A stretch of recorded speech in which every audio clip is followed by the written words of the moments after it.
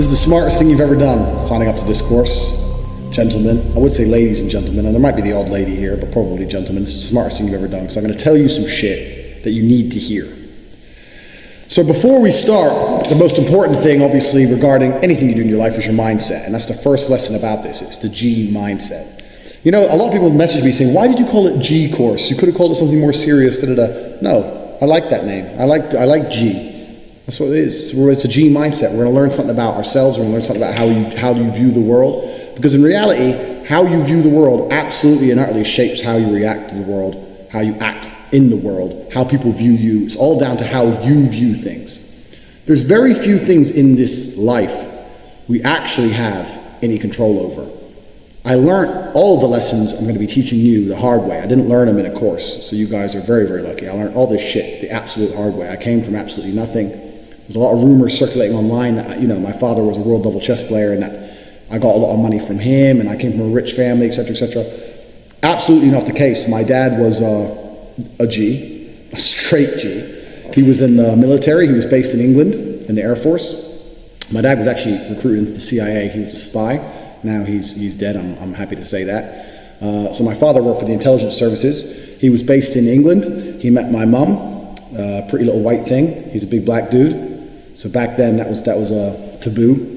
He grabbed her, took her back to America with him. 3 beautiful offspring, me being the oldest. And then he continued with his life of being a G, which is pimping hoes and playing chess at world level and traveling the earth. He never had any large financial sums. He certainly didn't leave me a penny. He didn't have anything to leave. So all he left me with was with a mindset, and that mindset was enough that allowed me to build the life I wanted to build. My father never wanted to be fiscally rich. He never gave a shit about being rich. He cared about other things. If he wanted to be rich, he would have been extremely rich. And I personally decided I wanted to be rich, and all of the lessons that I'm going to be putting in this course, a lot are from him and a lot are from experiences of growing up poor, growing up in a single mother household, growing up in social housing, the projects in England. When my mother and father split, I was 9 years old, I went to England. Becoming a world level athlete, and now becoming a self-made multimillionaire. So all of these lessons I've learned absolutely the hard way. And if you disagree with anything in this video, that is your prerogative, but I can absolutely assure you I know what I'm fucking talking about. I know what I'm talking about. I've lived an extreme life. There's a lot of people online who give out advice, that's fine. But I've lived an extreme life, more extreme than most. I have been in a single mother, my mum crying because she can't pay the bills, broke as a joke. I've been a multimillionaire. I've been a nobody. I've been famous. I've been a world level athlete. I've started from nothing to the point where I had to run to the gym because I didn't even have a car to get there. I've done it all. So I've lived a very extreme life, and this is where these lessons come from. So when I talk about G mindset is absolutely and utterly the most important thing. This is actually quite funny. A girl I was dating once, she said to me, you remind me of RuPaul, and RuPaul is a famous fucking drag queen, so it's not very good. I was like, why? She goes, because he has a saying, he said, I always knew I was famous. I had to wait for the rest of the world to catch up. And she goes, you have the same mindset. And she said this to me before I had nothing, because I told everyone I'm going to be world champion. Years before I even had a British title, before I even had an English title, I just started fighting. And I was like, oh, I'm the next world champion, yeah. And I just started saying it, but I said it with genuine conviction. I knew I would be the best. I genuinely knew I would be the best. You have to understand that this world, everyone constantly tells you, do not be arrogant, do not have an ego. When I had my Twitter, I put my ego into overdrive because I found it entertaining. But people will constantly tell you to not talk in a way which is full of conviction. People do not like you to be arrogant and have an ego. This is the worst thing ever. Let me tell you a fact, number one facet of a G mindset. Your life is never going to be worse if you walk through the world believing you are the fucking man. You wake up, look in the mirror and go, I'm the fucking man. I am the man. There's no one on this planet who can do shit I couldn't do if I put my mind to it. I don't give a fuck how good you are at piano. If I decide to play piano, I would be better than you at piano. And I believe that. I don't just say these things, I fucking believe them. And when you go through life believing you really, really are the man, there are very few downsides. The downsides are everyone's going to call you everyone's going to call you a dickhead, everyone's going to say he has a big ego. You're going to lose a few loser friends. Who cares? What you are going to gain is other people on the same path. You're going to gain other people who think, yeah, well, I'm the fucking man too. This guy's the man. Let's make some money. That's what's going to happen. So the first thing you can do with your G mindset is you need to start believing you are the fucking man. Even if you're not the man yet, even before I was world champion, I knew I was gonna be the man. So I don't give a fuck. And I was happy to say that to anybody. When people called me arrogant and stupid and deluded, I just sit there and look at them and say, yeah, fuck you, I'm gonna be the man. And this is how now, when my life's kind of come full circle, this is quite interesting. I'll tell you a very quick story. When I was 19, I think I had a sales job, and I had to drive down to a sales meeting to try and sell some advertising. I had a really old shitty car. No, I must have been older than 19. I was about 21. I had this old shit car and I'm driving. And as I'm driving my car, and I couldn't afford to have it fixed, I had a bump in the front. The front was all fucking caved in. So I had to park it away from the sales meeting and then walk to the sales meeting. So I'm driving this car. Anyway, pull up next to me at the lights, red light, pull up next to me. In a fucking Tuesday morning, 10 o'clock, music blasting, drop top Aston Martin with a Swedish number plate. Some fucking dude about 30 with a hot blonde next to him. And I remember looking at him thinking, who the fuck's this guy? Like, here I am with my broken car on my way to fucking do a shit job. I can't afford to fix my car. This guy is from fucking Sweden, and he's just driven to England, and he's got a Swedish plate, and he's got this hot bitch, and he's got music pumping, and he's on his way to have lunch. Like, where the fuck did my life go wrong? I want to be like that guy. And I think this every single time I live in Romania now. Now I drive around Romania in my fucking Lamborghini or my Aston Martin or my Ferrari or my Bentley, whichever one I decide to drive. And they all have English number plates, and I always have a girl with me, and people look at me, and people are giving me the exact same look I gave that guy. People look at me like, who the fuck's this guy from England who just drove here from England? I'm standing at the bus stop about to go to work, and this guy's got a $250,000 car and a hot bitch on his way to have lunch with music blaring. And the reason I managed to go full circle is those small events in my life, seeing someone else with more success than me, ingrained in my brain. And to a lot of people, it doesn't ingrain in their brain. I was walking to school. If I was walking to college with my friends, I used to have to walk. I went to a college on the other side of town, so I had to walk 4.6, I think it was, fucking miles to college. It was a fucking nightmare. So I used to walk. Halfway, I meet some other people, and towards the end, there'd be a group of 5 or 6 of us along the way. And when I met, and one day a Ferrari burnt past us, and everyone else was like, oh yeah, Ferrari. I'm like, and I remember saying to the group, I was only 18, I said, doesn't it annoy you that this guy has a fucking 300,000 pound car and we'll probably never have one?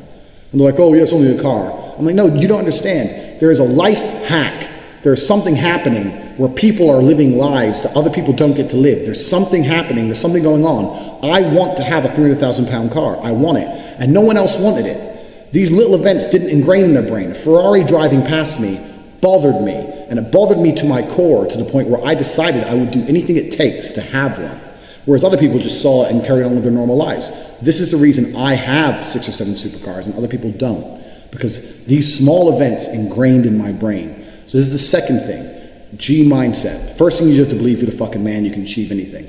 And when I say that, I'm going to say that again. You have to believe you're the fucking man, and you have to believe you can achieve anything. I'm not saying you can achieve anything easily. I'm not saying it's not going to take a whole bunch of work. I'm not saying it's going to happen quickly. But you have to believe you can achieve anything. I'll tell you something now, I don't give a fuck if it's being an astronaut. I don't care about climbing Mount Everest. You give me enough time to train, I will get it done. I know that for a fact because I know who I am as a man. That's the first thing. The second thing is, you need to be perspicacious. You need to understand that in this world, there's a whole bunch of people doing amazing shit that you are not doing. And that needs to piss you off. Because if it pisses you off, you become motivated all of a sudden. I was the only one who was pissed off when that Aston Martin was next to me and I had my sales job. I was the only one who was pissed off when I saw that Ferrari drive past. Other people were not annoyed by it. And when they're not annoyed by it, they're not driven to beat it. You understand? They're not driven to be where that person was. You need to be annoyed, and I'm telling you to be angry. Anger is a fantastic force. Like I said, the world tells you not to be arrogant, it tells you not to be angry. It's 2 things it tells you to do. Don't be arrogant, don't have an ego, and you don't have anger. You're a fucking man. You're a full-grown man. It's perfectly fine for you to be pissed off. It's perfectly fine for you to look around at your life, look at the girl you're fucking, look at the house you live in, look at the car you drive, and get pissed off and go, you know what, I want a hotter bitch. I want a fucking nicer house. I want a faster car. There's nothing wrong if you take that anger and you direct it in the correct direction. This is the reason I stopped fighting now. People go, why do you stop fighting? Because I fought and I went through hell to get everything I now have. I had nothing when I fought. I had nothing. And I wanted the life I now have. Now I wake up in one of my 3 mansions with one of my 7 supercars and one of my 15 women. What do I need to fight for? Like, people have different motivations for different things. There's some fighters out there who fight for other reasons, you know? But my motivation was I was pissed off at the world. And now I'm not as angry as I used to be, so I don't believe I'm as good a fighter as I used to be. I'll still whoop some ass, but I'm not as good as I used to be. So that's why I decided to retire early. But this is the second thing. So the first thing, believe you're the man. Second thing, you need to get angry about your situation. If you've bought this course and you're watching it and you're sitting there, right now you're watching it and you look around you and you don't own the home you're in, get pissed off. If there ain't a Ferrari on your drive, get pissed off. If you don't have 10 Playboy Bunny level beauties, get pissed off. And well, what the fuck? You need to sit there and realize, well, whoa. I have a few years of consciousness, and even less than that, I have a few short years as a young man, because age will damage you. I mean, if you're a millionaire when you're 60, it's not nearly as good as being a millionaire at my age. I became a millionaire at 28. So you need to realize you've got a few short years as a young man, you're fucking wasting them. You need to sit there and go, fuck, shit, get angry. Because getting angry, forced, directed anger is an extremely powerful force. So these are the first two things you need to do for a G mindset. This is the third thing, and this is a very, very important thing, because I try and explain this to people and they don't seem to understand it. So I'm going to make this very, very blunt. Nobody, absolutely nobody, gives a fuck about you as much as you're going to have to give a fuck about yourself. Nobody cares about you as much as they need to care to fix your life. Even your parents, even your friends, even all the people who think they care about you, they care about you. Yeah, sure, there may be 2 or 3 people on the planet who genuinely care about you. But nobody is going to come to your bed, drag you out of bed, fucking drag you to a job, force you to work hard, go and get you a hot bitch and go and buy you a Ferrari. Nobody is going to do that for you. You are never going to have any of the things you want if you do not get them yourself. Nobody cares about you enough to do it for you. This is absolutely true. Personally, I'm an atheist. And when I say I'm an atheist, people seem to be a bit confused by this. I don't know why that surprises people, but I'm absolutely and utterly an atheist. And the reason I'm an atheist is because I believe that there is no grand plan. There's no God in the sky looking out for me. I don't believe that there's anyone here to save me on this planet or in the sky or anywhere else. I am me. I was born. I have maybe, if I'm lucky, 70, because I'm quite big. When you're physically large, you die sooner. 70 years of consciousness. And these years I experienced, the only person who's going to make them fun and exciting and interesting, the only person who's going to make me happy and live a life that I want to live is me. Nobody's going to do it for me. No God has a plan for me. There's no one else who wakes up each day and goes, you know what? I want to make Andrew Tate's life better. I want to get him more pussy and more money. No one thinks that about me. No one thinks that about you either. Nobody thinks that about you. The only person who gives a shit about your life truly is you. And if you don't give a shit, then you're fucked. But point 2, get angry. You're going to start giving a shit very soon. And after you get angry, you need to realize that nobody is going to give you the things you want. It doesn't matter if Donald Trump is president or not. I'm a huge Trump fan, but it doesn't make a difference. No politician is going to make you rich. No one else is going to come along and say, I'm going to concentrate my effort on fixing your life. Nobody. You have to understand you are out here alone, absolutely alone. And when you understand these 3 things, you start to see how a mindset comes together. Nobody's going to save you. You're fucked. It's totally down to you. You're pissed off with your current situation and you want to change it. Plus you believe you can do absolutely anything. This is how I thought at 18 years old. This is how I achieved so much in the short years. This is how I went from a nobody to a world level athlete and a multimillionaire. Also, people confuse the two. Kickboxing is not boxing. I made across my entire career in kickboxing maybe about 700,000. I now have about 8 or 9 million. This was not made in kickboxing. This was made in other ventures. I have managed to be a world level athlete and an extremely successful businessman at exactly the same time. Because at a very young age, when I had my prime resource of energy and power at 18, 19 years old, I understood those 3 tenets. I believe I can do anything. I'm pissed off I don't have the life I want. And nobody else is going to give it to me. These are 3 things you need to understand. If any one of these elements is missing, you'll never have the right mindset. The G mindset will never formulate if any one of these elements is missing. All 3 are absolutely essential. And the sooner you get your act together, the sooner you start to panic and worry and be concerned that you're 24 or 25, you're not fucking rich yet. There's 24 and 25-year-olds out there who got a contract for a fucking NBA, or their parents, or they won the lottery, or who knows what. There's 24 and 25-year-olds out there who are multimillionaires fucking the hot models. These Instagram girls with 3 million followers, they're getting dicked by someone and it ain't you. And that needs to piss you off. You need to get concerned, you get worried, shit, I'm running out of time. You need to get some urgency in your life.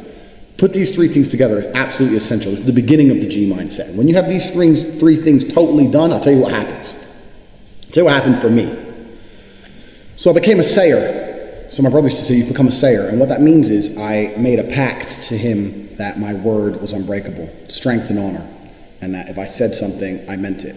So I'd wake up in the morning and I'd say to my brother, I'm doing 1,000 press-ups today. Once I said it, once I spoke it, it's like a genie. It became true. If I said I was going to do 1,000 press-ups, I'd do them. Because if I didn't do them, I'd feel guilty within myself that I was the kind of person who talks shit. Because G's don't talk shit. So the three tenets we've already learned, when you've instilled these in your mind, you don't want to be the kind of person who talks shit. So if I woke up to my brother and said, I'm doing 1,000 press-ups or I'm running 20 miles today, I would do it. Because if I didn't do it, I'd feel like a dickhead. Because when you instill these mindsets, when your mindset changes, you start to be extremely accountable for yourself. No one's coming to save you. You become extremely accountable. So when you realize that your word is one of the few things you have on this planet, if you say things, you're going to start sticking to them. So then it becomes very easy to train. You say, I'm going to train every day this week. I'm going to train for 2 hours a day. As soon as you said it, it's basically done. If I say something, it's basically done. It's set in stone. If I say something, I'm going to do it. There's no way I'm going to say some words and speak them into existence on this planet. And then I'm going to be the kind of pussy who quits because it's too hard. If I say I'm going to do 10,000 push-ups, I'm going to do it. Because I'm the kind of person who sticks to the words he says. And this is another thing you need to understand with the G mindset. You have to be very, very specific with what you say. Because if you can instill your mindset correctly and you start to just say things, just start saying things. Then you hold yourself accountable. Say things you don't even think you want to do. Wake up and go up to your friend or your mom or whoever and say, you know what? I'm going to do 1,000 push-ups today. Say it to people. And they're going to say, no, you're not. So watch me. And then you have a choice. You're either going to succeed like a G or you're going to be a little pussy. And you're going to quit at 310 because it's hard. What kind of man are you? That's a decision you need to make. But if you're the kind of man I was, I'd say shit and I'd fucking stick to it. My brother said, you become a sayer. I used to train with my brother. He'd say, let's do 500. I'd say, let's do 2,000. He'd say, well, you've said it now, so we have to do it. I was like, exactly. I said it now, so now we have to do it. There is no surrender. We have to do it. This is another facet of the G mindset. This is number 4. You got to start saying shit, and your word has to be iron, unbreakable. This translates across everything in life. It's not just training. It translates across everything in life, even relationships. I say to my girlfriend, stop fucking with me or you're out the house. Men say that all the time in arguments, and then they continue to argue for 2 hours. They'll say that, and then they'll argue. If I say that, and she continues to talk shit, I start throwing her shit out the fucking door, because I said it. And if I say something, I mean it. If I look a man in his eyes and say, I'm going to whoop your ass, shut up, and he continues to talk, I have to kick his ass. I'm careful with what I say. If I tell him to shut up and he doesn't shut up, that's a different thing. If I say shut up or I'm going to whoop your ass and he continues to talk, I will fuck him up. Because I'm the kind of person, if I say something, I mean what I say. I'm specific with my language, and I mean every word I speak. This is another tip. This is number 4. You have to start meaning every word you speak. You say to someone, I'm going to get rich. You better fucking do it. Otherwise, you're a liar. You're a liar, and you're a little bitch. If you say, I'm going to put some muscle on, you better fucking do it. You say, I'm going to lift this weight, you better fucking do it. You say, I'm going to go get this girl, you better go get her. You gotta be the kind of person who says things and means them. You promise a guy you're gonna whoop his ass, you better whoop his ass. Don't be a person. 99% of the people out here talk shit. They say things they half mean or things they don't mean. If I say something, I fucking mean it. And this is number 4. This is the 4th element. You've heard the first 3. This is number 4. Everything you say, you must mean. And once you implement that correctly, then you get the ability to motivate yourself to no end. You get unlimited motivation because all you have to do is find the energy to say it. You find the energy to say it, then you have to do it. It's literally that easy. I'd wake up in the morning and say, Tristan, we're running 20 miles today. And you'd say, oh, for fuck's sake. That's nearly a marathon. I'm like, yep, let's go. It doesn't matter if it takes all fucking day. I said it. And if I say something, it has to happen. This is the 4th tenet and one of the most important ones because that is the power to unlimited motivation. And that's the power to be taken seriously across all spheres of your life. Be specific with your language. I was in a restaurant the other day, some guy was arguing with his girlfriend. They were talking shit. He's like, you better be quiet. Better be quiet. He kept saying you better be, but there was no threat at the end of it. I didn't really like that. Like, if you're going to make a threat, make a fucking threat, idiot. But my point is, he's trying to make a threat, but he has no threat at the end because it's empty and the bitch is ignoring him. All these things translate across your entire sphere. or if you say to a girl or a guy, you better be quiet or else, and then you don't follow through, they're going to remember that shit. Even on a subconscious level, they're going to remember that shit, and your word's going to be devalued. My word has value. Literally, I can go into, let's say, the Ferrari dealership I get my cars from. I can say, I'll pay you tomorrow, and shake his hand. He'll give me the car. He knows me. I can go and get my car fixed and say, I'll be back on Monday, I got something to sort out. He'll shake my hand. I don't lie. If I say I'll be back on Monday and I don't have money on Monday, I'll rob a bank to make sure I have money on Monday, because I fucking said I'd be there to pay. This is the kind of person you need to be. So these are the first 4 elements to the G mindset. And when these sound like simple things, but to implement them correctly, truly and correctly in your mind, will change your entire view of the world. You will start to look at everything completely differently. When you implement these 4 things correctly, when you say, if I say something, I'm going to do it, my word is iron-willed. When you say that nobody is ever coming to save me, ever. When you say that I'm pissed off, I don't have the life I want to have. And you couple that with, I believe I can do anything. If you truly believe all of these 4 things, it's going to change your entire view of this planet. I'll wrap up quickly with probably my most famous tweet when I had Cobra Tate. They verified me and everything, and I spoke too much truth, so I had to go. When my most famous tweet was when I said depression wasn't real. And I had A-list celebrities. I had the girl from Game of Thrones. I had fucking literally A-list guys. Who's that dude from No Country for Old Men, and he was a bad guy in Bond as well. I actually quite liked him as an actor until he came for me. I was having arguments with all these people, and everyone's telling me how dangerous my mindset is. What is dangerous about believing that you control your own mind? Because if you implement the 4 things I've just told you, depression becomes garbage. Depression is not a thing anymore. Feeling depressed is real. You can be depressed with your situation. I just told you, number 2, get depressed. That's fine. But believing you can fix it yourself is the important key. Sitting there believing that depression is some monster from the sky that strikes your brain and now you have no control over it and you must take pills every day is the absolute enemy to a G mindset. I don't give a fuck how depressing my situation. The only person who can change it is me. The only person who can change how I feel about my situation or try and affect the situation directly is me. Even if you put me in a situation I can't change, if you put me in jail and I'm depressed because I'm in jail, I still refuse to succumb to depression. I refuse to collapse mentally and give up. I know the only person who can control my mind is me. Nobody's coming to save me. No doctor with a pill is coming to save me. Depression isn't real. Depression is a state of mind designed to motivate you to find a life that doesn't depress you any further. That's all it is. Now you have to decide, are you man enough to go and get it done, or are you going to sit around and cry? And depression, the reason I talk about depression a lot is because depression in the Western world is the cure-all. It's the cure-all excuse. This is what people are using. My life's shit because I'm depressed. No, you're depressed because your life is shit. It's the other way round, and you're refusing to acknowledge that, and you want to sit there and live a shit life and pretend that some disease has struck you. And the reason you know that's bullshit, anyone out there who's depressed, I'll tell you something, you're not depressed, you're a coward. And the reason you're a coward is as follows. You desperately try to defend this crippling ailment you have. When I tell you depression isn't real, you message me pages and pages, desperate to convince me I'm wrong, that depression is a real thing, and that your life is terrible, and this ailment has destroyed your life because you're desperate to defend your excuse. If depression was really terrible, you wouldn't want to defend it. If depression was really so bad, and I'm telling you it's not real, and I know how to fix you, and if you implement a mindset like mine, you become immune to depression. If depression was so terrible, you'd listen to me and think, I need to try what this guy does. I need to do. If he's immune to depression and it's impossible to depress him, I need to be like this man. But instead, no, you don't want to do that. You want to call me names and sit and defend this ailment because you know it's garbage. It's your excuse. It's your blanket. It's your shield. It's your excuse you get to pull out every time you look at your failure of a life. And that's why depression is absolutely and utterly not real. And anyone who's bought this course who thinks they're depressed, I'll tell you something now, drop that coward bullshit. If you're watching this and you're depressed, drop and give me 200 press-ups. Do 200 press-ups. Look in the mirror, look in your eyes, and tell yourself you're the fucking man, and drop that garbage, because you can get absolutely nowhere in your life if you believe in that crap. Depression absolutely isn't real. And you're going to say this to people, and they're going to fucking go nuts at you. And they're going to call you arrogant, and they're going to call you all the things they called me. But your life is going to be a life worth living.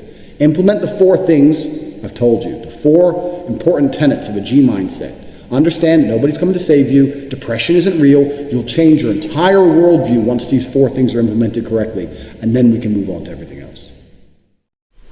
Right, we've been over the mindset. The mindset, the 4 tenets of the mindset are: believe you can do absolutely anything. 2, be pissed off you haven't done it yet. 3, absolutely nobody is coming to save you. And 4, your word has to be iron-willed, and use that for unlimited motivation. This is about body language. I like to look at humans from an evolutionary standpoint. I like to look at us as a species because, like I said, I'm an atheist. I do not believe that God put us here. We're not special. We're no different than any other animal here. Okay, we're more intelligent, but there's always going to be a smartest. We're not the fastest or the strongest or anything else. So we're an animal species. And if you look at humans from that perspective, and you look at males, and I'm assuming, like I said previously, most of you are men, males for a very long period of time had a very physical role. Our role was combatants. Our role was a combative role. Our role was to protect or to destroy or to dominate or to conquer. This was a male's role. So in the modern society where we pretend physicality isn't important and we deny physicality and people say it doesn't matter, it absolutely does matter because since the dawn of human time, my favorite saying that everyone mocks me for, since the dawn of human time, for 95% of our existence, a man's role was primarily a physical role. So physicality is extremely important. And when you're looking at body language, it's quite difficult to have the body language of an alpha. What is an alpha? Let me diverse quickly. What is an alpha? If you look in a lion's pride, who's the alpha? The alpha is the biggest, strongest lion. This is the alpha. The alpha is the badass. So can you mimic the body language of the biggest, longest, strongest lion? Yeah, of course. But if you're not the biggest, strongest lion, it's not as easy to pull off, and someone might call your bluff. So this is actually a very easy video. Body language is down to your physicality as a whole. The body language of a G is a combative body language. I'm not saying you walk through life like this, like looking for a fight, not at all. But you have to have a presence about you, whereas you're not an easy target. It's quite funny actually, because when you're a fighter, you can spot other fighters a mile off. And it's not just big muscly guys. You can put me in a room and 30 guys who go to the gym, who are fitness experts, can come in and walk through. And if one of them is a high level combatant, if one of them is a professional fighter like me, I can tell by the way he moves, probably the same way a dancer can sense another dancer. I can sense another fighter. And it's something instinctual. It's something I can't even tell you how I do it. I can just tell by the way someone moves if they can fight or if they can't fight. Doesn't matter, they have the best body in the world, they can be ripped, but it's the way they move. I've seen guys who don't have a body like that and I can sense it. And I've seen guys who are built like that and I can just tell they would crumble. It really is an amazing thing. And I think this is something that you become more tuned into, more honed on when you're a fighter yourself, but it's obviously something that humans naturally possess. We naturally possess the ability to spot another male and think, that guy's a dangerous guy.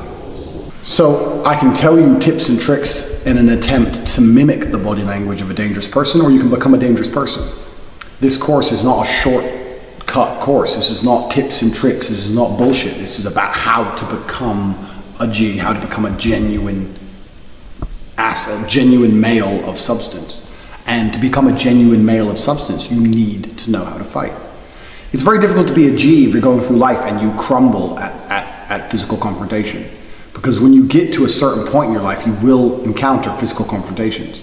If you're going to go and travel the world and drive fast cars and wear expensive things and attempt to fuck beautiful women all over this planet, sooner or later you're going to attract negative intention from either jealous men or an ex-boyfriend or a brother or a fucking robber who wants your car. Who knows? Are you really a G if you mimic every single aspect of a high quality man, and then when that situation happens, you fold? No, of course you're not. You need to learn how to fight. I don't need to teach you how to fight. I don't need to sit here in this course and say do this, do that. I don't need to teach you any of that, because you can go, it doesn't matter what city you are on earth, there's an MMA class or there's a boxing class that will teach you how to fight. You need to dedicate substantial periods and portions of your time to learning how to fight. You need to get hit. You need to have your ass kicked. You need to learn how to kick someone's ass. And this is absolutely essential to, one, the mindset, and two, the physicality.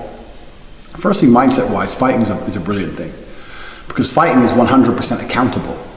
Even if you play soccer, for example, even if your team wins, maybe you didn't do very much, or maybe you kicked the ball and the wind helped you, who knows? But fighting, if you got punched in the face, you didn't move. And if you punched him in the face, You threw your hand. In fighting, we always say there's no such thing as a lucky punch, and it's true. You know, if I dedicate my life to learning how to punch, and then I knock someone out, is it a lucky punch?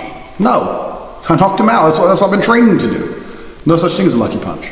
So, mindset-wise, it's perfect for your accountability. Secondly, it's a huge challenge. Learning how to fight is extremely difficult. It's more difficult than learning how to dance or learning how to do anything else. And the reason for this is because learning how to fight, all humans have an instinctual way of fighting. We don't have an instinctual way to dance as much, but all humans basically are pre-programmed to fight. But the way we're pre-programmed to fight is completely wrong. We're pre-programmed to lift our head up so we look big and we can see, and to swing with our hands low for maximum power. And these are completely wrong in terms of traditional chin down, hands up fighting. So when you're learning to fight, you're reprogramming your basic instincts. And this is why it's so difficult. This is why it takes more practice than any other sport. I could learn to dance much easier than a dancer could learn to fight at high level. And that's because fighting is extremely chaotic, it's extremely quick, it hurts, and on top of that, you're trying to reprogram a basic instinct. So it's a very difficult thing to do, but if you want to become a G for real, you need to learn how to fight. And once you learn how to fight, your body language, when I say once you learn how to fight, learning how to fight takes years. Once you start to begin to learn how to fight, it's a lifestyle choice. This is not I do a 6-week course and I know how to fight. No, this is a lifestyle choice where you start to dedicate a certain period of your time every single week to being a combative individual. And it's something that you never really give up on because you never completely learn how to fight. So it's something you're gonna have to change your lifestyle and base it around. But when you start to do that, your body language is gonna change. And once again, just like in the first lesson, when you start to do that, the way you interact and view the world will start to change. The way you view other people will start to change. This is a great thing about, especially when I had Twitter and the internet. I wasn't big on Twitter until Trump was elected, and that's when I started to tweet, and they verified me straight away, and I got mixed up, and everything went crazy. But you realize that 99% of the people on there with their opinions and who are being rude would never speak to you that way in real life. It never bothered me. It didn't ever upset me. But when I was on Twitter, I'd never been spoken to that way in real life. Nobody ever spoke to me that way. No one ever argued with me that way. And I thought, well, why is that? And I thought, because I have a physical presence that even I was unaware of. If I sit with someone who hates Trump in the real world, the way they speak to me is completely different than they do on Twitter, because even subconsciously they're thinking, this guy is a dangerous guy. And even if they know I'd never attack them, because I'm not an idiot, I'm not an animal, I don't have a criminal record, I'm not a thug. But instinctually, inside of their mind, from an evolutionary standpoint, they're thinking, this is not the kind of guy you call names. This is not the kind of guy you talk to in that manner. And it was a really great experiment for me to see the way that people talk to you through a computer and the way that I've never been interacting with that way in real life. And it's like, well, why is that? Because I said this to someone else, they go, oh, people talk to me like that all the time. It's like, well, yeah, it's because you're you and I'm me.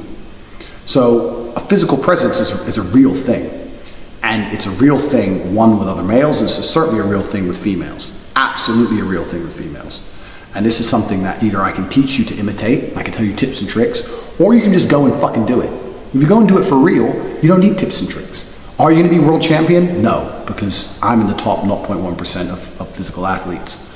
But can you be good? Sure, you can be good. And is it gonna damage your life in any way to dedicate specific time learning how to fight? Of course not. You're going to be in better physical condition, better mental condition. You're going to have a better body language, because a male's body language is a combative body language. That's what men are meant to do. We are meant to fight. We're meant to conquer. This is why men have been men since the dawn of human time. This is why the Romans got some rocks, melted the rocks, made swords. These motherfuckers, they didn't have Google Maps. They didn't know where they were going. They thought, let's just walk in this direction, and then we're going to find some people, and we're going to kill them. And we're going to take all their women, and we're going to conquer their city, because we want to. This is what men have been built to do since the dawn of human time. Men are combative individuals, so to pretend that combat's not real anymore, and we live in society, and you don't have to do it, all garbage, you know? And this is Western society bullshit anyway. I've been to 71 countries. If you go to the places I've been, you will realize that physical presence is still a very real thing. Absolutely a very real thing in many parts of this planet still today. So, body language of a G is a very, very short and simple lesson. One, go and learn to fight, because a man's body language needs to be a combative body language, and there's no point in me teaching you how to imitate that when you can go and learn it for real. That's the first thing. Go and learn how to fight. And that's it. It's really that simple. If you want a body language which really does display your value as a high value male, then go and become one. And learning how to fight is the easiest way to do that. All right, so I'm gonna talk about how to use your voice to make the pussy moist. Now, what do I mean by that? Well, the reality is most men nowadays walk around very timidly, they're very soft with their voice, and they don't command the room, right? They don't command someone's attention. So here's an example. Let's say you're going to Starbucks and you're gonna get you a cappuccino, right? Maybe you drink soy lattes, whatever. But when you order, a lot of people are timid, like, I'll have the number 3, right? And then if someone doesn't hear them, they just kind of sit back and let it be, instead of commanding the person who's working attention, right? So if I were to walk up and order a soy latte, I would walk up, like, excuse me, I'll take a number 3. Right? You're commanding their attention. You're commanding what you want. So the thing is, you want to command attention, right? If a king walks in a room, do you think he's timid? So you have to think, this whole course, the whole point is you have to start considering yourself a king, right? You're a king of your domain. You're a king of your state. You're a king of your country. You're a king of the world, right? When you walk into a room, you're commanding it. When you talk to someone, you're using your voice to make a point. Right? You're seeing how I'm pausing. So a lot of people will be like, well, I don't have a naturally deep voice, McLean, like I don't sound like you. That's fine. Every fucking man can absolutely take voice lessons. Can you not? Right? Can you not take voice lessons? It's not even that expensive. You go down to a community college in the States, maybe I don't know what they call it in other countries, junior college, whatever. You can go and literally pay a few bucks and get voice lessons and learn how to speak from here, right? And learn how to use your voice to compel people. Look at another thing you can do, which is excellent, and this is how I learned how to speak. Watch speeches and watch interviews with Bill Clinton. So fuck the politics, right? Fuck all the politics shit, who cares? I don't care about that. Bill Clinton's one of the most charismatic people in the world. And watch how he moves, watch how he speaks, watch how deliberate he is.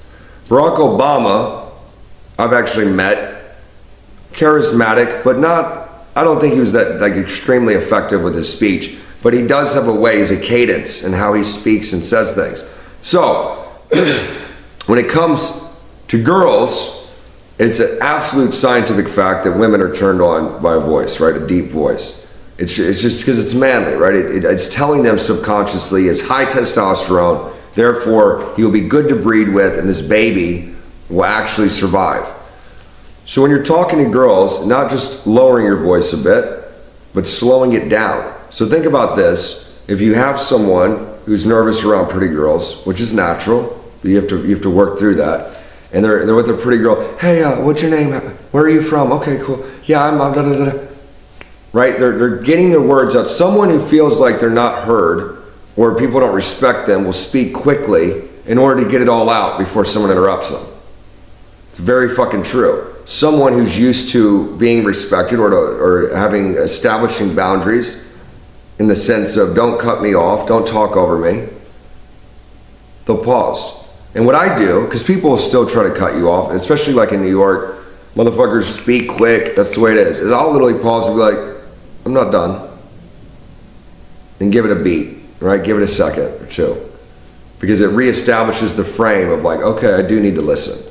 So you really have to own your space with people. When you're speaking with girls, slow the voice down. Don't fucking speak super quick. Take your time, because what will happen is the girl's gonna go, wow, this guy, he actually, like when he says something, he means it. He's deliberate with his speech. And that doesn't mean you can't talk quicker and whatnot, because I'm talking faster right now, but I have intention, and I'm punching you with the words. Right, I'm sending the words to you. I'm not sending them here. Most people go like this. They go, yeah, I don't know. They throw away the words. Well, I don't know. No, shoot them to you. Where are you going? You know what I mean? Where are you going?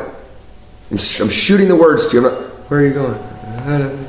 So get out here. And what happens is, especially with a lot of introverts, they're so here instead of focusing on the other person. If you focus on the other people, If you focus on the other person, if you find something about them that's interesting, then you'll be able to speak to them with intention.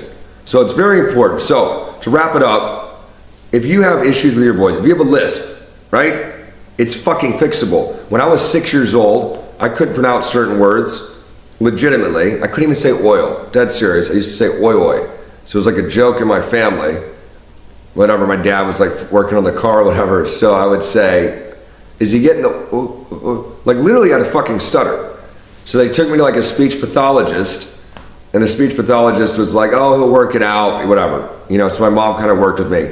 So I don't want to hear excuses if I have a lisp or I stutter. You work through it. Fucking work through it. A lot of people that stutter, the reason why they stutter, the fact is because they think what they're going to say, people are going to make fun of, right? So it makes them nervous. I've known people that have overcome stutters, lisp, and being gay. No, I'm kidding. So anyway, I'm going to wrap it up. But deliberate, get a voice coach if you need it. When you're talking to girls, slow it the fuck down. Own your space. Own what you're saying. And here's the deal. If you believe that what you say is super fucking important, other people will too. All right, lesson 4, dressing like a G. I actually wanted to put lesson 3 and lesson 4 together. So if you're a bit disappointed with the previous lesson, me just saying learn how to fight, because like I said, this is a no bullshit course. That's the truth. You want the body language of a G, go learn how to fight. You're gonna have the body language of a fucking G. Simple. But I actually want to put these two together, because dressing like a G and body language, it all kind of ties in. Like, it doesn't matter what you wear if you haven't got the correct swag. And if you do have the right body language, it doesn't really matter what you wear either. It's amazing. We're not females, we're men. So what I'm wearing now, this is a fucking $6 shirt. But I have it open because I've got a fucking, my chest is built because I'm a G, and I wear it how I want, and I walk into a room with my chest out just like what, and I sit down, and everyone just looks at me like, who the fuck's that guy? It's not an expensive shirt. Now, if I had a Gucci tag, I was walking around all meek and shit, would it make a difference? Really? No. You don't need to spend money on designer clothes. The number one piece of fashion advice I can give you is to go to the fucking gym. Get built. You're built, you don't need fashion. That fashion is just a way to shortcut that shit. So dressing like a G and body language of a G are actually extremely linked. Yeah, you do need some expensive clothes. Yeah, you need some loud pieces, etc. But even then, I mean, this shirt can be considered loud.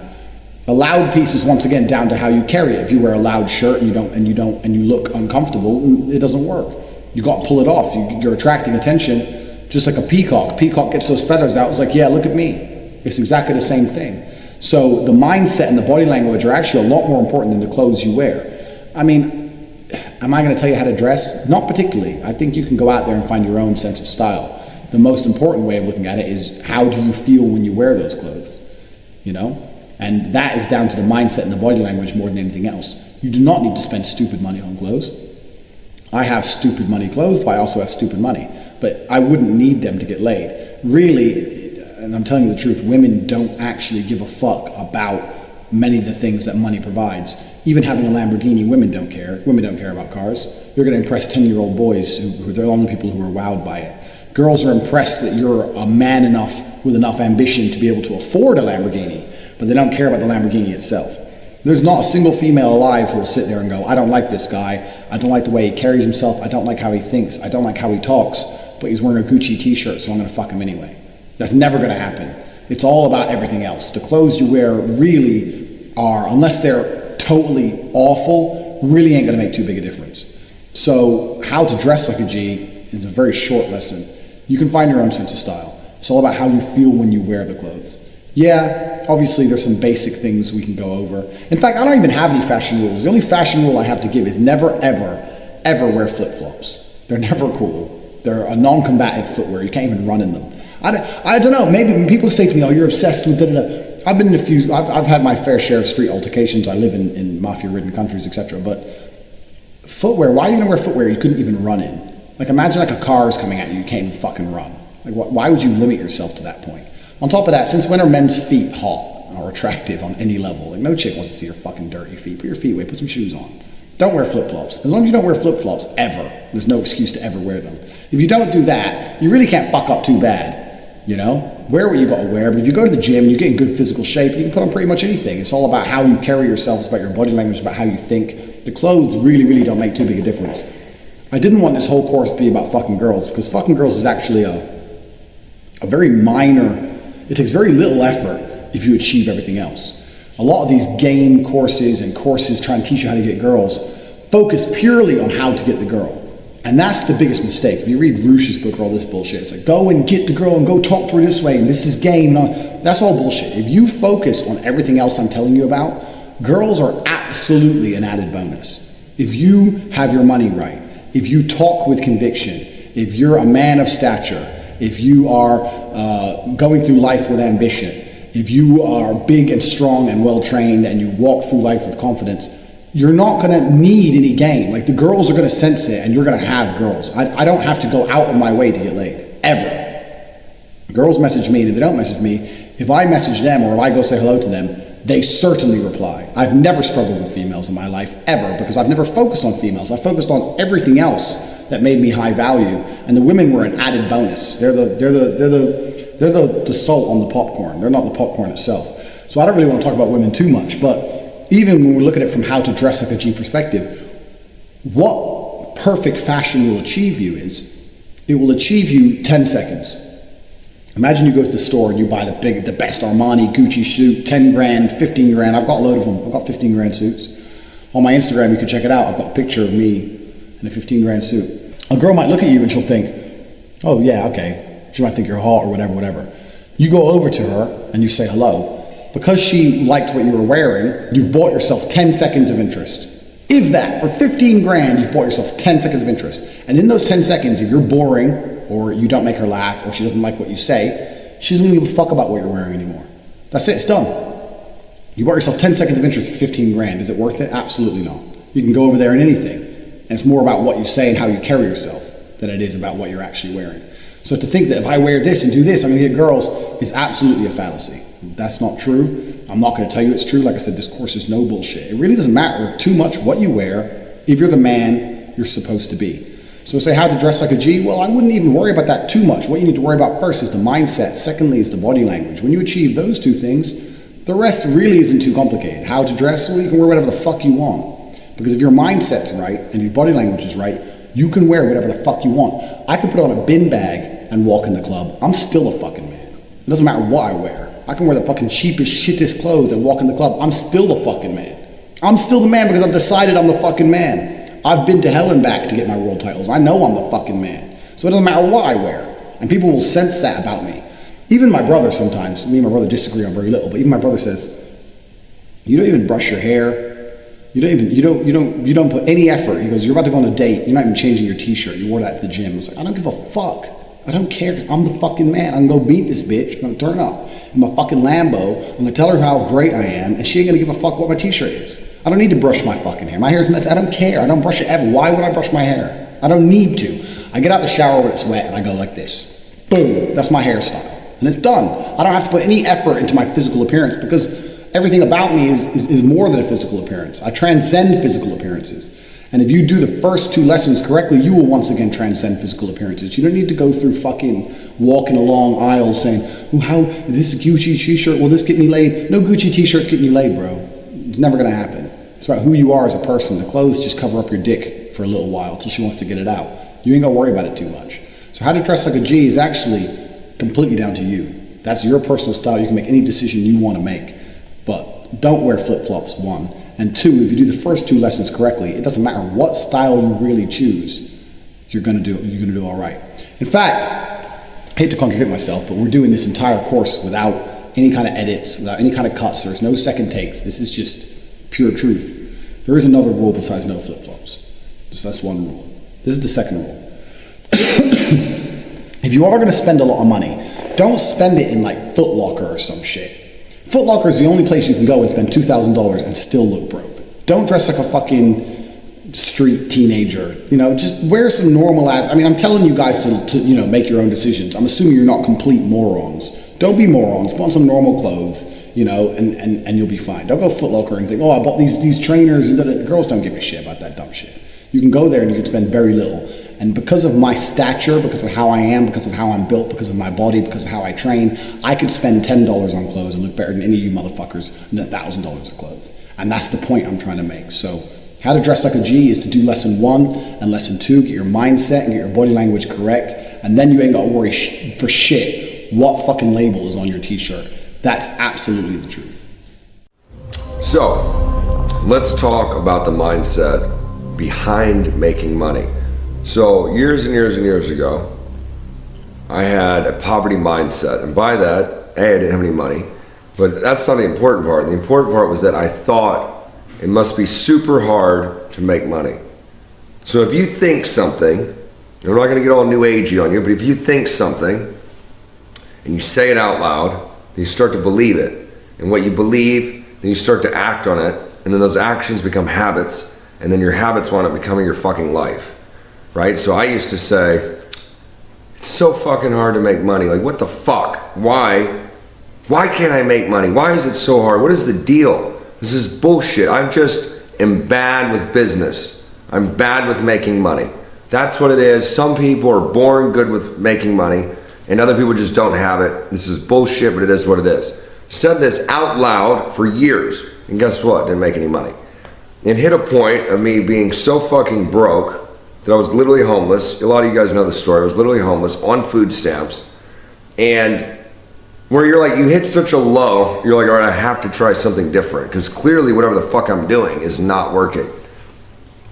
And so what happened was, I met this mentor, and how I met him, I'm gonna talk about this later, but how I met him, in and of itself, is just taking action, you know, and seeing someone of means, and going up to them, being humble, and be like, hi, just have to ask you, like, what do you do?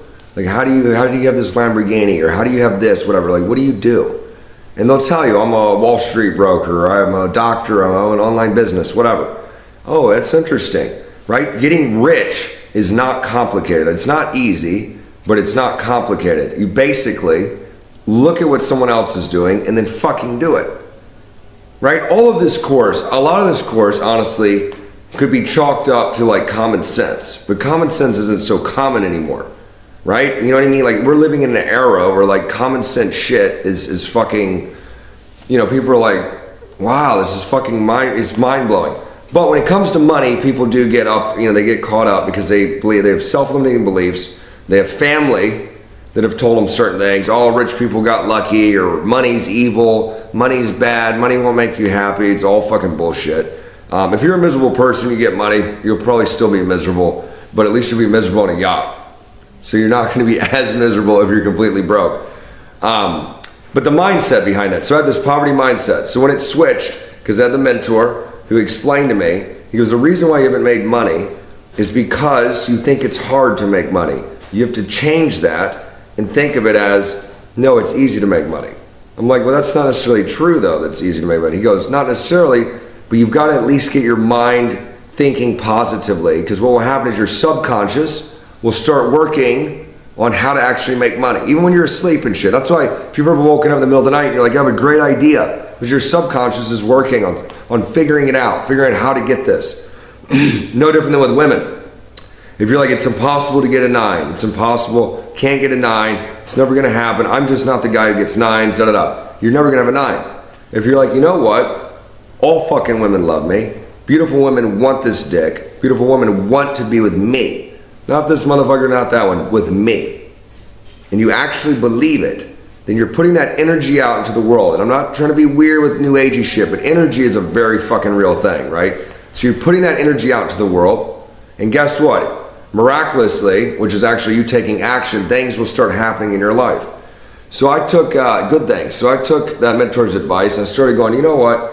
I haven't been negative about money in the sense of like, why the fuck don't I have any, like to a level of anger and frustration. I literally punched my apartment wall one time. This was before I was like completely fucking homeless. Literally punched the wall because I was so fucking angry. Because I don't come from money. No one on the other side of my family has any fucking money. There's no rich uncle who left me money. I wish I did, but it didn't happen. So I switched the mindset to, you know what? It's not hard to make money. Money is neutral. Money's not emotional, right? If a piece of money has no emotions, it goes to whoever does something to get it, right? And it's very simple. It's literally this simple. You want to get rich, it's literally this simple. Find out what people want and then fucking get it for them. It is literally that simple. So, for example, this course, you bought this course. Why? Because you wanted information that I have that Andrew has, that you don't have. So we supply the information and you pay. It's literally an exchange. People overcomplicate this shit. Like, well, I need to invent the next fucking Facebook or the next Google. Fuck all that. Unless you're a genius and you literally are a coder and developer and you came up with a brilliant fucking idea, fuck all the complicated shit. Fuck all the like becoming the next. Fuck that. Literally look at what works. Right? So you're like, well, McQueen, I know you sell a lot of courses. You make a shit ton of money from selling courses. I could create a course. I could sell it online. I could be traveling the world while making money. Duplicate it. Duplicate what someone else is doing. Literally duplicate it. So, in the next video, I'll talk a little more about this. How to get rich. I know that's why you bought this course. You're sitting here thinking, I want to be rich. How do I do it? I'm going to tell you exactly how you get rich. But you may not like what I'm going to say to you, but it's the fucking truth. There is no easy way to get rich. And I'll tell you why. The nature of money, this is once again something else I understood at a very young age. The difference between you and me is very little, except I had a head start on you. When you were 18 acting like a dumbass, I was 18 getting shit done. So I've had a head start. So from 18 to 28, I amassed my millions. But it's not too late for anybody. Listen, the nature of how to get rich is because of the nature is very difficult because of the nature of money. Money is not something you can earn or make. People talk about making money, earning money. Money is something you must convince out of the hands of somebody else. Money belongs to someone else. You have to convince them to give it to you. That's why making money is difficult. Because if money is something you could make, it wouldn't be difficult. If money is something you could earn, it still wouldn't be that difficult. You really have to convince other people to give you the money. And that's the hard part. Because when you understand that reality, then you have to sit there and decide, okay, I have to convince this person to give me money. How do I get as much money from that person as possible? That's what you need to focus on. How do you make yourself so high value that they'll pay enough for your service? Regardless of what your service is, or who you are as a person. Because there's a beautiful woman out there who gives, okay, there's a service, she gives a blowjob. But even then, there's beautiful women out there who give nothing and still get given money by guys. Because they're high value, because they have something, they have beauty, they have something the man wants. You have to discover, what is it that I have that other people are going to want? That's the first thing. And secondly, how can I get them to give me a lot of money for it? That's the basis of it. So let's go into it in more detail. How to get rich is as follows. You need to understand. In fact, you need to get pen and fucking paper. You need to write this down. I'm going to struggle to get rich. You are absolutely going to struggle. It's going to be very, very difficult.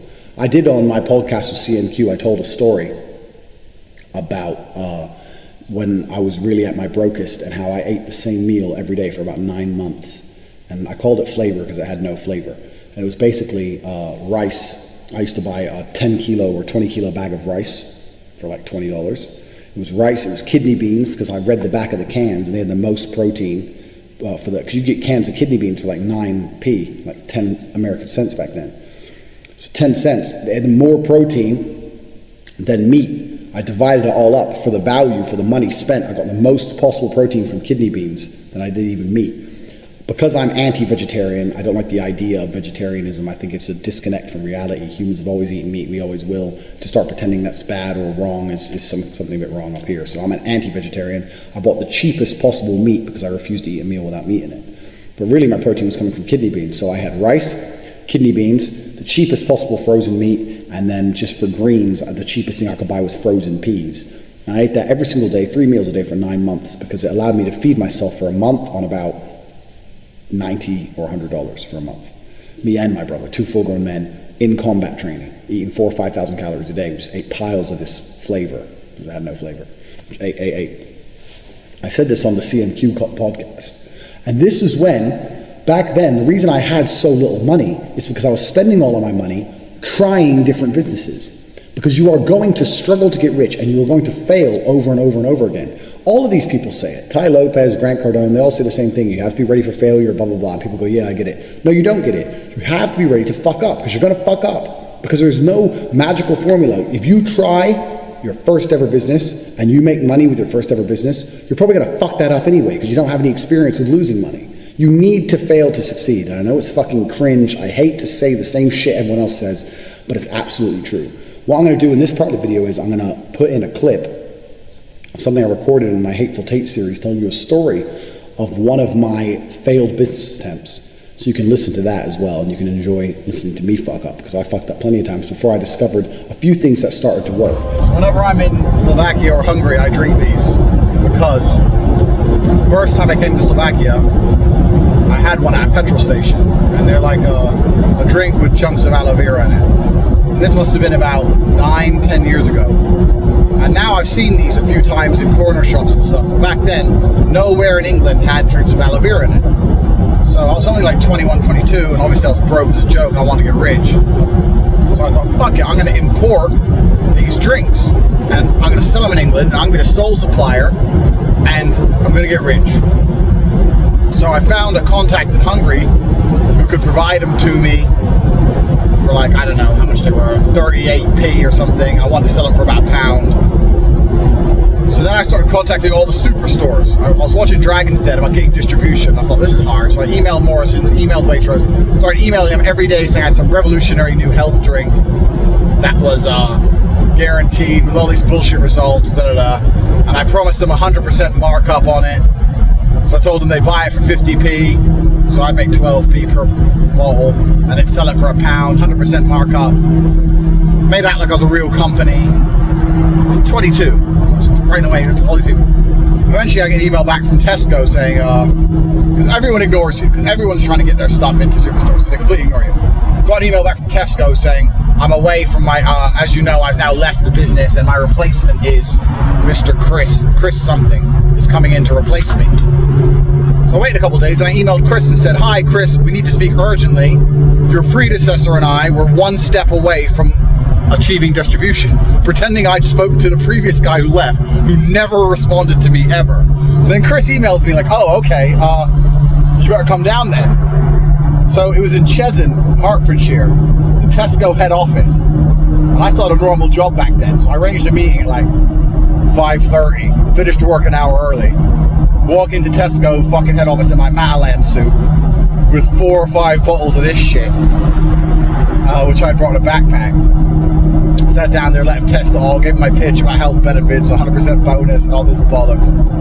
He gave me a piece of paper saying how Tesco accept distribution, saying like it needs to come X amount of bottles per crate, X amount of crates per container, like just all this expensive distribution shit.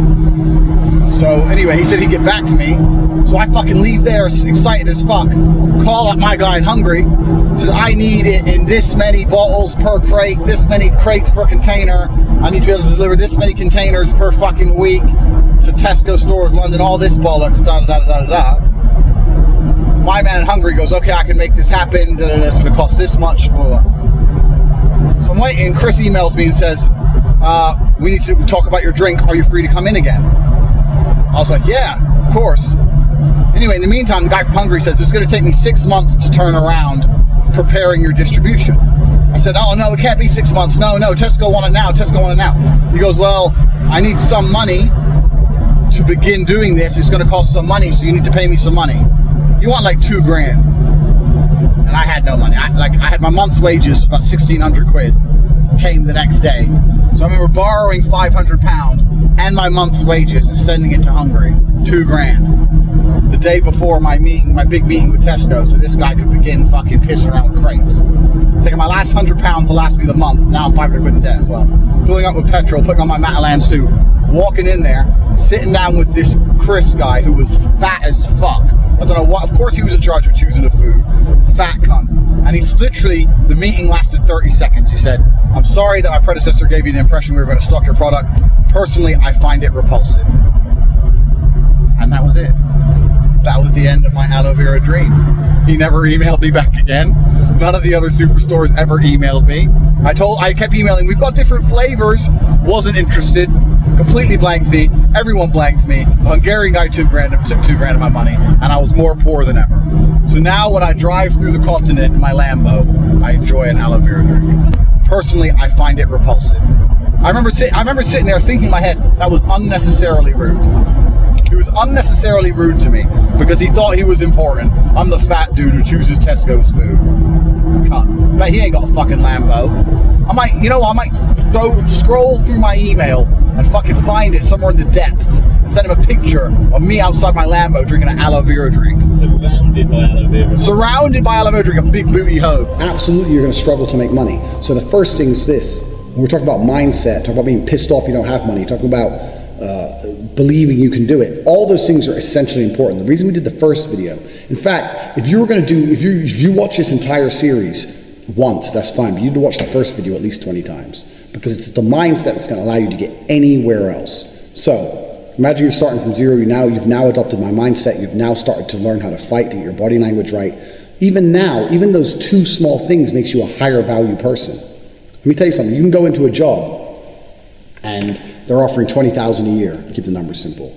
If you've implemented the lessons I've given you in the first and second video correctly, and you sit there and say, listen, I'm the best employee you are ever going to have. In fact, this is a fucking true story. I'm saying it like I'm giving you an example. This is a true story.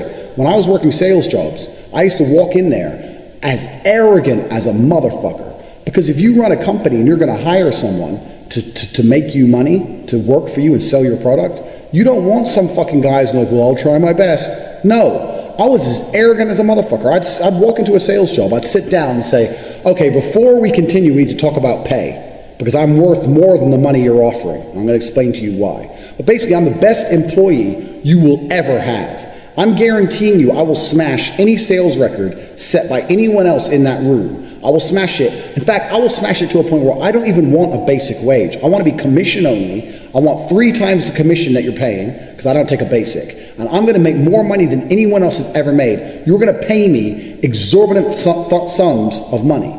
I'd sit there and say that to the MD, and the managing director would sit there and go, who the fuck is this cocky son of a bitch?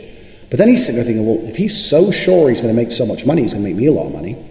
So they sit there and they test you. They say, well, why are you so sure of yourself? I'll say, because I'm the best. I'm the best salesman there's ever been. It doesn't matter what it is. I can sell ice to an Eskimo. I'm the best salesman there's ever been, and I'm going to sell more product than anyone else has ever possibly sold.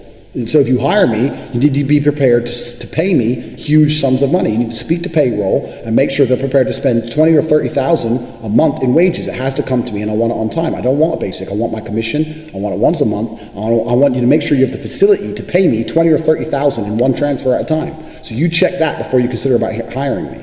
I'd sit there and I'd say this shit. I never failed a job interview. Never. I never failed a job interview. How do you get rich? I got the best jobs. I walked into jobs where you needed a university degree. I didn't have a university degree. I say, why didn't you have a university degree? I didn't even ask me that. I sit there and go, before we start, I don't have a degree. I know you see you need a degree for this post, but instead of spending 4 years in college, I spent those 4 years learning how to sell, so I don't have a degree. And they'd sit there and go, oh, okay, this motherfucker, he knows this shit. I didn't need a degree. I didn't need fucking college. I didn't need university. I didn't need nothing, because I had the lessons I taught you in number 1, the first video, and the lessons I taught you in number 2. I had the body language of a fucking winner. I had the mindset of a fucking winner, and they wanted a fucking winner on the team. How do you get rich? Well, it doesn't matter if you're going to end up eventually getting your own company, but I didn't get my own company until I was 25. For a long time, I worked normal jobs, but I worked sales jobs, because sales jobs allow you to make unlimited money. So I worked sales initially. But it doesn't matter if it's your own company, it doesn't matter if it's working for someone else. It's down to your body language, it's down to your mindset. Absolutely, that's how you get rich. Yeah, you're going to fuck up sometimes, so. Some of the jobs, I'd talk all this shit, I'd get the job, and I couldn't sell as much as the other guys. I started off, because I didn't know the product.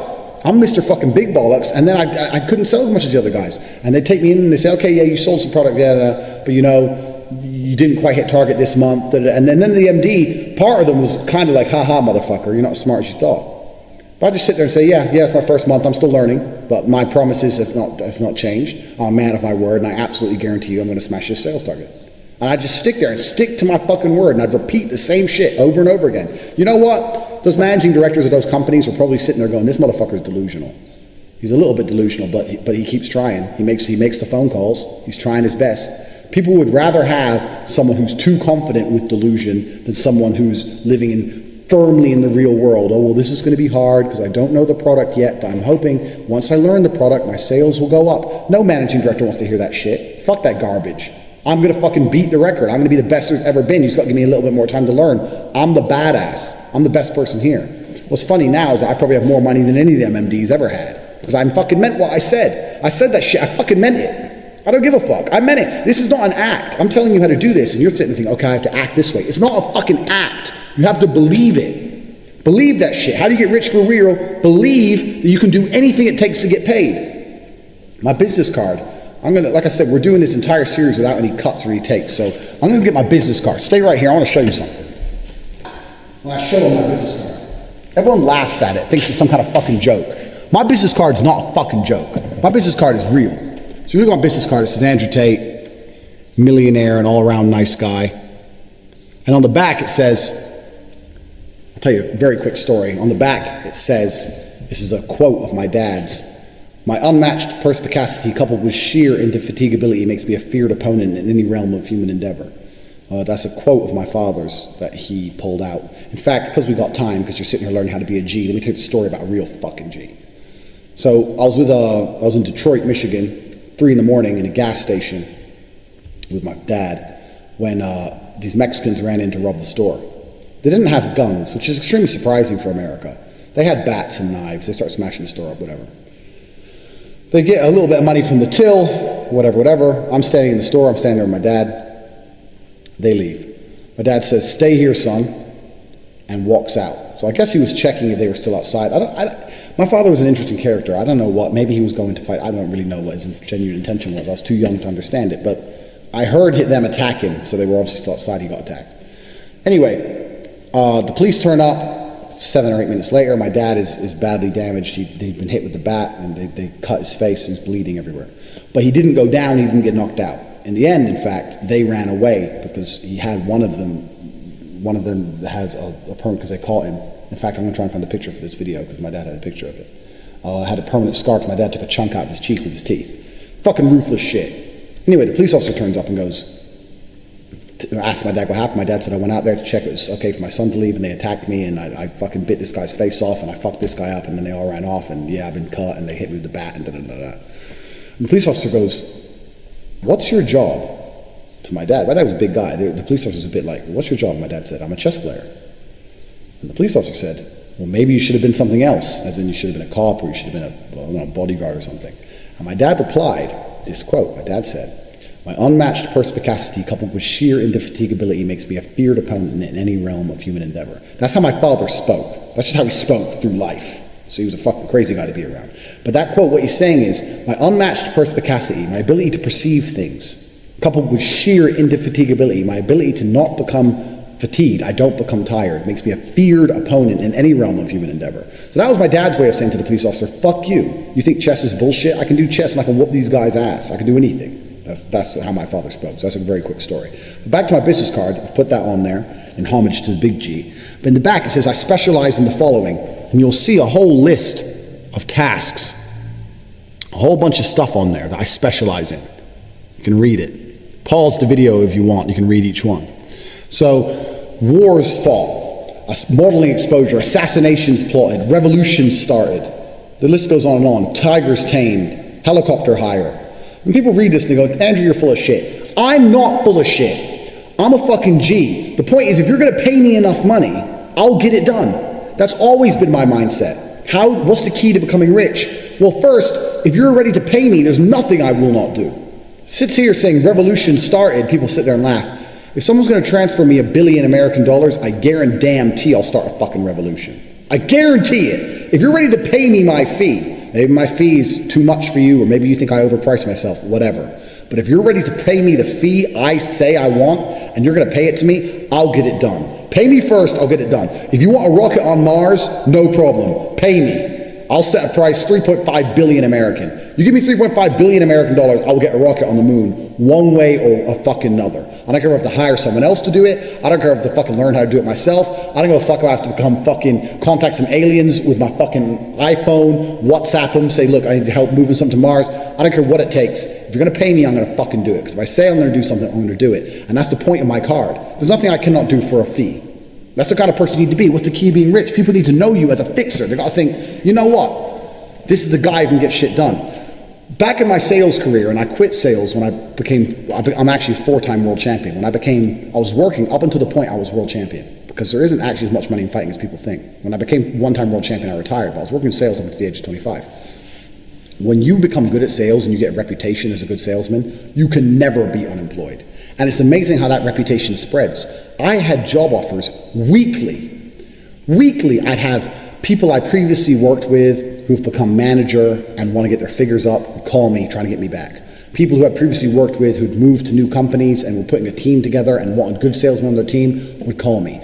I was getting calls constantly. Tate, come move for this one, we can sell this. Tate, come sell that. Tate, come sell this. Because I was the guy, I was the go-to guy to sell product.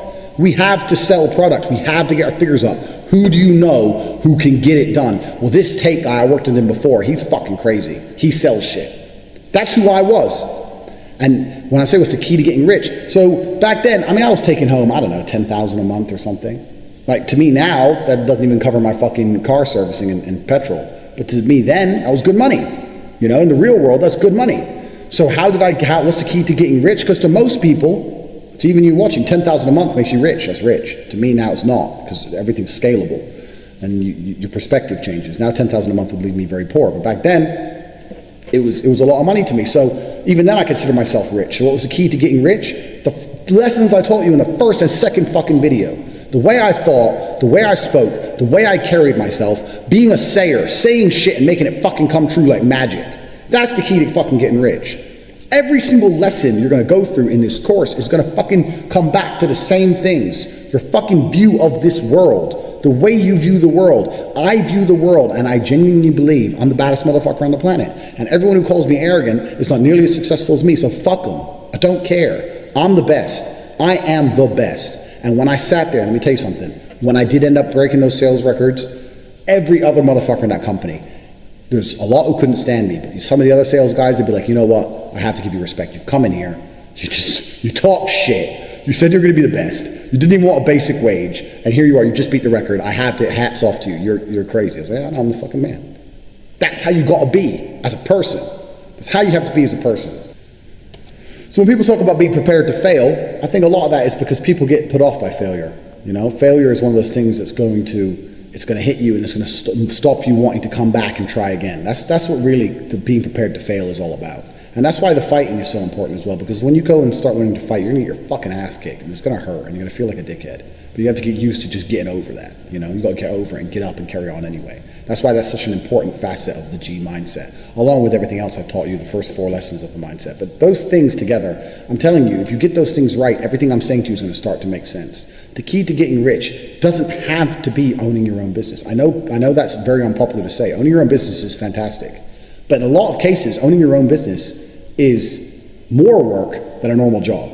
People think, I'm going to own my own business, and then I'll be free to do whatever I want. No, if you own your own business, you're not free to do shit because you own your own business. You have more fucking stress than if you have a normal job. When you have a normal job, you go home, it turns off. You get your own business, it never turns off. So it's not really that clear cut. And I'm not going to be the guy who sits there and says, if you ever have a job, you're never going to be rich. That's bullshit too. You can go get the right job and the correct job, and you can end up being a very rich individual. There's CEOs of Kellogg's. You think he doesn't own Kellogg's? You think he ain't rich? He's fucking rich. He's fine. What I'm saying to you right now is that to make yourself feel more rich, to make more money than you currently make, if you doubled your income right now, you'd be nowhere near my income. Nowhere near. But you'd feel rich because you've been living for a certain amount of time on a certain income. How do you double your income instantly? Well, you double your income instantly by fucking implementing my mindset and going out there and either changing your job or going back into your boss and saying, you know what? I'm going to do a better job than I've ever done before. I'm about to do X, Y, and Z. I'm about to change this for the company. I'm going to do all this. I'm going to do that for a month, and you're going to see how valuable I am, and then I want this much money. And if your boss goes no, say, fine, I'll find someone who will. I'll say, okay, I'm going to do it anyway. I'm going to do it all, and then we can talk again. If you're still not interested, I'm going to have to find other employment. Sit there. Revolutionize shit. Mix shit up. Do some fucking crazy shit, and you'll make more money. You want to feel rich? You can feel more rich right now. A number one piece of advice I give to everybody, they go, oh, what job, what industry? Sales. Find a fucking sales job, sit there, refuse the basic wage, demand double commission, tell them you're going to be the best there's ever been, and because you've implemented the lessons in the first video, when you say shit, it comes true. Be that guy who succeeds, then you'll feel fucking rich. It's all about mindset. It's all about how to become rich is a mindset. It's not about trying to get hold of money. It's about viewing the world in a way where you are such a high value individual that things float to you. People were desperate to employ me. I didn't have to ask for jobs. They were desperate to employ me. Even now, when I first started my company, I needed an investment from a guy. I went to him and said, look, I want $200,000. When I go to someone and say, I need 200 grand, we're going to make some money, they want to give me the money. I don't have to convince them to give me the money. They want to give me the fucking money. They're like, okay, yeah, okay, 200? Okay, yeah, let's do it. Because they knew who I was as a person. So the key to getting a job, the key to being paid more, the key to getting investments, the key to this, all the fucking same. It's a mindset and it's a personality. It's who you are as a person. If you implement that at fucking the G mindset, you get that shit right, you're gonna have anything you want. Then you want to start a business, you need an opportunity or an investment to do it, people are gonna fucking give it to you because you have a reputation as someone who does not fail. Become someone who does not fail and you will easily become someone who is rich. All right, how to get rich for real, part 2. If you've listened to the lessons in part 1, you're now making more money than you've ever made before because your time is now more valuable. You're a different person. You demand more respect. You command more respect. And even if you're only making a little bit more money than you were previously making, you're still making more money. So now you start to feel a little bit rich. Now, there's a whole bunch of people online who know more about the ins and outs of fucking ISAs and all that bullshit than me. There's a whole bunch of people out there who will give you a million different tips and tricks to do really how to get your money up. I'm not interested in any of that crap. I'm just going to tell you the truth of how to really make money.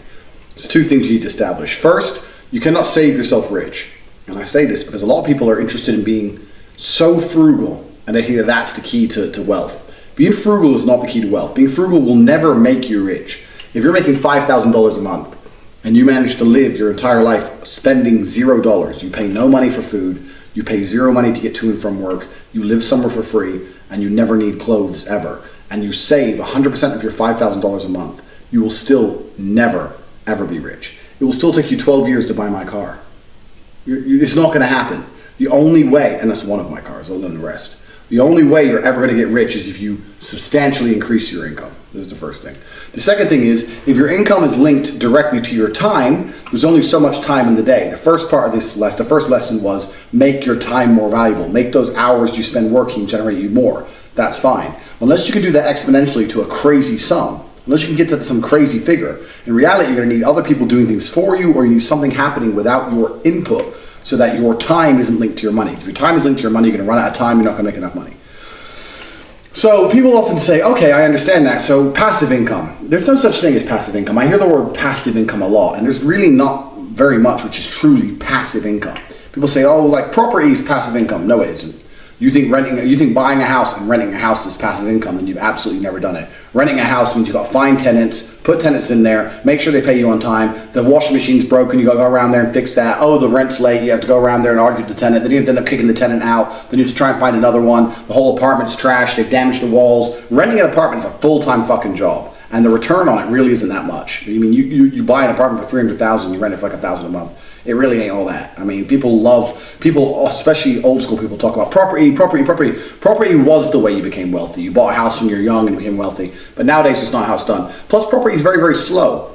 Okay, you buy a house now, you're going to be rich or well off when you've paid it off when you're 55, 60. Who gives a fuck about being rich when you're 60? Who cares? I would rather be rich now and broke when I'm 60 than broke now and rich then. I'd happily be broke when I'm 60. I'll fucking rock up in Thailand with a bottle of whiskey and a couple of prostitutes and jizz 5 times a day. I don't give a fuck. I'm old. I don't need clothes or a nice car or nothing. Who cares? You're 60. No one's interested in your Lambo when you're 60. They're interested in your Lambo when you're young and hung like me. So the point is, property and passive income and all this garbage is out the window. You really need to find a way to increase your income. So I'm going to tell you how I did it. I'm going to tell you everything. I'm going to tell you the basics. What I understood was this. I can't link my time to my money. And I need to find a way to increase my income. So what you need to do is, and it doesn't matter what it is, it doesn't matter if it's mowing grass, it doesn't matter if it's something else, it doesn't matter if it's fucking typing documents, it doesn't matter if it's translating, it doesn't matter what it is. What you need to do is find a service people will pay for, and you need to find someone who will do it cheaper than the price being offered. That's it. It really is that simple. So I'll give you a really quick example. Imagine someone offered you $20 to do something. That's fine. Instead of doing it and wasting an hour of your time, find someone who will do it for $19. Pay them $19 and it's done. This is why I said in the first video, you don't have to own your own business to end up rich. You don't. And you can feel very rich if you double your wages or you do a sales job, that's fine. But you will inevitably, at a certain income point, probably end up owning your own business by doing what I'm describing right here. You get people to do things for you. You're the middleman as such, and this just evolves into your own business. Even some of the people on Twitter, I noticed they're pushing like CBD oil and all this stuff, and they're being affiliates. That's fine.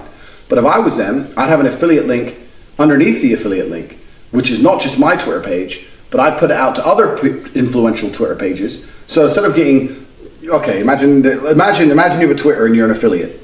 You're selling something for 50%. That's absolutely fine. I would do that. But what I'd also do is get another link that I got 25% of and 25% to someone else, and I'd be pushing that out. You make a lot more money with other people doing the work for you, if you understand. So you can be an affiliate and you can get affiliates underneath you. Doesn't matter, even if you're the second or the third person down the line, you can still get people below you. Doesn't matter what business we're talking about here. If someone's prepared to pay for something, that's fine. Find something that needs doing, find a price they're prepared to pay, and find somebody who's going to do it for less than the price. Now, if it's a huge job, you need to make a good markup. But if it's small jobs, $1 is fine. If they're paying 20 and it takes 30 minutes and you know someone who'll do it for 19, you just need to suck up them jobs, as many as you can. Get someone else who's going to do more. Get another person who'll do it for 19. Get more jobs, more jobs, more jobs. Do such a, make sure, quality control, make sure the jobs are done properly. You're collecting $1 for doing nothing. This is the key to making money. I, a long time ago, knew a guy who was a street pimp. And he said, pimping is the only real passive income. I was like, why? He goes, because I sit here and they are doing the work. I don't have to do anything. Then they just give me the money. He goes, no other business where that is done. But basically, that is essentially all businesses. You're pimping out someone else's time for your cash. So it doesn't matter what it is. You can go on Craigslist, you can go on anything. Find something people are prepared to pay for. Find someone saying, look, I need some garbage collected and moved or whatever, $100 for the day, whatever. And then just call around your friends, find your 15-year-old brother, find someone who'll do it for $90, collect 10 bucks. That's a task for you. Pull it off once and your world will change. You'll do it once, you go, wow, okay. Then you just have to find a way to scale it. Because the problem with linking your time to your money is there's no scalability. When you destroy that link, you can scale things. So I personally generate business, I generate quite a lot of money, and it's not linked to my time. I have a lot of people out there making money, and I make some money. There's people I pay more than I make. For example, there's a particular setup I have where I have 3 people making, let's say, $10,000 a month. I'm only making $3,000 from it, but it's their full-time job, and I literally do nothing. So to them, they're getting paid more than me, but I don't do anything. I keep all of my time. And if you can set up enough little things like this, $3,000 a month isn't much, but you know, it's the electricity bill, whatever. And it all adds up, and then you come up with a new idea, a new idea, a new idea. Most people out there do not want to be as entrepreneurial as you will have to be. Most people do not want the responsibility of trying to find money on their own. What they want is guaranteed money. That's what they want. They don't want the hard part of finding the job, negotiating the price. They don't want that. They just want someone to say, do this, I'll give you this. Most people are robots, so you have to take advantage of that. And it doesn't matter if it's cutting grass, it doesn't matter if it's something online, it doesn't matter what it is. If you can take advantage of that, you will find a way to make money. Start this on a very small scale. Start this on a small scale so your time's no longer linked to your money and you're making $500 extra a month. Small scale. Bang. Get an affiliate marketing. I'm telling you something now. You can go on Twitter right now with 1,000 followers. You can do a deal with a company to get an affiliate saying, if I get any product sold through this link, I get X%. Get that done. Then all you have to do is convince people with more followers than you, people more important than you are, to tweet your link. And they're the ones doing all the work. They're the ones with all the influence. They're the ones with all the fucking followers. And you're still getting paid off of their accounts. Like, there's a million things you can do. All it's down to is, once I said before, your mindset, your body language, knowing people, people respecting you. If you approach someone with an opportunity, they respect it. If you do these kind of things and you know people who like making money, then you're going to be fine. But this is also another real key thing. When I say know people who like making money, most people, the people they hang around with are dickheads. Most people hang around with people uninterested in money. Before I had money, all I talked about was money. When I'd sit around with my friends, it'd be like, oh, hi, how you been? Yeah, okay, bang. How can I make money? How are you making money? How do we make money right now? We're in this coffee shop. Okay, how much is the coffee? Do you think they're making money in the shop? Do you think they're losing money? Why is the waitress ugly? They'd make more money if they had a pretty waitress. Why don't they have a garden outside? It's sunny outside. Do they sell cake? No. If I had a coffee shop next door and I sold cake and I had a garden and I had a pretty waitress, would I make more money than them? These are the things that would just go through my mind when I was just sitting having coffee. You're sitting there having coffee, scrolling up and down Instagram, looking at people with better lives than you, unhappy. I was sitting there thinking, okay, maybe I need to fucking take this place out of business. And then I can buy it off them for pennies when they're fucking broke. You got to think about these things. If you think about money and the people you're around only think about money, and you understand that if you can take on any job, any task, and you can outsource it for less than you're being paid, you're going to make money. This is what my business card's all about. Tigers tamed. People go, well, you can't tame a tiger. No, but you know what I can do? I can tell you a price. You can send me the money, And I can find someone who will tame a tiger for less than you sent me. That's what I can fucking do. So that's why I make sure my price is right. So you're like, oh, you can't tame tigers. I can tame a tiger. Send me $1 million, I'll tame a tiger. Try me. And I'll keep $500,000. I'll give $500,000 to some fucking African dude who grew up around tigers. He's happy, I'm happy, bang. I ain't got to fucking see a tiger. I'm busy getting a blowjob. That's how you get rich. That is the key. That's the second component. Key one, make yourself high value, increase your income with whatever you're currently doing, that's fine. Number two, de-link your time and your money. Find a way to become a middleman. Find a way to become a fixer. Outsource things. And if you start doing that correctly, I'm telling you, money starts to come in. From there, what you want to do with the money is up to you. Some people are investing in cryptocurrency, some people are investing in property, whatever. It's completely up to you. But a lot of these online how to make money blogs are garbage. They tell you if you don't drink a Starbucks once a week and save it, in 15 years you'll have 30 grand. Like, who gives a shit? Like, what is 30 grand? Me and CMQ blow 30 grand in a weekend. Like, what can you buy a house with 30 grand? Can you buy a car with 30 grand? Well, yeah, but is it a life-changing car? No. Like, it's not even a lot of money. It's all garbage. I can tell you a few tricks for frugality, but it ain't gonna change your life. I mean, all in all, it ain't gonna change your life. You can't save yourself rich. You need to increase your income. So the task from this video is as follows. Watch all the other videos again. Get the mindset right, get the body language right, etc. So when you approach someone and say, hey, I've got a job. If you do this, I can pay you this much money. Get them to agree. Find someone else. Find the job first. Find someone who goes, I need this doing. Fine, no problem. Find someone else to do it. Make sure they're getting paid less than you're getting paid. Keep the middle money. And that's how you'll end up starting your first business. Very few people start their first business by just quitting their job and starting a company online and go in there and start a company. It doesn't work that way. It's far more organic than that. It grows slowly. Like, you know what? I can outsource this to him, outsource this to him. I have to quality control their work to make sure it's done properly. All of a sudden, I'm basically their boss. Oh, we got lots of work coming in. They're working full time, blah, blah, blah, blah, blah. And before you know, you have a company. That's how it goes. So if you're sitting there going, well, what things can I do? Look, Google online. There's a million different little bullshit jobs on Craigslist or whatever. Find someone to do it. If you have a little brother, make his stupid ass do it. Find a way. And one way or another, that's going to grow into a company. And then you'll be rich. How to get hot girls. Now this is a subject I could talk about for a very long time, but I want you to understand some basic concepts to the pimp game. Basic concepts to the realities between men and women. There are some factors you can control, and there are a lot of factors you cannot control when it comes to getting hot women. Now, if you don't know who I am, you don't know my qualifications, I don't want to brag about how many women I've fucked, whatever. You know, I'm rolling in the highest possible echelons. All those Instagram models you're seeing with like 100,000 followers, and you're sitting there thinking, who's that guy? Who gets to actually fuck her in the night? Well, it's me. That's who. So I'm rolling in the highest possible echelons of female quality, and I know the game inside out. So first, let's discuss the things that you cannot affect. One of the largest and least discussed factors to attracting females is an uncontrollable thing, which is timing. Timing has a huge effect on how a female is going to react to you. If you go up to let's say, imagine you're in a nightclub, you're chilling in a nightclub, you go up to a girl, you want to talk to her. Now, if that girl has just been bought flowers to take her for dinner by her boyfriend before she goes to the club, she's not very likely to talk to you. If she just caught her boyfriend cheating, she's more likely to talk to you. Do you understand that things that happened prior to your meeting have a massive influence on how she's going to react to your approach? Is she happy in her relationship? Is she not? Is she staying at her friend's house tonight? Is she not? Is she on her period? Is she not? Dumb shit. Like, these are things that can completely affect. If your girl knows she's getting picked up by her boyfriend at the end of the night, why is she going to talk to you? If she knows her boyfriend's out of town, she's supposed to be staying with her friends, and her boyfriend's pissed her off because he ain't texted her in a few days, she's a lot more likely to reply to you. These are things that have nothing to do with your approach. My point is that every single female has a window where they are susceptible to your language, and there's windows where they're completely closed. My chicks who I have on lock, the multiple females I have on lock, I am very confident that if they go to a club or they go out and a man tries to talk to them, there's nothing that man can say that's going to get her to be interested in him. There's nothing, because they're closed. They are closed for business. It's like having a fucking storefront. The store's closed. You can't go inside. Whereas if the store's open, you can go inside and try and negotiate a deal. So you need to understand that timing has a huge factor to play with every single female. This is very important. So we know timing has a huge effect. Timing has a huge effect. There's been girls who I've hit up. They've kind of half replied to me, never really got anywhere.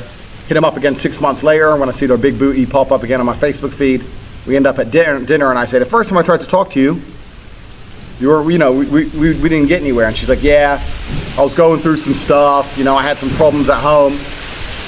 Basically, she wasn't open for business the first time I tried to speak to her. I'm obviously the kind of man she likes, because right now we're on a date. She obviously wants to dig. But at the time, she wasn't susceptible to my approach, because timing has a huge factor to play with females. And this is why they say it's a numbers game. It's not a numbers game because you're definitely going to fail. In fact, I'll be confident enough to say, I mean, I know all these fucking game books say otherwise. If a bitch is open for business and I make an approach, I have an 80% success rate. I will fuck 80 to 90% of the females who I attempt to sleep with, at least. Probably even higher. I'll say 100, I don't give a fuck. If a girl's single and I say hello and she feels like talking that day, it's game over. I don't fail ever. Sooner or later, they're naked. So when they say it's a numbers game, it's not because you must fail when you're getting girls. That's bullshit game talk for amateurs. The reason it's a numbers game is because you don't really know who's open for business and who isn't. I can give you a few tips and visual cues to decide who's open for business, who isn't. Fuck that garbage. It's better just to stick it as a numbers game. You try, they're not open for business, next. You try, they're not open for business, next. You try, she is susceptible to your game, and then you move on. So this is one of the first things you need to understand about females, is that women, there are a lot of factors you can't control, and a lot of women are not open for business. Now, during this period where they're not open for business, do not blast your chances by making her lose respect for you. So if you message a girl, she doesn't reply, fine. You want her to reply, you want to play with her tits, I get it. Wait at least 3 months before you try again. Give it a chance for her shit to blow over. Because let me tell you something, if she has 2 messages or 3 messages from you a year, maybe 2 years later when she's fucking sitting at home, she's lonely, and you say, let's go have some fun, she'll reply to you, that's fine. But when she has 1,000 messages and you message her, even if she feels like replying, she's gonna scroll up and see that creepy shit and be like, fuck this guy's a weirdo. So don't blast your chances. When the fucking door's closed and the shop isn't open for business, don't fucking bang on that door too hard. Because all you're gonna do is make her lose respect for you, and you're never gonna get laid. So you can't be doing that shit. If someone's not susceptible to your approach, leave it, and leave it a generous period of time. Approach other women. Come back when there's been a period of time in which things might have changed. Things haven't changed in 2 days. Things haven't changed in 3 hours. Stop hitting them up, you look like a dickhead. So this is a very important thing. This is the first thing. Second thing you need to understand about getting hot women is that women are never without attention. You don't have to make a girl like you. That's easy. You have to make a girl like you more than she likes the other guys who are trying to make her like them. Do you understand the difference? You have to win. As a girl, she just has to, as a girl, if you're a girl, you have to make a guy like you, guy fucks you, easy. As a man, you have to make the girl like you most, because there's always other dudes attempting to make her like them. That's something else you need to understand. And when I was saying to you before, body language, about mindset, etc., one of the keys to doing this is to make the small gestures that you go through more valuable than the small gestures they go through. Exactly the same as I was talking about job interviews. The things you do have to be more valuable. How to get rich? Well, my time's worth more, so you must pay me more. It's exactly the same with females. So for example, imagine you are trying to talk to a girl. She'll never admit it, but she's talking to 2 or 3 other dudes. She'll never admit it. Until she's exclusively yours, there's other guys hitting up her phone. One of those guys sends her flowers. You don't send her flowers. Now on paper, he's winning. He went through it. He sent her flowers. He did something for her. He thought of her. You did nothing. But if you're such a high value man that you're busy and you're getting your shit done, you're getting paid, and you say to her, yeah, I've been busy today, I'll message you later, and she respects you enough to look at those words and go, okay, I know he's busy, he has things going on, then you win anyway. You ain't got to send the flowers. It's not about the flowers. It's about your time being more valuable. It's about putting a price on yourself which is higher than this guy's. So you don't have to go through the same bullshit he went through to try and prove a point. You can prove a point with a message. I got shit going down, but I'm gonna call you at 7. That's worth more because your time's worth more than fucking Mr. Nobody send flowers. Do you understand where I'm coming from? It's not about the gesture itself, it's about how you value yourself. This is why in every video I keep going back to the G mindset and the body language. These things are extremely important with females.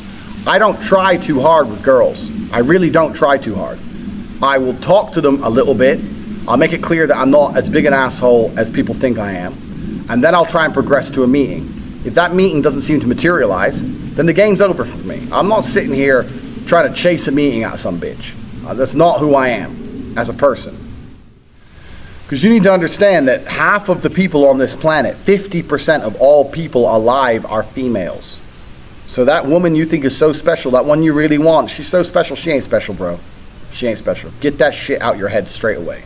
Because the more special you think she is, the more you're going to fuck up when you're talking to her. She ain't special. She takes a shit in the morning like everyone else. Just a fucking human organism. Who cares? There's girls prettier than her around. Maybe you ain't got their phone numbers, but they exist. So you got to go out and get them. So don't be trying too hard. Now, the reason I get away with such little work is because I put such a high price tag on myself. I am a 4-time kickboxing world champion multimillionaire. So even any female, no matter how beautiful, knows I'm never going to be the guy hitting her up constantly. I'm not going to be the guy she can call and I'll always answer. I'm not going to be the dude who will give her lifts to work. She knows I got shit going on. So remember what I was saying earlier to you about how I've never struggled with females because I never focused on the females. These other game books and Roosh and all these idiots. This is the woman, get the woman, get the woman. Forget the bitch, forget her, forget all the chicks. Worry about yourself, get yourself straight. And when your own shit's straight, got yourself together, females are an added bonus. It's much easier to focus on yourself and get yourself high level and then start getting females than it is to forget about yourself. Spend all your time day game running around the mall doing 1,000 approaches trying to pick up a real fucking slut who will bang anyone and getting laid. Fuck that garbage. All the game you've read before is bullshit. It's absolute bullshit, and you're going to see why it's bullshit in one of the upcoming videos about how to keep hot girls, especially. You're going to see why it's bullshit. But it's bullshit because if you go up to 1,000 girls, you get 5 phone numbers and one might fuck you. Yeah, I'm sure that's absolutely true, but so? You're going to spend your life, instead of becoming rich, instead of becoming strong, instead of becoming smart, you're just going to fucking run around a mall approaching girls, day game? It's bullshit. It's garbage. It's for children. All that shit is for children. I focused on myself, and that's how I've managed to attain the highest quality females. And also not attain, retain, which is another thing we're going to do in a separate video, because retaining females is completely different to obtaining females. So we're talking about the factors that you cannot control in terms of females. We talked about the timing, how some stores are closed. We talked about how you have to make her like you more than the other guys. And sometimes that's difficult, because let me tell you something. She might be talking to a real G. If she's talking to me, you're going to struggle to make her like you more. That's the truth. I have more tangible assets, more physical, financial, and mental assets. Plus, I know the game. Sometimes you're outclassed. That's how it goes. Sometimes you're just outclassed. That's how it goes. That's another thing you can't really control. But what you can control in those situations is that you don't make her lose respect for you and don't kill your chance for the future by being a little begging for attention bullshit. Keep your honor about you. Because if you're going to lose the game, there's 2 ways to lose it. With honor and without honor. You're going to lose. As soon as you sense you're going to lose, as soon as you detect, this girl, I'm not going to get her, then you can either lose her by begging, hoping for that little tiny chance and losing all your respect, or just thinking, you know what, I'm going to try again in 8 months. Fuck this bitch, I'll get someone else. So we all know what the correct decision is. Don't be fucking so desperate for a girl that you just lose all your honor and self-respect. Because then you're never going to get her. Ever. And that's some real dumb shit. So I want you to understand when we start talking about women, there's a whole bunch of factors you cannot control. Now there are some factors you can control. Obviously who you are as a person, like I said, lesson 1, lesson 2, etc. If you're watching this course, you need to watch the first lesson 100 times. If you understand the first lesson, the first video I made in this course, if you understand it and implement it correctly, everything I'm saying to you right now is all you already know. You already know it. What I'm saying now, you're like, well, yeah, of course, because of the 4 lessons I gave you in the first course. So if you understand them correctly, I don't really have too much to say, but I'm just reiterating some points for you. So when it comes to approaching hot girls, you have to understand this. Some are open for business, some are closed for business. Next, what can you do? Besides the factors that you cannot control, what are the factors you can control? Well, body language is one of them, obviously. Clothes, we've discussed all this. But really, when it comes to approaching females, game as a whole is something I don't like. I don't like the idea of it because it's bullshit. It really is bullshit. I cannot sit here and tell you how to act. Even if I told you to have the exact same mannerisms as me and say the exact same things I would say, they work for me, but they will not work for you. Because we're individuals. We're absolutely individuals. For the same reason when you learn to fight, you learn the basics of it. But if I were to say, mimic my movements millimeter for millimeter, I won't get hit and you will get hit because we're different bodies. It's just we're different people. So I can't sit here and say, do this, do this, do this. Anyone who tries to tell you that, what they're doing is they're trying to oversimplify an extremely complicated situation in an attempt to get paid. Because every single female you approach is going to be different. Every single scenario when you're in is going to be different. Every restaurant you sit in is going to be different. You're different to me. The mood she's in is going to be different. The weather is going to be fucking different. Maybe it's raining, maybe it's sunny. Everything has a small part to play. So for me to sit here and say, if you do this, and then you do this, and then you do this, you're going to get laid, is the kind of bullshit people package up, trying to make it a complicated situation seem simple to get money. Getting laid is not simple. The only thing you can do if you want to retain, especially in a future video, retain as well as obtain hot women, is be yourself. You cannot project and act for any considerable period of time. That's not possible. The only way you can be anything for a considerable period of time is to be yourself. So maybe you're a shit person. Yeah, fine, maybe. But you have to absolutely and utterly be yourself. Now, there are some things which are ironclad beneficial when it comes to getting females. You can be yourself and be a confident version of yourself as opposed to a meek version of yourself. Confidence is always attractive because men were built to lead. Like we said earlier, men were built for combat. So confidence is something you need. Everyone already knows this shit. And confidence doesn't have to be sitting there and bragging. Confidence is little things. When you pick the girl up, where are we going? I know where we're going. Not where do you want to go? She doesn't want to hear that shit. She doesn't want to make decisions. Females don't want to think. They want to be led down a rabbit hole of entertainment. They want to be entertained. They don't want to think. They don't want to sit there and have to think about it. They'll say, yeah, we're going here. Even if you get there and it's shit, because I don't like it here, say, yeah, well, I do. Stick to your fucking guns. So confidence is obviously the first thing, but you know that shit already. Just be confident about who you are and what you say. Doesn't mean you have to be an asshole. You haven't got to be an asshole. In fact, a lot of people confuse the two. A lot of people go, girls like assholes. No, girls like confidence. But nowadays, only assholes have confidence. If you're the rare, select guy who's not an asshole and also supremely confident, you're definitely going to fuck.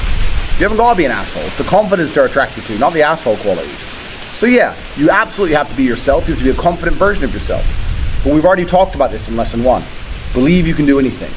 You're about to go on a date with Megan Fox. Are you intimidated? No. Because you're the fucking man. And you're going to fuck her same night after taking her to the worst restaurant in town. Because you can do anything. Because you're a fucking G. That's how I think. I don't even brush my hair. I don't even shave. I rock up in fucking clothes and wear them for 2 days. I don't give a fuck. Turn up. Hi. Start talking shit. Before you know it, she's naked. Because I know my skills. I know I'm the G. If you know you're the G, you ain't got nothing to worry about. You can be yourself and you can be a completely different person to me, personality-wise, and still be a G. You can say completely different things and still be successful. You can have different mannerisms and different techniques or whatever bullshit and still be successful if you've implemented the first lessons correctly. So how to get hot girls part 2. So we've discussed how there's a lot of factors you can't control. That's why it's a numbers game. The solution to all the factors you can't control is numbers game. Approach. Never blow out by losing your honor. If they're not open for business, fuck them off. Let's assume they are open for business. You've gone up to them, you said hello, whatever. Told you have to be yourself because you ain't going to be anyone else for any long period of time. You're now a G. You're now a high value individual, so being yourself is going to be valuable. Let me tell you something. Imagine I did a course on how to play piano, but we never actually played piano. We just sat here and talked about pianos, how pianos work, the basic rules of piano, the infrastructure of pianos, the different types of keys there are, blah, blah, blah. When you sit in front of a piano, are you going to be able to play the piano? No, you're not. And it's the same with girls. I can only give you so much advice. The only way you're going to get good at getting girls is to start getting girls. The reason I'm the best is because I've been through, I don't even know how many women. I don't know how many approaches. I don't know how many situations. I don't know how many turnarounds, how many shit tests. I've been through it all because I speak to lots and lots and lots of females. So the easiest way to get good with females is to speak to lots and lots and lots of females. The easiest actionable piece of advice I can get you to get good at getting girls is you need to be speaking to 1 or 2 new girls a day. Now, the coward's way is Facebook and Instagram. But every hot girl, their inbox is already full of people. It's very difficult to differentiate yourself from everyone else in that inbox. So that's not really the best way. You need to be interacting with 2 to 3 new females a day. They haven't got to be that hot. They can be 6s, 7s, whatever. But you need to be interacting with them one way or another. If you interact with 2 or 3 new females a day, every day for 3 months, you're going to have a different quality of game than before you did so. You're going to have the girls who are rude to you. You're going to have the girls who want to talk. You're going to go through it all. But let me give you some basic tips and tricks. The number one thing as a man you cannot do in any situation when it comes to females or anything else is compromise your honor, compromise your respect. So for me personally, I'll tell you how I do it. Let's say I get a lot of girls from social media nowadays because my Instagram page is off the chain. So you can tell by my Instagram page, if you know me, I'm a fun guy to be with. Females only want fun. It's all females care about is fun. So my Instagram's a little bit intimidating. So I removed the intimidation factor. I talked to them for a little bit. Within an hour or two, I'm saying WhatsApp. Now, when I ask for their WhatsApp, it's because it's more personal than an Instagram page. Instagram's for everybody. WhatsApp's for people you really know. So it's an escalation point. And either they agree and give it to me, or at this point, there's some points of contention. Now, if there's some points of contention, some small ones, I don't mind it. They might say, why do you want my WhatsApp? And I'll say, oh, my Instagram's slow on my phone. I make up some shit excuse. Because they want me to have some bullshit excuse. They know my excuse is bullshit. They know why I want it. I say my Instagram's slow.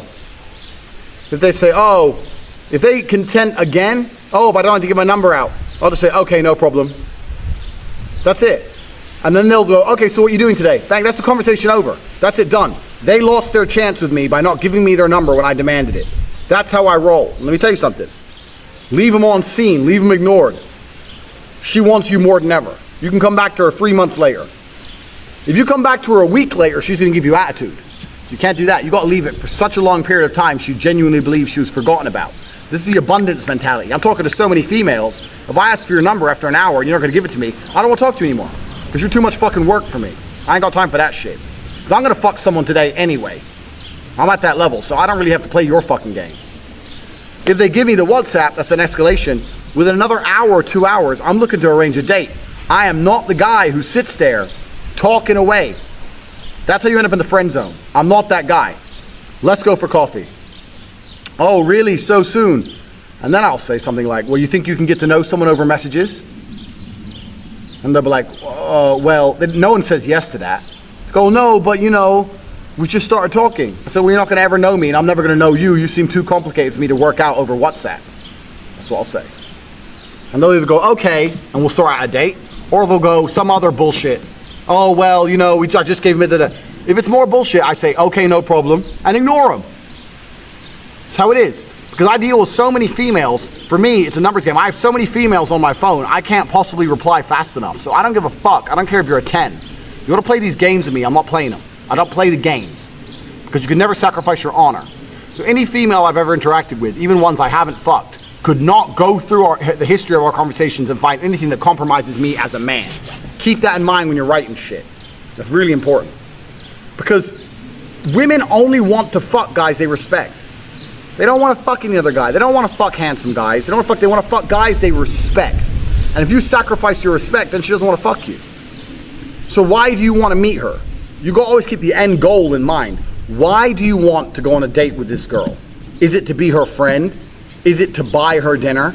Is it to listen to her stories about her fucking other dickhead friends? Or is it to fuck her? Because if it's to fuck her, then you need to keep that in mind and not sacrifice your respect. If you have to sacrifice your respect to get her to come on a date, then she ain't gonna fuck you anyway, so why do you want the date? You don't. So don't forget the fucking end goal. So to learn, you have to learn about yourself more than you have to learn about women if you want to get good women. You have to know what your strengths and what your weaknesses are. I know my strengths, I know my weaknesses. There's very few, but I know what they are. You have to learn about yourself if you want to learn about women. Imagine I told you to go out into the world and find the best apple you could find. If you come back and you've had 1 or 2 apples, you've looked at 1 or 2 apples, and you tell me which one's the best, is it the best apple in the world? Well, no, because you've only fucked around with a couple apples. So what do you know what a good apple is? They might all be bad apples. You don't know. Is that the biggest, juiciest apple you could possibly find? No. Whereas if you went out there and you fucked around with millions of apples, and I said, give me the best apple you could find, you're very likely to know a lot about apples and be able to identify an apple that's better than the rest. And women are exactly the same. Women are exactly the same. A lot of people want to learn game, not to fuck endless numbers of women, A lot of them want to learn game to get a woman who respects them and looks after them and is worth marrying. Well, if that's the case, game is more important than ever. Fucking a bunch of women is fun, yeah. But if you want a real wife quality woman, you need to tear through a whole bunch of women to find a good woman. I know what a good woman is because I fucked so many girls. I've had so many apples, I can identify a good apple straight away because I've had so many. If I've only had 3 or 4 apples, what the fuck do I know about apples? You don't know shit. And that's why game's so important nowadays, because if you stand any chance of even surviving in a traditional relationship, man, woman, marriage, whatever, you still need to have game. You still need to play the field. You still need to fuck a whole bunch of girls before you identify what a good apple is. I never get played by girls because I can identify the kind of girls who are going to try and play me. People say, oh, you got money, and how do you know they don't just want you for their money? Because I'm not a fucking moron. Because I fucked 1,000 gold diggers and 1,000 girls who aren't gold diggers, and I can spot it from a mile off. I can smell it. You think I'm fucking stupid? Because I have experience with apples. You got to get experience in this game. So the most important thing for how to get hot girls is experience. I'll tell you a story about a man called Luke the Man. Luke the Man worked with my brother in a coffee shop when Tristan was 18, 19, in a Pret in the airport. Now, nowadays, when me and Tristan, when we want to go on a pure get girls mission, let me diversify from this story quickly. Nightlife in general is shit. Nightlife is boring. Guys don't care about clubs. We don't care about music. We don't care about dressing up. We don't care about drinking. It's all garbage. Men only go to nightlife to fuck. We want girls. If someone were to say to a guy before he went on his night out, there is a 0% chance of you getting laid tonight, would the man still go? Most men would say, oh, I don't care then. I'm not going to go. It was the old school way men used to get girls. You know, nowadays there's more efficient ways, I guess, if you want to live on the internet, whatever. But that's how it was. That's what nightlife was based around. Pussy came, guys try and get the pussy, guys come and spend the money, da-da-da-da. So nowadays, when me and Tristan go into a club, if my brother goes to me, let's Luke the Man this club. What that means is let's just go up to every girl, let's get the numbers or blow out with every chick and leave. Fuck the drinks, fuck the music, fuck the fun. When I had no money, I never used to go to clubs. I didn't have money to waste. And I was also training, so I didn't have much time to waste. Club would close at 3. I'd walk in there at 2 o'clock when everyone was already drunk. I'd identify the 5 hottest girls in the club. I'd go up to them and talk some shit to all of them. Walk away with 2 phone numbers, and I'd go home. That was my nightlife done. I was there for fucking 35 minutes. Nightlife over. Next day, trying to get a date. So that's what we used to call Luke the Man in the club, because the only reason we'd go out was to get girls. So most men would go out, hang around with their friends, drink beer, build up their confidence, all that garbage. When you're a G, you don't need none of that shit. In, to the point, out. Hit 4 or 5 nightclubs in a row, leave with fucking 5 or 6 phone numbers, done. Hey, if the girl was particularly receptive, then you'd stay in the club trying to take her home at the end of the night. But if she's staying with her friends or da-da-da, and you don't think she's gonna fuck, you just get the number and leave. But there's a few times I turned up at 2 o'clock, sober as a judge. By 2:45, I'm walking out with a bitch.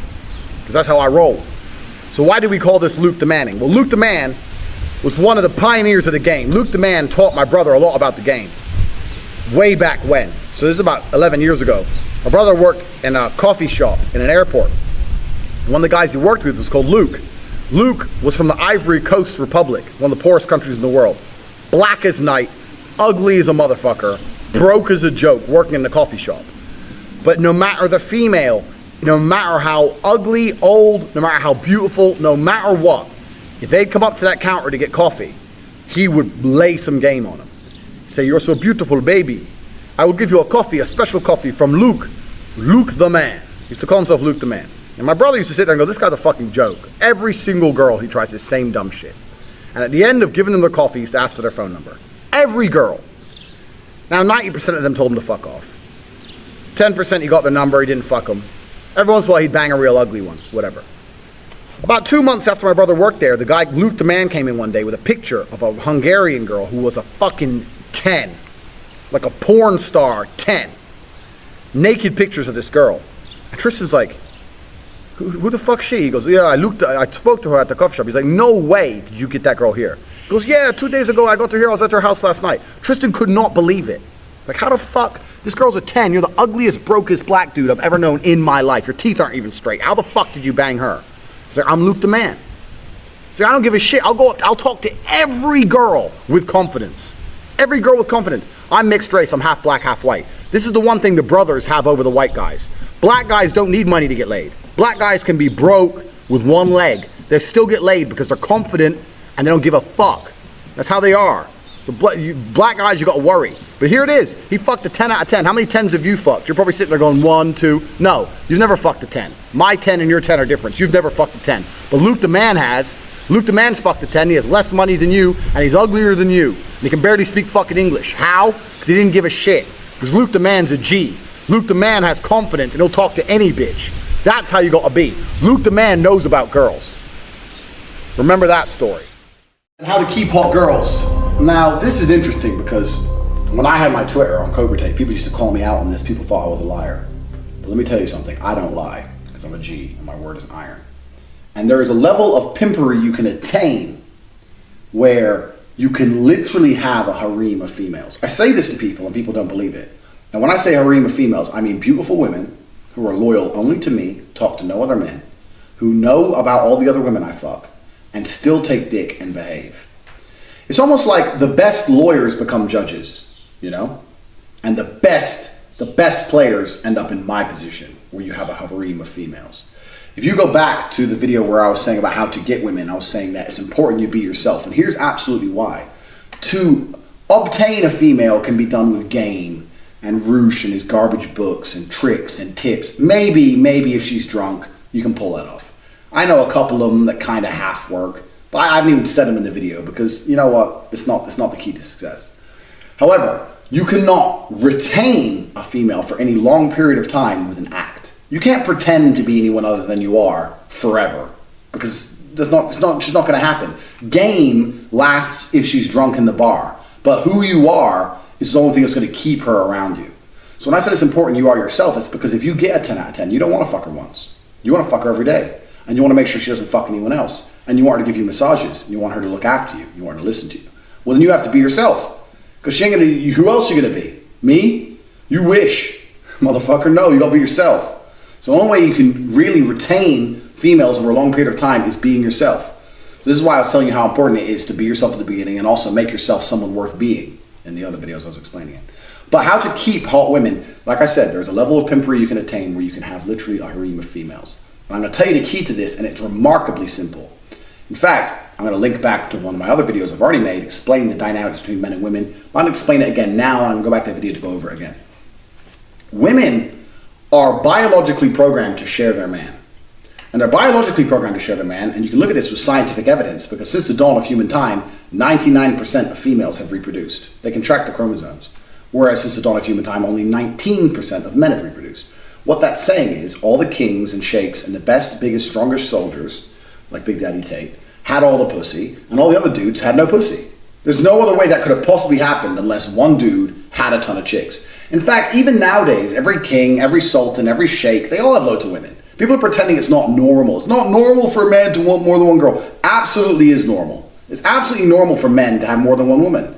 This is how we are. We're mammals like everything else. If you look at a lion's pride, if there's 5 men and 5 women, that's not 5 happy couples. No, it's 1 lion with 5 girlfriends and 4 lions who don't get pussy unless they beat the best lion in the fight. That's how lions work.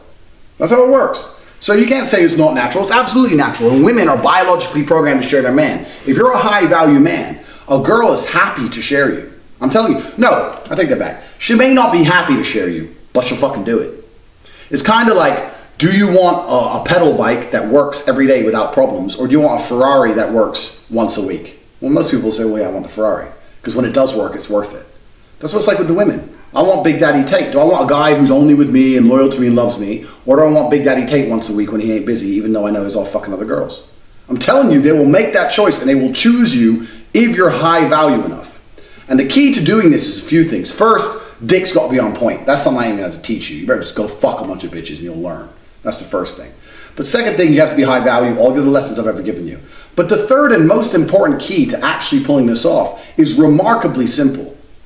The dynamic of cheating for a man is an awfully cowardly one. It's quite a cowardly act. Like, I have a girlfriend, I'm fucking another girl, and I'm hiding all the messages, and I'm lying about where I'm going, and I'm sneaking out, and all this garbage. And when the girl finds out, she thinks you're a dickhead, she loses respect for you because you were such a little pussy about it. Do you know how I get away with doing what I do? I get away with it by saying to girls, yeah, first I fuck them. I'm a nice guy till I fuck them, because until you have sex with a girl, you have no control over her. So you go fuck her. First few weeks, you're fucking her. You've been together 3 months. It's the honeymoon period. She's madly in love. You're fucking her. Where were you last night? Oh, I was with this girl. What? This girl? What? Starts going crazy. Yeah, I was with another girl. Yeah. Look, I'm a full-grown man. I'm 31. I'm 6'4". I do what I want with my body. I put my dick where I want. Yeah, I still love you. No, I don't love that bitch, but I fucked her. That's the reality. If you want to leave, leave. But that's what happened. And what they'll say is, why are you saying it like that? Why are you being rude? So I'm not being rude. You want me to lie to you? I don't lie. I told you I'd always tell you the truth, so I'm not lying. I'm not lying. I'm telling you the truth. So you want me to lie to you from now on? And then they sit there, and here's what happens. One of two things happens. They leave, but if they leave, they never loved you in the first place. Because if they love you, they ain't going nowhere. Or they sit there, and women ain't that stupid. They think, okay, I love this man with all my heart, and he fucks someone else. Do I want to go and leave the man I love and try and find a man I don't love, who's hopefully not going to cheat, who probably will? Like, they start doing the math, and they start just asking stupid questions. Like, well, how do I know you only like me? How do I know you don't like her? Who is she? All this bullshit. And you just got to shut it down. It's like, don't worry about it. Don't worry about it. Look, don't worry about it. You're the one I'm with. What happened. Don't worry about it. And they ain't going to go anywhere. I'm telling you, they ain't going to leave. Dick them right that night. It'll be fine. They'll be a bit pissed off, whatever. But it grows into a lifestyle. They start to understand that's just who you are as a man. My girlfriend says to me, she goes, I know I couldn't change you, so don't even try. She knows. She'll say to me, tonight, are you staying with me or out? She says out, but basically, are you staying with me or are you dicking someone else? She knows. She's a 1,000,000% loyal to me. She talks to no other men, and she knows I fuck a whole bunch of women because I am programmed to fuck women. I'm not going to apologize for my biology, and neither should you. You have no reason to apologize for your human biology as a man. We are programmed to fuck because we don't get pregnant. Women get pregnant. Women have to be selective about who they sleep with because if they got pregnant in the olden days without a man to look after them, that's a death sentence. You're on the street with no man to look after you. The reason virginity was so respected in the olden days is because that's the easiest paternity test in the world. The only way you know who the man is if she ain't fucked no one else. Otherwise, you don't know who the fucking baby dad is. No one wants to raise a kid that ain't theirs. There was no DNA testing back then. But men, we ain't gonna worry about none of that shit. We can fuck who we want. Run around, fuck. Why do you think people join the army? Why do you think the Romans fucking were walking in directions? Why do you think the Mongols destroyed Europe? For pussy. What the fuck else were they doing besides kicking ass and fucking? There was no video games back then. There was nothing else to do. There was no fucking Breaking Bad to watch. They're just fucking girls. This is the natural order of men. It's just to fuck as many women as we can. So you can be the kind of man who either does it and tries to hide it like a little bitch, or you can just do it and just say, yeah, sorry, whatever. Now, I'm not going to lie to you. Occasionally you're going to lose some girls. There's the all girls like, I'm not putting up with this, and they run off. Whatever. Get a new one. Who gives a fuck? But if she truly loves you, and that's why it's important you don't implement it straight away. Give it a few months. Keep everything on da-da-da. If she truly loves you, fucking yeah, it happened. Sorry. Start off with it was a one-off. It happened. It was a one-off. Let her get over that. Then it kind of happens again. And then there's another girlfriend. Then you know, then you're sitting there. You're out. You're drinking. Talking about how you're going to play with the titties later. You say, you know what? I want to fuck you. I'm going to fuck that other girl. I'm going to fuck you together. And you're going to be sisters. You're going to hold hands. You're both going to call me daddy. I'm not doing that. I'm not doing that. You are doing that. I'm not doing that. I bet one day you do it. She'll say no. I'm telling you, get her on her back. Start fucking her. Start talking about it. Watch her fucking smile. Every girl wants to do this shit, man. Obviously, this only works with like high-level hoes. You can't be saying to a 10, come fuck this 5, because that's embarrassing to the 10. But if you have a Barbie doll bitch like I do, if you're banging with the best girls in the world, every 10 wants to fuck another 10. Girls like that shit. Girls are fucked up. Girls want tits in their mouth just like you do. It's normal. So if she's bad, and the girl you're talking about is bad, and there's some alcohol going on, and both of them are subservient to you, the king, and you get your dick out, they're getting fucked. That's how it goes. And before you know it, you end up with a whole bunch of loyal girlfriends only to you. Now, is it all smiles and rainbows? No. Sometimes the girls argue, sometimes they get jealous, sometimes they don't get along, blah, blah, blah. But they don't leave. So who cares? Sometimes I wake up on my phone, this girl put this picture of you on Instagram, and I didn't put this picture, and it looks like she's your real girlfriend, I'm not your real girlfriend, and I just have to read it, and it's like, whatever. Just a block, or shut up.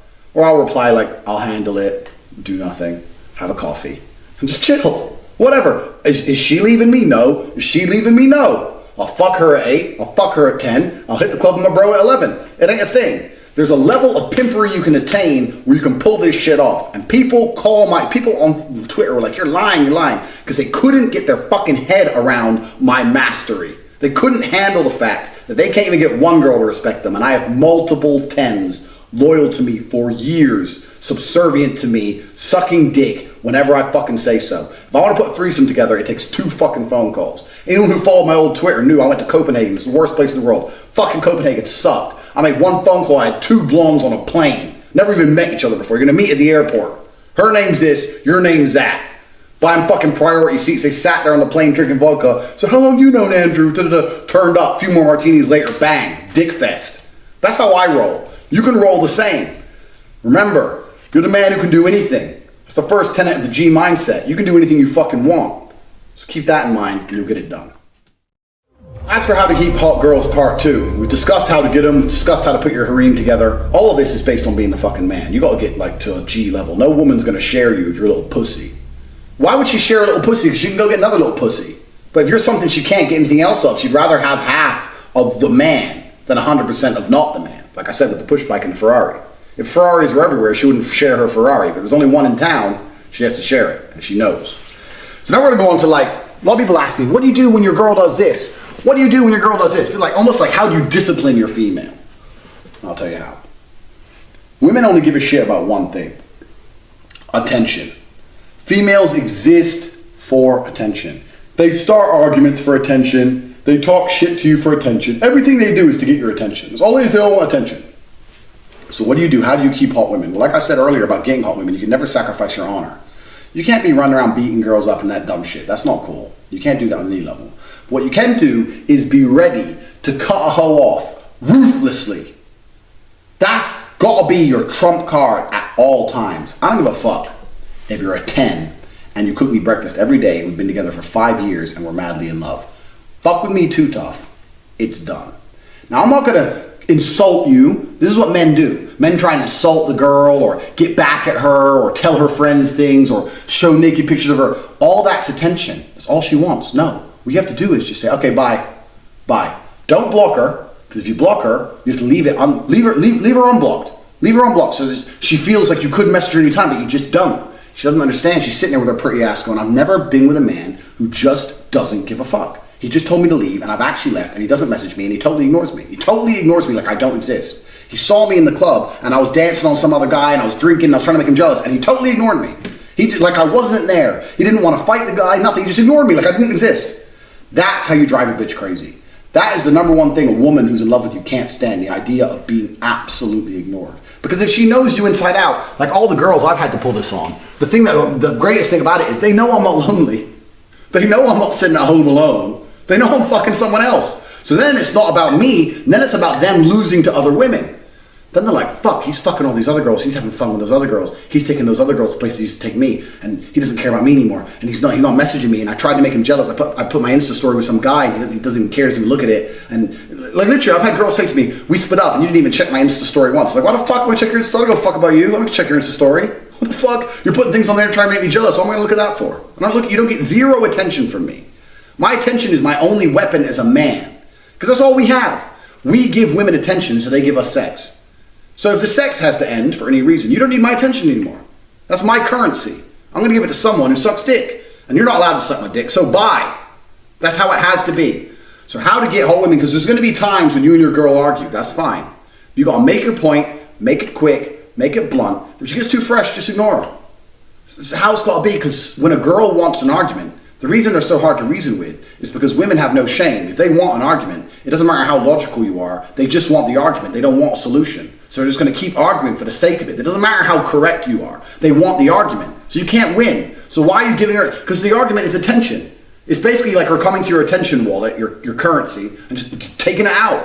Fuck you, I'm not playing that. Cook me dinner, I don't wanna cook you dinner, cook me dinner. I don't wanna find someone else while I'm out. What, you're going where? No, you're not leaving. Well, I need to eat, bitch. You cooking or I'm leaving. Let her choose. I'm telling you, you've got to stick to your fucking guns. Attention is your number one weapon. So in this part 2 that people go, well, you have a harem of girls, you got all these girls, what do you do when your girl gets fresh to you? But to be honest with you, my girls don't get fresh too much because it's almost like, it's like the carrot and stick. But the stick has to be somewhere, they got to know it's there, but you don't have to pull it out that often. Like my dad was strict, and people think the idea of a strict dad is he kicks your ass all the time. No, the idea of a strict dad is he kicks your ass so badly once, he never has to kick your ass again. Like they know. I knew do not fuck with him because I know the end result. And my girls know. They've tried it once, all of them have, and now they sit there and go, I can't push too much because he'll get the stick off the wall. You only got to do it 1 or 2 times, and then your threat means something. Because remember, one of the rules in episode 1, you mean everything you fucking say. So if you tell her get the fuck out, she's gonna start crying and panicking. I don't know where to go. As soon as you said it, because she's gonna go, shit, I ain't got nowhere to go. Maybe she has somewhere to go, but she doesn't want to go there. Who gives a shit? Point is this, you gotta mean what you say. So you haven't got to be constantly disciplining them if you discipline them properly in the first time. And the only way you discipline a woman is to ignore her. I've had girlfriends I've ignored. I had a girl, I'll tell you a story, whatever. I had some girl, and I was fucking her, I was 3 months, whatever. She was madly in love with me, obviously. She got my name tattooed. She had King Tate tattooed here. Dark-haired bitch. I fucked her with my blonde girl, fucked her all over the place, jizzed all over her. And then she wanted to go to the seaside here in Romania. She wanted to go to the seaside beach resort with her friends. She's like, please come, please come. I said, I'm busy, I ain't got time for that shit. She goes, oh, can I go? I said, to be honest with you, I don't really want you to go because I don't like you out partying without me. You shouldn't be doing that shit. She's like, please, please, please, because you're going to go away soon with Vivian. So she knew, she's like, look, you're going to go away on holiday with your other girlfriend. Can I go away for 3 days with my friends? So I kind of reluctantly, because that's the level. My girls literally bargained. They're like, look, I know you're going to go fuck her, so please can I just go with my friends here? I was like, fine, whatever. So I let her go. Day 1, she's messaging me, madly in love with me. I ignored her. Just as a little punishment, little bit for going still. Ignored her. Anyway, day 2, I'm in the club with T. These bitches walk in, me and T start macking on these hoes, these Moldovan girls, blah, blah, blah, blah. This girl does an Instagram story and tags me in the Instagram story, me and her kissing in the club. The girl at the seaside fucking sees that, messages me, what the fuck, da-da-da, starts going mad about this new bitch I just found. I'm drunk, so I just like read and ignored. I don't give a shit. And then she, at the rest of this, I don't know, I got a message from someone else saying she was at the seaside. She was trying to like dance with some guy, maybe jealous, whatever. I didn't check her Insta story, I didn't check her Instagram, never spoke to her, whatever. I never spoke to that bitch again. I saw her in the club twice. Both times in the club she tried to come up to me. And when I say ignore, I don't like push her away or something. Like I'm walking and she comes up to me and goes, Andrew, Andrew, and it's not there. So I just walk straight, no one said nothing. Like she's a ghost. And nothing drives a bitch crazy like being ignored. This pretty ass girl has never been ignored before. Never. It's been about 4 months now. And 3 days ago she messaged me out of nowhere. She held on for all these months before she finally collapsed. Because after she sent me those messages about me with the girl and I left it ignored, we never spoke again. We never said a word on WhatsApp, never said a word, nothing. Then she messaged me, how's Tate? Smiley face. 4 months she gave in. Because she's like sitting there holding out like all the bitches do, going, he's gonna message me first, he's gonna message me first. I'm too busy getting my dick sucked to message you first, bitch. I don't care. Because there's more of you everywhere. There's half the world are women. Even if I did miss you, which I don't because I'm too fucking gangsta. Even if I did, I just find someone who looks like you. I don't give a shit. I'll close my eyes. I'll fuck a bitch who looks nothing like you with my eyes closed and pretend it's you. I don't care. I'm not gonna start messaging you, oh, you went to the seaside and you danced with a guy. I don't give a shit about those games. I ain't playing those games. You tried to make me fucking jealous, like a basic asshole. You got ignored, now you're begging for attention. She's back in London now saying, can I come for 2 days so we can talk? Bitch is about to fly international, come here to talk. Get fucked, basically. She wants to fucking suck my dick, get fucked, and go, I love you, I made a mistake. Why? Because strength and honor. Because I stick to my fucking word. Because the only way to discipline a hoe is to ignore their existence. If she started dancing with that dude and I was like, what the fuck? What are you doing? Message her, she'd be like, yeah, well, you were dancing with that girl. And it would just be some bullshit argument on WhatsApp, some bullshit talk. And even if we got back together, she wouldn't respect me the same because she knows she can annoy me by pretending to be a hoe. And like, it's just a mess. It's a mess. Why do I want to get back with a girl who knows she can bother me by acting like a hoe in a club? Then she's going to go to the club again. They're like, no, it's all a mess. She now knows the hard way. You fuck with Tate, you don't even get a message. You don't even get acknowledgement. You don't get fucking confrontation. You get nothing. Tate just disappears. You lose Big Daddy T. That's what happens when you fuck with him. So don't fuck with him because he'll just go and he'll fuck someone else and some other girl will be in love with his dick and I won't get any of it and I can't stand that shit. No one wants to miss out. FOMO, fear of missing out. You gotta be on a level of fucking pimpery where these girls know if they're not fucking with you, they're missing out. That's how you punish females. So, how to connect with millionaires and billionaires. This is my favorite topic to talk about because it can transform your life. So, way back in the day, when I had no fucking money, no connections, nothing, what did I do? I looked around at successful people and went up to them and said, what do you do? Now, that sounds simplified, right? That seems very like, well, okay. but that it's actually the implementation and doing it. I wrote about this on my blog years ago called The Power of Who You Know. I was 18 years old. I was on a plane. I looked over to my left, or it was to my right, and this older gentleman was reading a political book. And I used to really be big into politics. I thought about going into politics. And so I commented on it intelligently, and we got to talking. We had this great 2-hour conversation. We get done. He gives me his business card. He's like, look me up. I was living in Indianapolis. He was in Chicago. Come to find out, he was the Chief Supreme Court Justice of Illinois, Michael J. Gallagher. He's retired now. That's literally his name. Complete J, and the Supreme Court Justice of Illinois. I mean, you realize the level, it's insane. So what I did at fucking 18 years old with no money, contacted him very politely, like the next week. Hi, Mr. Gallagher, thank you, for giving me your business card. You mentioned doing lunch. I'd love to, take up that opportunity. If you have time, and that's okay. Very fucking respectful, very conscious of their time, not sitting on the phone for 30 minutes. And he's like, absolutely, come to Chicago, let's do this day, at this time, etc. So I would drive 3.5 fucking hours to Chicago from Indianapolis, and went to lunch with him, introduced me to the governor of Illinois, who happened to be in the restaurant. So you're talking an 18-year-old dumbass who was literally hobnobbing like the governor. It's insane. So we have lunch, and I'd saved some, and I wore like my best suit that I had and everything, like very, proper. And I remember the bill coming, and I said, I'll get that, Mr. Oh no, I got it. And I remember him kind of smiling, thinking like, smart of him to fucking offer to pay, but I've got it, like not a big deal. But you want to offer, right? So it's always respect, conscious of their time. So anyway, we formed this friendship and mentorship, and he was influential in getting me a full ride to law school, which I passed up. To this day, he was probably pissed about it. But the point is like I would have never gotten those opportunities if I wouldn't have actually just opened my mouth when I saw something that we could have common ground on, which was his politics book. So the thing is with connecting with millionaires and billionaires, and I have a million stories about like this kind of shit, you have to fucking take the initiative. People email me all the time, McQueen, how do I get a mentor? Go out and get one. Millionaires aren't sitting on the corner in their fucking Lamborghini going, hi, son, do you want some advice? They're not doing that. They're actually living their life. They're fucking busy. So what you have to do is you have to take the initiative. And you might go, well, maybe I'm just not important enough, or they're going to blow me off, and maybe they will. So what? Find another one. There are millionaires and billionaires out there who are complete assholes. They're like, fuck off, kid. But you go out and you find another one. Where do you find them? This is the $1 million question. Where do fucking rich men hang out? Cigar clubs, cigar shops, golf courses, high-end restaurants, high-end lounges, but really your big one is the cigar shops. Dead serious. Grand Havana Room in Beverly Hills was where I used to hang out at 23, 24, 25, 26, and met everyone from Charlie Sheen, it doesn't even matter about the celebrities, but the business that happened, and you can Google it, Grand Havana Room, Beverly Hills. It's a beautiful place. The connections you make in those places is mind-blowing. Now it's a private club. How do you get in?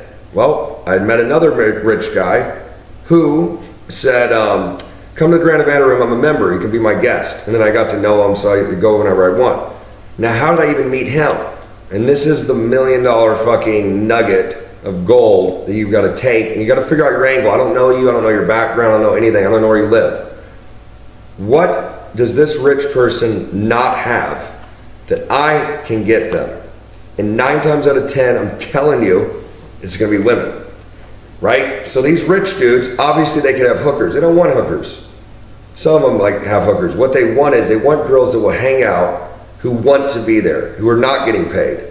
And that is how I met a lot of these people. So in LA, obviously I had tons of girls, and what I would do is they'd hit me up, hey McQueen, we're going to go to whatever, we're going to go to this restaurant. Do you want to bring some girls? Of course, right? Because I had something they do not have. I didn't have money, but I had access to women. Just from like going out, meeting girls or whatever. Like, hey girls, I have a friend in town, or he's a rich dude, he's going to buy dinner. All right, cool. They would come and be fun and be cool, and they're not hookers. And legitimately, These rich men love that because of the female energy. Who doesn't want to be around hot girls when they're eating? It's great. So that was my angle. So what you have to do is find your angle. What do you have access to that a rich person doesn't? And generally it's not going to be a monetary thing, obviously. Like, it's not like you have a Ferrari and they have a Lambo, right? You probably don't have anything. Maybe you don't have any money. So what do you have? Well, you have knowledge now. And I will tell you right now, if you use social skills and fucking game to meet women, and you have access to women, and you happen to be out and you always have hot girls with you, guarantee the rich dude in the club, the rich dude in the restaurant is gonna be looking and think, who the fuck is this? They're gonna come over and wanna meet you, right? What do? Oh, I'm just, just trying to do my thing. I'm starting a business or whatever. Oh, this is Claudia, and this is Tiffany, and this is Michelle. And you're gonna see his eyes light up. And he'll probably even ask you, like, are they paid? You're like, no, they're not, no. Wow, here, let's exchange contact information. I have a jet. Let's fly to Vegas. Let's fly here sometime. Just bring some girls, done. So, once again, it all comes back to pussy. Everything's driven by pussy. But legitimately, if you want to connect with millionaires and billionaires, you need to find your angle. You need to be able to provide value and provide something. Now, a lot of you are probably sitting there going, but I don't have any value or I don't have any leverage. Make it, then make the leverage. Figure out your angle and then make it happen. So I don't know your situation, so I can't tell you exactly, do this, do that, but you have to find your angle, and then you also need to hang out in places where successful people hang out. If you're hanging out at fucking Pizza Hut and at the mall and you're at Hot Topic or fucking American Eagle, if it's even around anymore, and you're hanging out in those places, you're not gonna be meeting millionaires and billionaires. Go to where the source is. Even better, if you're a super young cat, fucking get a job at a golf course as a caddy. You wanna talk about learning about business. Be the motherfucker that carries the golf clubs and listens to the business guys talk all day long. Because a lot of deals get cut on the golf course. Get a job at a private airport, sweeping the fucking runway. Whatever, that's a great job. I had that job years and years ago too. Get a job at a cigar shop. Even if it's a menial bullshit job, it will give you access to these people. And you're fucking polite and you're cordial and you know how to handle yourself and you're not an idiot because you're using all of the knowledge of this course. Guarantee the opportunity is gonna come where you're gonna, I'm sure I have to ask you, like, what do you do exactly? I'm very curious, I'm a young guy, I just would love to get some advice. And you know what, for even now, because I'm getting older, people do it to me, and obviously they're my brand, but we wanna help. If you come at me respectfully, then I want to help you. I want to provide knowledge. I want to see you excel, because it's a way of giving back. And if they're a truly good person, they wanna give back. So that's how you connect with millionaires and billionaires, find your angle, get in the places where they fucking hang out. I'm telling you, you have to do that. You cannot sit at home or at fucking Pizza Hut and go, I don't know where the millionaires and billionaires are. And it doesn't matter where you live. You can live in Ohio, you can live in the middle of fucking Belgium, wherever. There are always rich people in those cities. And you need to connect with them, find out what they do, and maybe it's something you want to do too. Global G lifestyle, this is absolutely not really important. Once you get your life half in order, once your money starts coming in, there's a few things you have to do.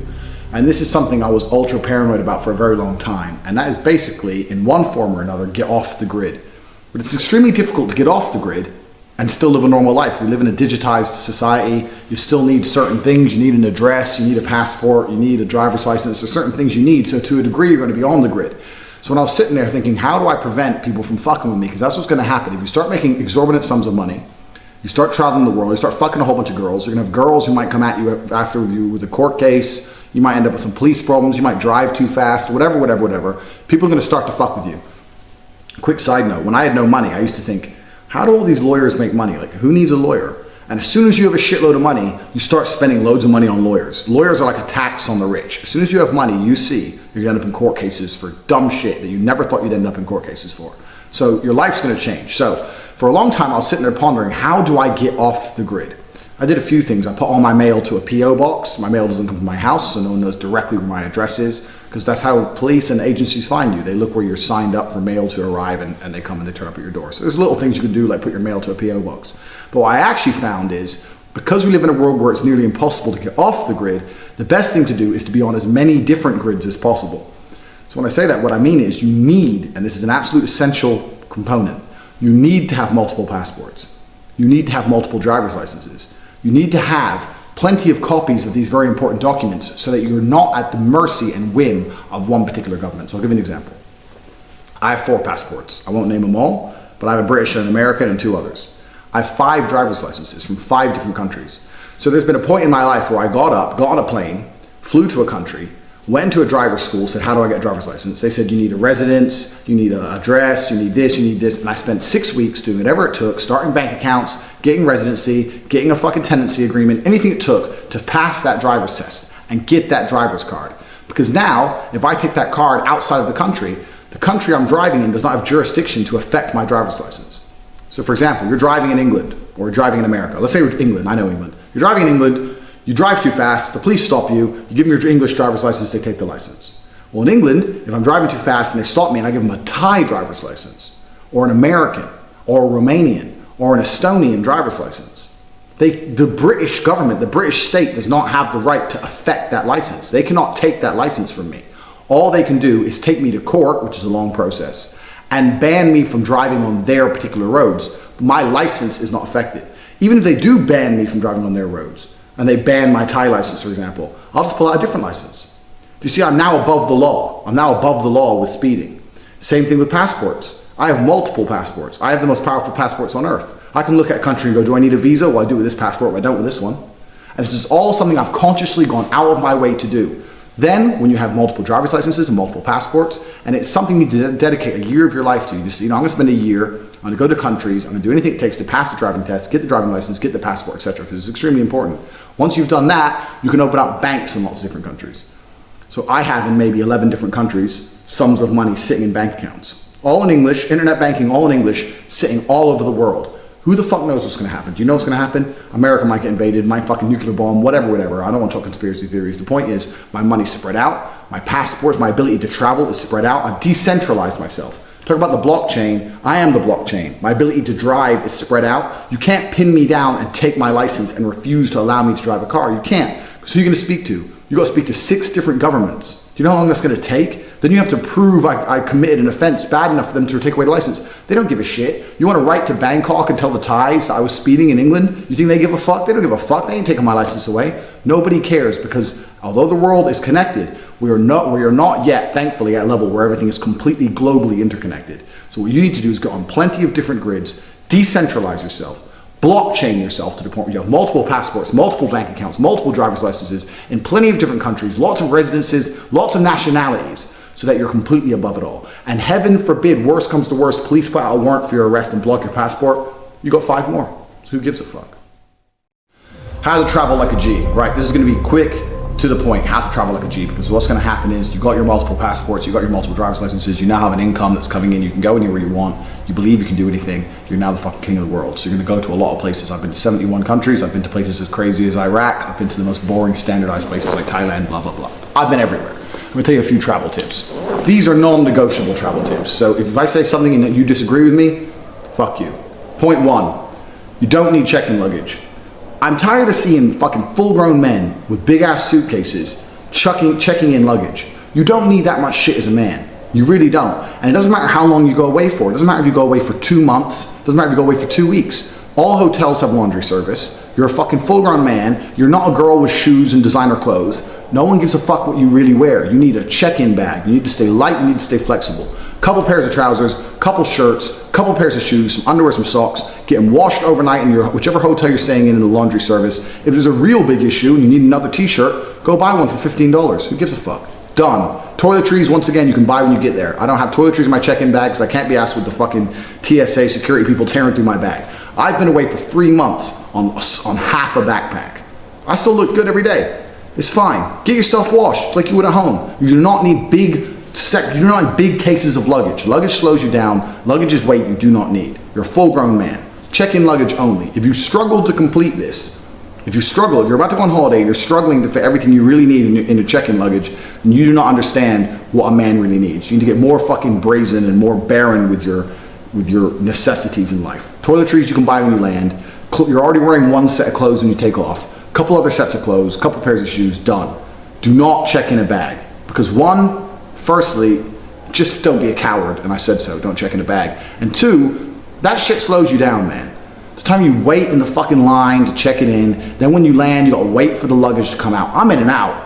I'm in and out of airports. When you fly as often as me, you got to learn to be in and out. I turn up, my boarding pass is printed off, straight through security, bang, get on the plane, bag in the overhead, take the bag off the overhead, through passport control, out the front of the airport. I ain't waiting for no fucking luggage conveyors. I ain't waiting for them to unload no planes. Do you know, I've seen fucking, the last time I was with my girl, she checked the bag in, we were going to Vilnius, Lithuania, and there was some problem unloading the plane. We're there for an hour and 15 minutes waiting for the fucking bag.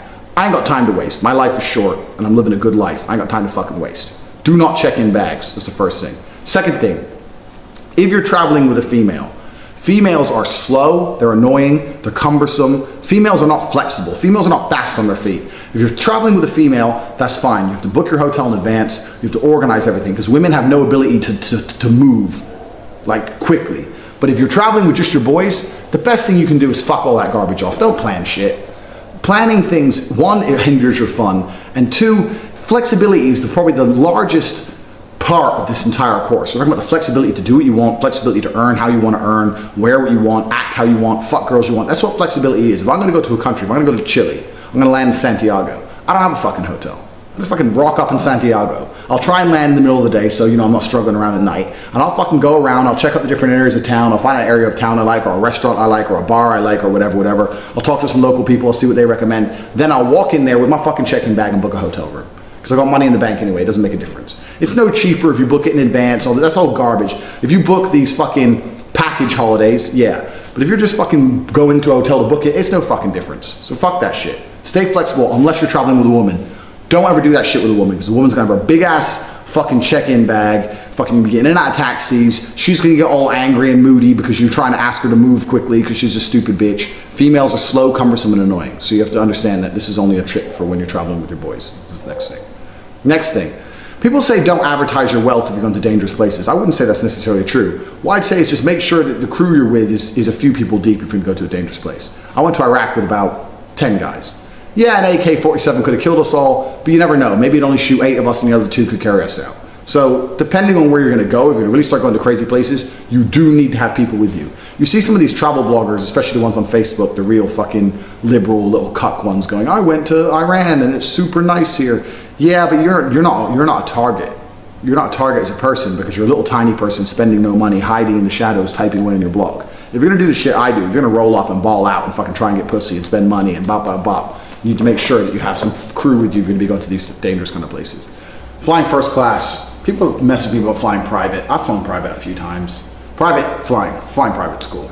But that's a whole level of money you're probably not going to obtain. So let's talk about flying first class. Flying first class is only worthwhile if you need to sleep when you land. Because although it seems like a lot of money to sleep, that's the only time I fly business or first class. If I know that I'm going to spend that money, but I'm going to have a real comfortable flight, I'm going to sleep, I'm going to nap, I'm going to be in good shape, and then when I wake up at the destination, I'm ready to rock and roll. If you land at 7 a.m. at a place and you have a meeting, or you only have a few days in a place you ain't got time to waste recovering, that's when I fly first class. Otherwise, to be honest with you, even when you're at super high income, the price for first class is very rarely worth it. That's the truth. Fly coach, what the fuck? And that doesn't mean don't take sleeping pills like a little bitch or whatever. Just fucking sit and coach. I'm 6'4". If I can sit and coach, you can sit and coach. It's not that big a deal. And you can save that money. If I fly to Thailand from Bucharest, coach, it's about 600 euro. First class is 4,000 euro. So doing with that extra 3,400 euro, that's my entire trip in Thailand for a month. I could probably make that last for a month easily. So just for the flight, I mean, unless I'm really doing like a real short term in and out, if I'm going to Monaco and Monaco's too close. If I'm going to New York and I have an important business meeting, I'll fly first class so I can land in the morning, do the meeting, leave the same night, something like that. Otherwise, you don't need first class. In general, that's a waste of time. So you have your bag, you haven't had to check it in, you're only flying first class if you really need to, otherwise you're coach, there's no problem. You have 2 passports, you have a couple of driver's licenses. Cash, people ask me if they should take a lot of cash with them. You need to mix it up. I mean, like I say, we live in a modern world. I don't really believe in the whole go into currency exchanges thing. It doesn't make sense to me. If you have $10,000 for your trip and then you go to the currency exchange and convert it to 10,000 local, then you have to worry about losing that money. You can go to any ATM in the country, wherever you are basically, and just draw money out in their local currency. Okay, is it the best possible exchange rate? No, but you get money out as and when you need it. It's better than having a whole shit ton of money sitting around. And you can only travel with a certain amount of money internationally anyway, so I'd have a little bit of cash, but in general you can just use your card, have 3 or 4 different cards, have different banks, tell the banks in advance, be careful of where you go, obviously, common sense shit that I don't have to fucking tell you. If you go to a dangerous place, roll a few people deep, and then it comes to girls. That's what a lot of people who are on this course are about girls, and they're saying, oh, if you get girls in this country, da da da da. Only bit of advice I'd say with girls is this. If you're gonna bring a girl back to your hotel, put your shit in the safe. Simple. The number of guys I know have lost their Rolex or watch or passport. I'm like, well, where was it? They're like, in my hotel. It's like, where's the girl? In my hotel. So just put it in the safe. Every hotel is a safe. Like, put your shit in the safe, and then you can do whatever you want. Then bang her, fall asleep. What you gonna do? Unless she's a complete psycho, she's gonna stab you in the neck. Which, you know, she wouldn't get away with that me because I'm a ninja, but for you average humans, you have to think about that shit. But in general, that ain't gonna happen. And if you're gonna get robbed, it's your own fault. I knew dudes who got robbed by some hookers in Thailand. Like, he brought hookers back to her house in Thailand and left money all over the place and just went to sleep. Like, come on, guys. Common sense. This travel tip video really is absolute common sense. The only two real tips that are actually important for traveling is one, do not check in a bag. Find a way to avoid that at all costs. That's the first thing. That's the most important thing. And two, have a couple passports with you. But that comes from the previous video. You'll see. You should always have 2 passports with you anywhere you are, whether you're traveling or not. I do have a couple crazy travel stories. I got kidnapped in Jamaica. I got arrested and accused of being a spy. In fact, I'll tell you the kidnapped in Jamaica story later, but for now, here's the time I was arrested and accused of being a spy in a country you've never heard of. I'm gonna do something I've yet to do on my YouTube channel, which is tell you all a quick story. The first half of this story is actually all on video as part of a web series I made called The Hateful Tate, which nobody watched. But I'm gonna tell you the very quick version of it. If you want more detail, I recommend you watch the video. We're gonna link it in here. Anyway, so me and my brother, we decided a long time ago that there's gonna be lots of pussy at the Eurovision Song Contest. We came to this conclusion because lots of people go there from all around the world. It's pop music, it's bullshit. We thought there'd be some hoes. So we thought, fuck it, one of these days we have to go to Eurovision. Last year it was in Kiev, Ukraine. Ukraine is some of the hottest girls in the world. So we thought, fuck it, we're gonna go to Eurovision. This is the year to do it. We're gonna go to Kiev. We decided this about 2 days before Eurovision.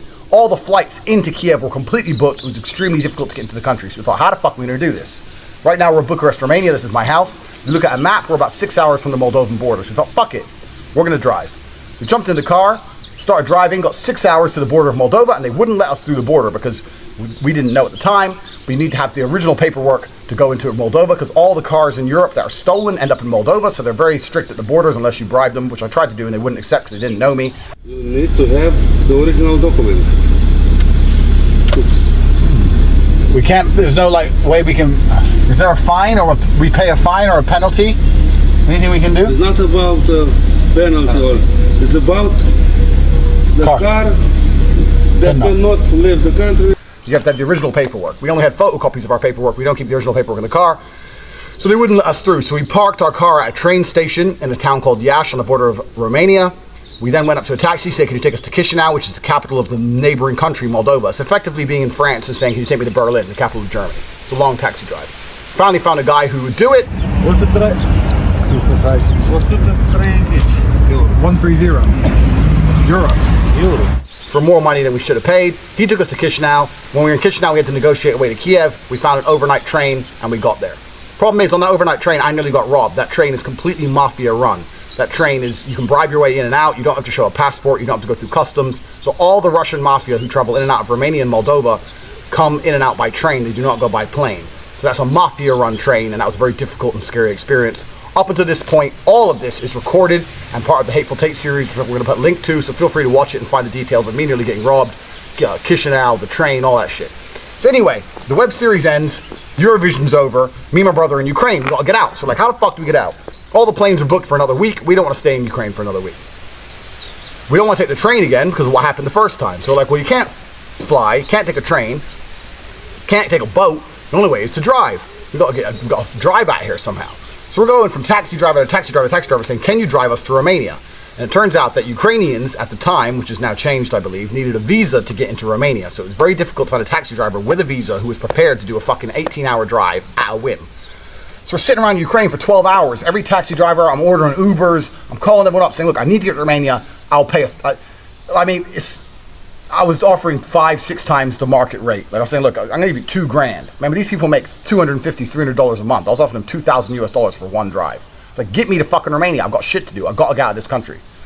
Eventually, we meet a guy who knows a guy who knows a guy who knows a guy. He says, I have a guy who has a visa to go into Romania, and he's a very good driver. He's an ex-rally driver, and he's gonna drive you. And we're like, well, thank fuck, let's go. So anyway, me and my brother, he said, meet us here at this time. So 11 o'clock at night, me and my brother are standing on a street corner waiting for fucking Mr. No Name to turn up. In the middle of Kiev, Ukraine. It's a dangerous city. We're standing there, combat mode, obviously, chilling. The guy turns up. Now I expected like ex-rally driver, some kind of super G to turn up. Some loser turns up. Some dude. Must have been about fucking 17. Hi. I'm like, hi, who are you? He goes, oh, I'm your driver. I thought you were a rally driver. He goes, I was a rally driver. Like, when? When you were 12? Like, what the fuck? Since when did you drive when you were 12? We're like, whatever. You got a visa? He goes, yeah, I got a visa. We're like, okay, we trust you. So anyway, Mr. 12-year-old decides to drive us. Tristan goes, Tristan's nervous in cars. My brother's been in 4 car accidents, none of which he's been driving. He's always been the passenger in cars when cars have been wrecked. Car accidents people have died in, like big car accidents, but my brother being a Tate doesn't die easy, so he's very nervous in cars. He goes, I'm a bit nervous. It's an 18-hour car drive. We've got a fucking 12-year-old driving us. There's no street lights in Ukraine. Ukraine doesn't even have 3G on the mobile phone. You have to have Wi-Fi. Even if you have a Ukrainian SIM, you can't check Facebook, Twitter, nothing. Ukraine is much poorer than Romania. I didn't expect that. Romania is a poor country. Ukraine's a fucking poor country. It's a war zone. It's a fucking war. Anyway, so there's no street lights. The roads are bad. Tristan's a bit nervous. He goes, you know what? Oh, this is going to be a long-ass drive. Let's get a bottle of vodka. I was like, all right, cool. So we go into the store. I remember this because of how cheap it was. We got 2 Snickers bars, a bottle, 1 liter of vodka, 2 cartons of cherry juice, and a pack of peanuts for €2, including the vodka. Including a liter of vodka, €2. Fucking crazy cheap. So we buy the vodka anyway. So we get in the car. We're sitting in the back of the car drinking vodka. We're driving down these roads, pitch black, can't see shit. We don't know where we are. Our 3G isn't loading on our phone, so we can't see where we are. We're just sitting in the back drinking vodka, talking shit. Mr. Rally Driver is telling us about his imaginary rally career. Motherfucker who didn't even finish high school. He ain't been rallying for nobody. So we're driving. All of a sudden, me and Tristan, this is about 6 hours in. Liter of vodka's gone. So between me and T, we've had half a liter each or whatever. We're a little bit drunk. We're chilling. I see someone out the side of the car. Blacked out. Head to toe black. That's Tristan. You see that? But it's black out anyway. He's like, what's that? I said, who the fuck is this? We're driving down this bumpy road. Tristan's looking out the window and there's another dude. Blacked. I mean black balaclava, black ski mask, black jumpsuit, black head to toe. I was like, what the fuck? At this point, me and him are drunk. It's 2 o'clock in the morning. We're on the border of Ukraine. We have no idea where.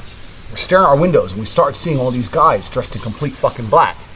And Tristan like, okay. So we say to the rally driver, where are we? He goes, Ukraine. We're like, where in Ukraine? Now I had a friend who once got robbed in Ukraine. He got into the back of a taxi and the taxi driver was driving. The taxi driver stopped. 2 guys got in each side of him while he was in the back, both with knives, put the knives to him and robbed him. So I thought, okay, so we're about to get fucking robbed. So I said to the rally driver, I said, my friend, you better fucking hope I get home. He's like, what? I said, you better fucking hope I get home alive. I'm not the kind of guy you want to fuck with. Even if you kill me, you better hope I get home alive. So I start threatening the taxi driver. I'm making it clear. I ain't dying easy. If I die, I'm taking you with me, you fucking loser. I thought he was about to set me up. Anyway, all of a sudden, car stops. Get out of the car, get out of the car. You hear all these people getting out of the car. Me and Tristan look at each other like, for fuck's sake. Like, we should have known better. This is Ukraine. Shit's about to go down. So we get out of the car. The people who are dressed head to toe in black, turns out are Russian soldiers. All Russian soldiers. Now, I'm going to give you all a quick geography lesson because I didn't know any of this geography up until this event, which I researched post. So here's the geography lesson. When the USSR fell in the early 1990s, Moldova was being established as a country. There's part of Moldova that wanted to remain pro-Russian. Moldova is like half Romania, half Russia. Half the people speak Romanian, half the people speak Russian. It was all part of the USSR, meaning it spoke Russian. When the USSR fell, the Romanians gained influence, and all the Russian population were afraid that when the country officially changes to a Romanian-speaking government, they're going to steal all the money, which is exactly what they did because it's a corrupt country. So the Russians wanted to remain part of Russia, so a civil war kicked off. And to this day, even though this war was in 1992, there's an area of Moldova called Transnistria, which wants to be part of Russia, which isn't part of Russia, like a Crimea, breakaway micronation. It's about 20 or 30 kilometers in length. Tiny little dot on the map, which I'd never fucking heard of up until this point. So me and my brother got out of the car, Russian soldiers from head to toe, blacked out. And not just soldiers, not like you imagine a soldier with like a green thing on and a gun. Special forces, blacked out. And the reason they were there is because all the Crimea war shit was just going down at this time. The Crimea Peninsula and all this crap. In fact, I read it when I was researching post that the European Union was concerned that the next place Russia would annex would be Transnistria because they had such a pro-Russian mindset. So the Russian government has kept a military presence there since 1992, and it was fucking loaded with Russian soldiers. We just got in the car with our hands up. They got guns pointed at us. We're like, yeah, who the fuck are you? Like, this is more than just a routine robbery. They even had our Mr. fucking rally driver at gunpoint. So we're all at gunpoint. They take us, arrest us, march us, sit us down in this room. And they're like, who? Firstly, they start talking to us in Russian. It's like, my friend, we don't speak Russian. It was a good 10-minute conversation with them yelling at us in Russian and us saying we don't speak Russian until they finally agreed to find someone who spoke English. I don't think they even believed we didn't speak Russian. I think they were sure we spoke Russian before they finally conceded. Left the room, these two big fucking guys, and got some other fucking huge dude to come and sit down with his broken ass English. And he said, "What are you doing here?" I said, "What am I doing where?" "I'm trying to go back to Romania." He said, "Where did you come from?" I said, "The Eurovision Song Contest, or what the fuck else?" Now, a lot of times people have looked at me like I'm a dickhead in my life, but the most important event in my life, or the time I was looked at like the biggest dickhead ever, was this Russian soldier looking at me and my brother, 3 o'clock in the morning in the middle of a fucking micronation war zone, and I said I'd been there. I'm there because of the Eurovision Song Contest. He looked at me, he's like, this guy's either the biggest idiot I've ever met, or a brave motherfucker. Anyway, by completely terrible coincidence, my brother and I were wearing black. We had black t-shirts on. I had black jeans. He had black jogging bottoms on. He said, "Why are you dressed in black?" I said, "I don't know, man. We just got a taxi from Ukraine. We're trying to go back to Romania." He goes, "You're impersonating soldiers. It's 3 o'clock in the morning. You're pretending you come from Eurovision. You're dressed in black. What are you doing here?" So they accused us of being American spies. We're like, "We're not spies. We just want to go back to Romania." So we're sitting there in the interview room. They come in. Now, let me tell you one thing that did actually cross my mind, because I'm a combatant individual. That's what I do. That's what I did for a living. So it always crosses my mind to fight. It always crosses my mind thinking, okay, this situation's pretty bad. Can I fight my way out of this? There's two guys in the room with me, both armed. They're both big guys, but I could probably take them hand to hand because it's close combat. But once I get out, there's fucking like 30 guys. They had attack dogs, Rottweilers, the whole fucking lot. So there's no way I can fight my way out of this. All I can do is try and like go along with the fucking process. They bring our suitcases out the car. They pour all our shit on the floor. The dogs start going through our suitcases. These guys start ruffling through our stuff. They search me and Tristan. We had to take our t-shirt off, take our jeans off. We're standing there in our fucking underwear, handcuffed in a fucking little booth. I'm gonna try and Google and find a picture of the exact spot so you can see it. A little booth in Transnistria, being accused of being American spies. We have American and British passports at 3 o'clock in the morning. We're in a micronation breakaway. I was desperate to get on my phone. The reason for this is I just actually met Donald Trump Jr. about a month or a month and a half before this. So I have him on WhatsApp. He's my boy. And I've got 2 or 3 very important Romanian politicians, high level, like Secretary of State, etc. on WhatsApp. So I thought if I can just get to my WhatsApp and just send some messages. The Russians, they're going to want to kill me. I mean, they're going to keep me for a while. This might go on a few weeks. Let me just get on WhatsApp and speak to some important people and try and get the fuck out of here. So I was saying, look, guys, just give me my phone. I've got a guy in Romania who can speak Romanian and Russian, and you can talk to him and he'll explain to you that I'm not a spy. I'm just a fucking idiot who went to a shitty song contest and got on the wrong taxi. My taxi driver, Mr. Moron, decided to drive through a fucking war zone. I didn't know. I didn't know this was still technically at war. I had no fucking idea. I look at the rally guy, who's kept separate to me and T. I kept looking out the window and the rally guy was still out on the gravel road. So I should have known not to trust a 12-year-old. He's standing outside with a gun pointed at his head, fucking wet in his pants. Me and Tristan are sitting there, arrested in our underwear, handcuffed, saying, look, we're not spies, we're not spies. Why are you dressed like soldiers? We're not spies. Anyway, I sat and said to the guy, I said, look, let me get my phone. I'll make some phone calls. This will go away. He says, you're not going to touch your phone for a very long time. I said, my friend. He said, don't call me your friend. I said, fine. I'm not a spy. I'm an idiot. Just take the money that's in my bag and let me go. And this is what I love about corrupt countries. He didn't say yes or no. He turned to his friend and said something in Russian. Da, da, da, da, da. They spoke in Russian for a few seconds, and I can guess what he said. He said, count how much money's in his bag. They went in my bag, and they started going through my bag looking for money. And they went through it, and they found about 7,000 American dollars. And they sat there, and he goes, instantly. There was no pretending that they weren't going to do it. They found the 7,000. It was actually quite nice of them, because they could have just took it and kept me, to be fair. But I guess, they were men of honor. He goes, okay, here's the deal. I never want to see you again. I was like, trust me, my friend, I guarantee you're never going to see me again. They took the 7,000. They let us put our clothes back on. They loaded us back in the taxi with the dork, and they escorted us out with one of those fucking Humvee trucks with guns pointing us the entire time straight out to that fucking Tiraspol or wherever we were. So what's the moral of this story? The moral of this story is there's quite a few morals. 1, don't take the train from Chisinau to Kiev if you want to live. 2, don't take taxis from Kiev to anywhere if you want to live. Don't go to war zone. Stay out of that part of the world. This is the part of the world that no one goes to. I live in a part of the world that basically no one goes to. And then I go a little bit further to the area where literally nobody goes. No one speaks English. There's no big Americans there. I live here because I make money here. But really, it's a crazy part of the world. The reason I'm telling this story is because me and my brother and I are due to go back there in 2 days. We tried to avoid going. But a friend of ours invited us. He said, look, we got some work there. We got some business there. You're going to make some money. On top of that, there's a miniskirt competition. I mean, come on. Who doesn't want to go to a miniskirt competition in a war zone? Like, what the fuck? Like, there's a whole bunch of beautiful ass women who can't escape, and they're like miniskirt competitions. It's a crazy place. No one goes there. Nobody goes here. I know I've given all of you a geography lesson. None of you have heard of this place, for sure. And now you're all on Google like, what the fuck? So anyway, I'm going there in 2 days' time. Hopefully I don't run into my friend, the border guard. This time I've actually got a visa. I've seen my boys in Romania. I've got a high-level visa, Romanian visa, saying, look, he's a diplomat, he's allowed to come, blah, blah, blah. So hopefully they'll let me in and out with ease. But subscribe, because everything that goes down while I'm there in a couple of days' time is going to end up on the YouTube channel. That's exclusive, so you have to be subscription, otherwise you're not going to get it. Subscribe for that, and if you want any more details on this amazing story, like I said, watch the Hateful Tate series and you'll see everything that went down.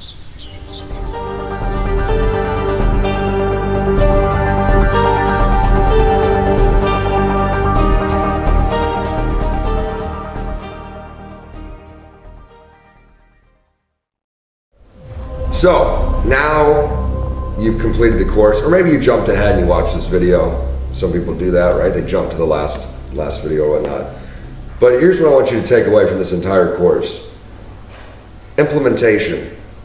Actually implement it. Don't watch this, be like, wow, CMQ's awesome, Andrew's awesome. This is so cool, it's entertaining. Obviously Andrew's super entertaining, you can watch him for fucking days.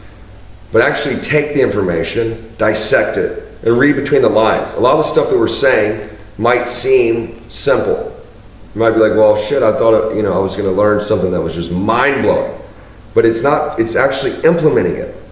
Take with this information and actually implement it, because it'll make a huge difference. Because you basically have a choice right now. First off, you've been given an opportunity that 99.99999% of people in the world will never get. Right? You're getting access to 2 legit G's who are giving you this information. Right? We didn't have to make this course. It wasn't about the money. It's really not. I mean, you buying this course did not affect our life in any fucking shape or form. We appreciate it, and thank you, but it doesn't affect us. But this information can completely change your life. And that's what's important, because you have a choice now. You now have this information, so you can continue on a normal life, or you can change and switch gears and take the path less traveled and take a different route. And it's totally up to you. You might watch all this and say, you know what? It's not for me. I want to work a regular job. I don't want to travel. I don't want to fuck beautiful women. And that's totally cool. Like, legitimately, it's totally cool. That's what most of the world's made up of. But is that really what you want? Are you happy? If you're happy, then great. But you're not happy, that's why you got this course. Deep down, you're like, something's missing. I want something more. And most importantly, you probably said, I want to be fucking free. And that's really, the summation of all this is about true fucking freedom. Freedom of money, freedom of where you live, freedom of the women that you choose, that you want. Not, well, this girl winked at me and so now I'm gonna go talk to her and I guess I'll stay with her for 50 fucking years. No, I like that girl, I'm gonna go get her. That is fucking power. Andrew knows a lot of celebrities, I know celebrities, they don't even have that level of fucking game. I'm dead fucking serious. They literally, well, yeah, but I can't just go up to her like, you're a fucking celebrity. If I was world famous and I get recognized everywhere, I was in fucking Cyprus to get recognized, fucking New York, LA, Vegas, all over the world from my brand, which is crazy. I mean, it's known in the internet world, but like, I'm not on TMZ, I'm not on billboards. But when you have that power, which comes from choice, then you feel like a man. Because you're not going, well, I guess I'll take this and I'll have to settle because I don't have the choice to go get the money I want and to get the girls I want. So, in conclusion, take this information, actually implement it, and when you're living that life of true freedom, hit us up. You know me on Twitter, email me, let me know. I want to hear your success stories, I want to hear your victories, and I want to say I do appreciate you, man. No matter if your parents are mad at you, or if your parents said you're a loser, or your best friend's being a cunt, or your girlfriend's being a cunt, fuck them all. We believe in you. Go out there and get it. Hello, my name is Tristan Tate. Now, you've purchased the Andrew Tate How to Be a G course, so I imagine many of you know who I am. I'm Andrew's younger brother and a very good friend of Christian's. Now, there are very few things about game that you could teach a man like Christian McQueen. However, when guys like us get together, we talk, we exchange tips, and I hit him with the genius way I organize the contacts in my phone. He's now using the same system, and as people who have bought the How to Be a G course, he thought I should share it with you. The way I organize my phone is very complex, because I'm a man who does a lot of different approaches. I use a lot of dating apps. I meet a lot of women.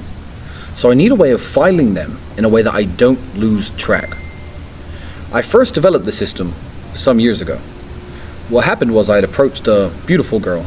I got her number and I was messaging her very hard on WhatsApp for a day or two. I was then messaging too many other girls, too many other people, and I lost track of her. 9 days later, she hit me with a message. I guess you don't really want to meet up then.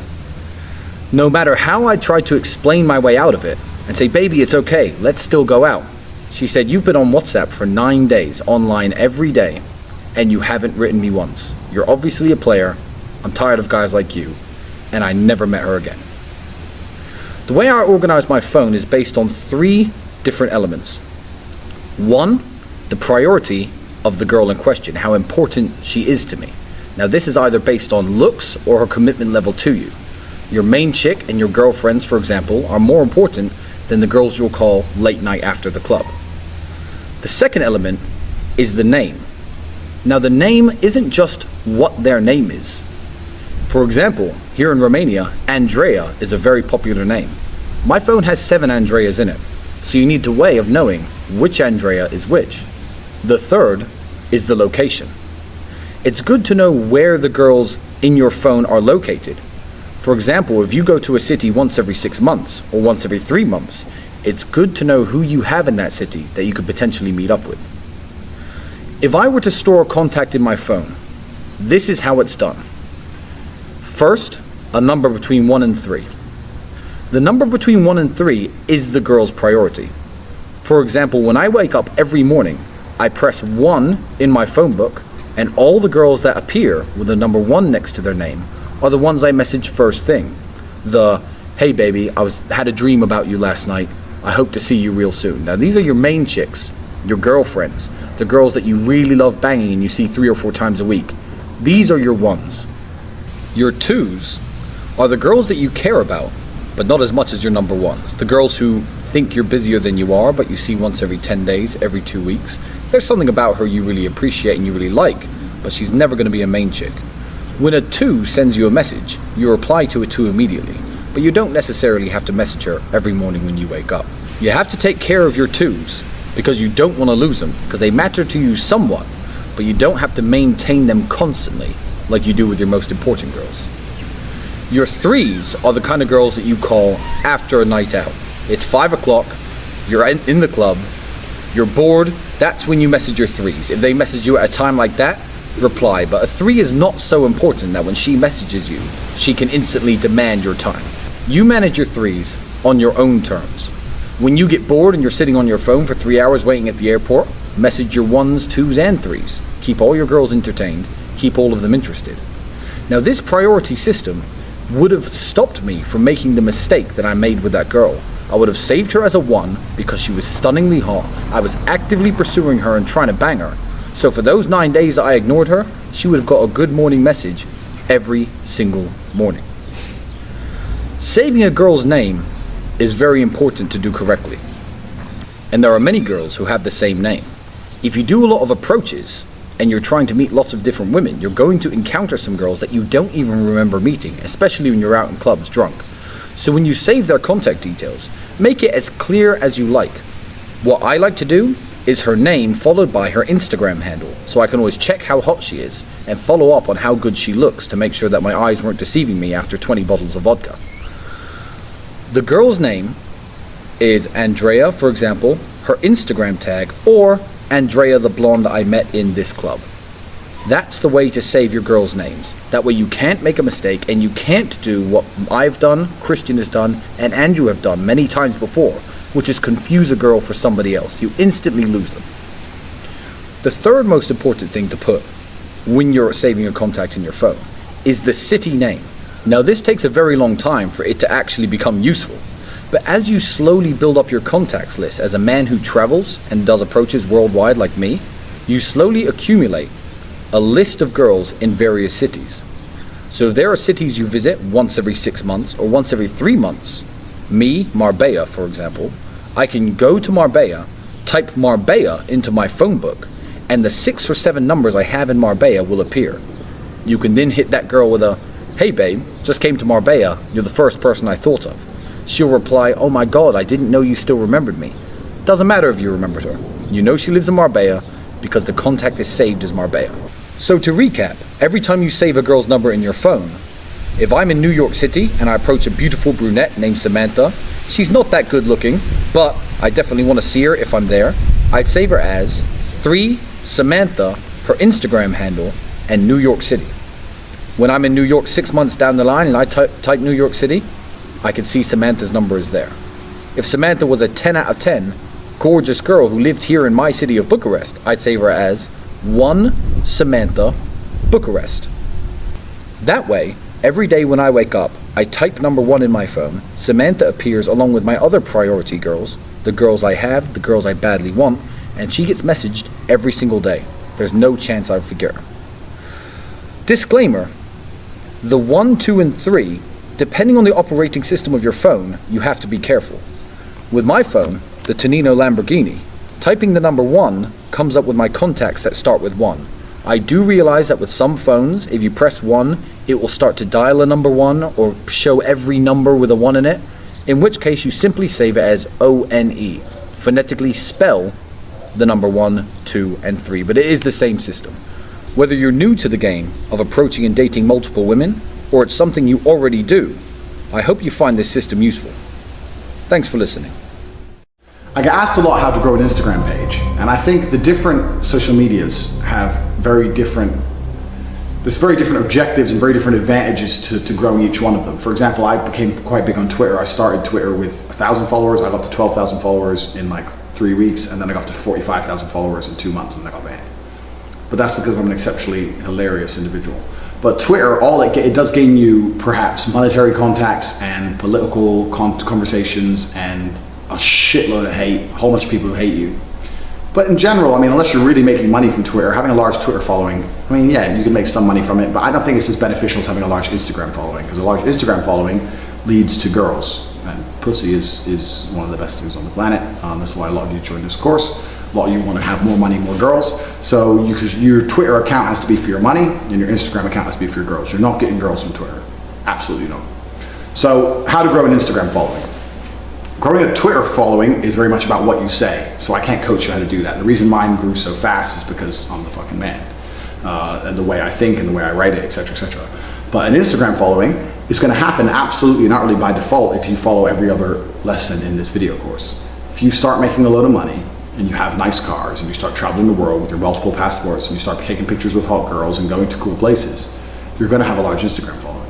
There really isn't too big a secret to it besides that. My Instagram following isn't massive. I mean, I know there's people with loads and loads and loads. I've got 25,000 followers. It's not a huge deal, but it's enough. I probably say 2 or 3 random girls a day inbox my Instagram and just say some shit. And the reason for that is because they look at my lifestyle and it emulates a lifestyle that they'd like to have. So they probably just split with a boyfriend, they're about to go to work in Starbucks, they don't want to go to work, they're scrolling through Instagram, they stumble upon me, they see my lifestyle, and they think, oh fucking hell, this guy looks like he has fun. Because if you look like you have fun, you attract women. All women want is fun. So by portraying a life of fun, you're going to attract females. And that's what your Instagram should be for. You have to make your life look fun. And that's going to become very easy if you follow the other lessons in this course. One thing I would say is have your Instagram on private. The reason for that is because unless you're a super hot girls have a completely different Instagram mechanism to a man. But to a man, there's going to be a lot of people who look at your life and spy on it, but they don't want to follow you. They just want to have a little look and then they get bored. If you have it on private, they have to give you that follow to find out what's going down. So I have mine private for that reason. I gain a lot more followers when mine's on private because people are curious and people are nosy. But in general, you need to portray an image of fun. When your Instagram account's on private, hashtags don't matter because people can't search the hashtag because your account's private. None of that shit matters. All that really matters is you have a life of fun, you keep it private. People will tell their other people, someone will follow you and say, have you seen this guy's account? No, and then they'll go and follow you from there. So really it's about the pictures you take. There's no secret to Instagram besides the pictures you take, and the pictures you take are going to become fantastic because you're going to follow everything else in this course. You're going to climb a mountain that you've never climbed before, you're going to do some crazy shit. It's going to be you and 10 girls wherever, and you're going to take a cool picture. Another thing though, there's no perfect algorithm to anything. If you're too show off on Instagram, you are going to lose some girls, you are going to piss some people off. You can't go through the world pleasing everybody. You really can't go through the world pleasing everybody. We're wrapping up now. We've been doing all these videos, and I've kind of tried to reiterate over and over again about how to be a G. You need to do this. You need to do this. You need to do this. If you start living this way, everyone's going to give you hate. Like everyone's going to hate you. But there's no way in life to get anywhere without being hated. The only way you can not be hated is if you say nothing and do nothing and have no opinion. But then is that a life worth living? No. It doesn't matter if you say the earth is round. There's going to be someone out there who hates you for it. There's a whole group of the flat earthers. They think you're wrong. So anything you achieve or anywhere you go in life, you're going to attract hate. You're going to attract people who dislike you. The most important thing is just to really be above all that shit. I was exceptionally good at that on Twitter. Exceptionally good. When I was saying the things I was saying, and people were sending me thousands. I got hundreds of thousands of replies on some of my tweets of pure hate, wishing me the worst possible things, insulting my dead father, anything they could think of to try and bother me. I never gave a fuck. It doesn't affect me. I don't care. And that's how you need to be. So you think about growing an Instagram following, you're gonna put some cool pictures up and there's gonna be a whole bunch of people who give you hate. Good. Because if someone's going out of their way to bother responding to a picture of your life, you've emotionally affected them. So right now you've emotionally affected them. You've won the exchange. If they emotionally affect you back, which is their intention, then it's 50-50. But if you just read it and laugh and don't give a shit, or whatever, then you won. You have space in their brain, they don't have space in your brain. That's how it works. So there is no key to growing an Instagram following. In fact, a very good measurement of how well you've implemented the rules and laws and videos from this course is how your Instagram account starts to grow. If you implemented everything properly and you're starting to get more likes and people are starting to look at your life and think, wow, this looks cool, it's starting to go up, then you're going to start to see, well, that's a very easy, quantifiable, and I'm not saying it's the only thing that matters, but it's absolutely an added bonus to living a life worth living. Because everyone wants to live a life worth living, and that's what Instagram's for. People scroll through it and they look at other people's lives and everyone's lives looks perfect. Well, it's your turn to have a life that looks perfect. And it hasn't got to be perfect, it's just got to be really fun for small periods of time, and make sure you snap a photo. All right, man, so for context for everyone watching the video, today's the day the Trump balloon goes up in London. So in London, there's a huge anti-Trump demonstration, right? Because Trump's visiting, right? And they wanted to put up a huge blimp of Trump as a baby. And a lot of people were saying it's not constitutional, or why would you do that to the American president, Yeah. And Sadiq Khan, the London mayor, Sadiq Khan. Yeah, Khan, because he's so anti-Trump, he provoked them and endorsed them to put up a huge balloon of Trump through London. And there was a big debate about it on the news saying, would you have endorsed him to put up a big balloon of a black Barack Obama, or you as a pig because you're Muslim, or anything? He's right. like, I believe in freedom of speech. It was some complete garbage. Yeah, he hates bullshit, Trump. yeah. These people are fucking idiots. The fact that they think that protesting and marching through a street is going to somehow, one, affect anything, firstly, and secondly, as if the president changes, their life's going to be any better. Here's the deal, and this is actually a good point. This ties into something. The energy you give to something, you give yourself over to, right? So if you give yourself over to being a cuck, you're going to become a cuck. If you give yourself over to hating Trump, your hate is not going to end him. Your hate is not going to take away his billions, his hot-ass fucking wife, or his presidency. Never. So people spend this energy invested in other people. We have tons of haters online. Yeah. It doesn't affect us. It legitimately doesn't. As a matter of fact, it provides entertainment, but it runs their life, because all the energy they're spending hating on us Absolutely. could be spent on banging girls and making money, which is what we do. And this leads me into the question, how does a G bang multiple girls in one day? He's legitimately, hand to God, fucked 4 girls today. And it's 2:30, motherfucker. The key is, for me personally, it's not easy, but I don't sleep. I split my nights up. So usually what happens is you fuck. Every man wants to fall asleep after he fucks. You fall asleep and that's the end of the night. I somehow find the mental fortitude to bang, chill there for like an hour and a half so I'm not too rude. Get up, say I got work to do, and disappear somewhere else. Because if you have a harem of girls, they all want to see you, especially at night. That's my number. They know that you're out with another girl. They know you're out having fun, and they want to be the one you come back to. Yeah. That's actually my number one problem. During the day, I can be fucking free all day. When the night falls, all my girls start being like, "You're staying with me tonight. You're staying with me tonight." All of them. And they check my Instagram story. I'm in the club, and I got other hoes. Like, please stay with me. And if I don't stay with them, they're a bit like, "Oh, I know he didn't go home alone. Exactly. I know he's somewhere." So now I'm at a level now where I'm just like, "Okay, yeah, I'll be there. I'm gonna be late. I'll be there." I got fucking message on this phone right now. It's like, "I'm not gonna be there till 8." She's like, "You're out till 8." I was like, "Yeah, I'm out till 8." I've got them scheduled in 2-hour slots. Just fucking deal with it quick. So I kind of half sleep. But physically though, if you know you're gonna fuck multiple girls, because like if you pull a chick, like my chick last night, this morning, whatever, Like I know that I wasn't gonna go bang another girl because the night was over. Yeah. So you can put that energy into it. But do you like not go as long with them when you're banging them? I mean, how? I don't know. You know, with these girls, a lot of them, I've been with them so long. Like, some of them especially. It's not like you have to spend an hour piping them out. Nah, exactly. And you can do it right within 20 minutes anyway. But I've been with them so long, like, I'll literally just walk in, I'll be tired as fuck, I'll say, Viv, suck this, and I'll half fall asleep. I don't care if it takes her half an hour to get hard, I don't give a fuck. I've known her for ages. It's not like I'm trying to impress or nothing, do you know what I mean? Like, whatever, exactly. so I'll do what I gotta do. But basically, yeah, I just fucking slot them all in, because that makes my life so much easier for the following days. So much easier, so I just what I do, so that's what it is. That's how you do it. Don't sleep. Don't sleep. If you have multiple hoes, they're like, oh, you're coming home to me tonight. I've had that loads of times. People say to me, what do I do if I have two girls that both ask me to come home? It's like, fuck them both. What the fuck you mean? Tell one of them you got something really important to do, you got lots of work to do, blah, blah, blah, blah, blah. You got to leave at 4 a.m., make up some bullshit. Tell the other one you're out in the club till 4 a.m. Bam. Double solution. So really, it's about scheduling. It's about scheduling and not falling asleep after you jizz, which is what every man wants to do. We're all like, oh, I want to go to sleep now. Well, the key is as soon as you jizz to actually like sit up or not lay down. Yeah, If you lay down, you're done. Absolutely. You're fucking done. So that is the key to fucking multiple girls. And not that any of the people in the Trump rally are ever going to need this information. I'm talking about the Trump rally. These fucking dorks. Man, it pissed me off. I was watching this morning. These people just don't understand it. And what you said is actually a quote I read from like, I'm not big on religions and shit, but one Buddhist guy. I'm not actually a huge fan of Buddhism. People talk about Buddhism like it's the greatest thing in the world. Buddhism, in my mind, is like it's loads of perception without judgment. Like they perceive everything, but they don't judge, which is sometimes cool and sometimes it's stupid. Right. Sometimes you have to judge the world and judge people, you know. Yeah. But one of the things they said was absolutely true. When you hate someone, that's poison inside of you, not poison inside of them. Yeah. Like it makes absolutely no difference to their life. Yeah. And you knew from your Twitter account now, and when I had my one, people sitting there desperate to upset me. Like you're already upset. Yeah. So if I don't let you upset me, I win. Exactly. So fuck you. It's like it's crazy. It's really crazy that people put all this energy into hating something else. It really is. It's sad. I think why they do it is because it allows them to escape their reality of knowing. Like, so here's an example. If you're a loser, and I can focus my energy on hating on you and trying to prove that you're a loser, then it takes the attention off of me looking at my own self and realizing I'm a fucking idiot. Absolutely, it's self-hate. I've said this loads of times. I said, if your life is perfect, if your life was genuinely the way you want it to be, and you were genuinely a happy, contented person, you had everything you wanted, and your life was completely on track, would you sit there hating Trump? Exactly. Would you fuck? You wouldn't care. You'd be like, I don't care. I'm busy. My life's good. And even though we like him, we're not sitting here even worried about it. Yeah, we don't give a shit because our lives are good. So we're not going to sit there and be like, oh, Trump, then writing him. Or even being a fanboy. This can go the opposite too. Absolutely. The people that are super fucking fanboys. Like, I respect Trump. Yeah. He's a G, obviously. But I'm not going to sit there writing and praising him all day. Absolutely. That's also a waste of energy. Absolutely. So it doesn't have to be necessarily negative energy. Your fucking energy should be focused on yourself. Listen, if you're not a millionaire, if you don't have hot girls, then you're not doing enough.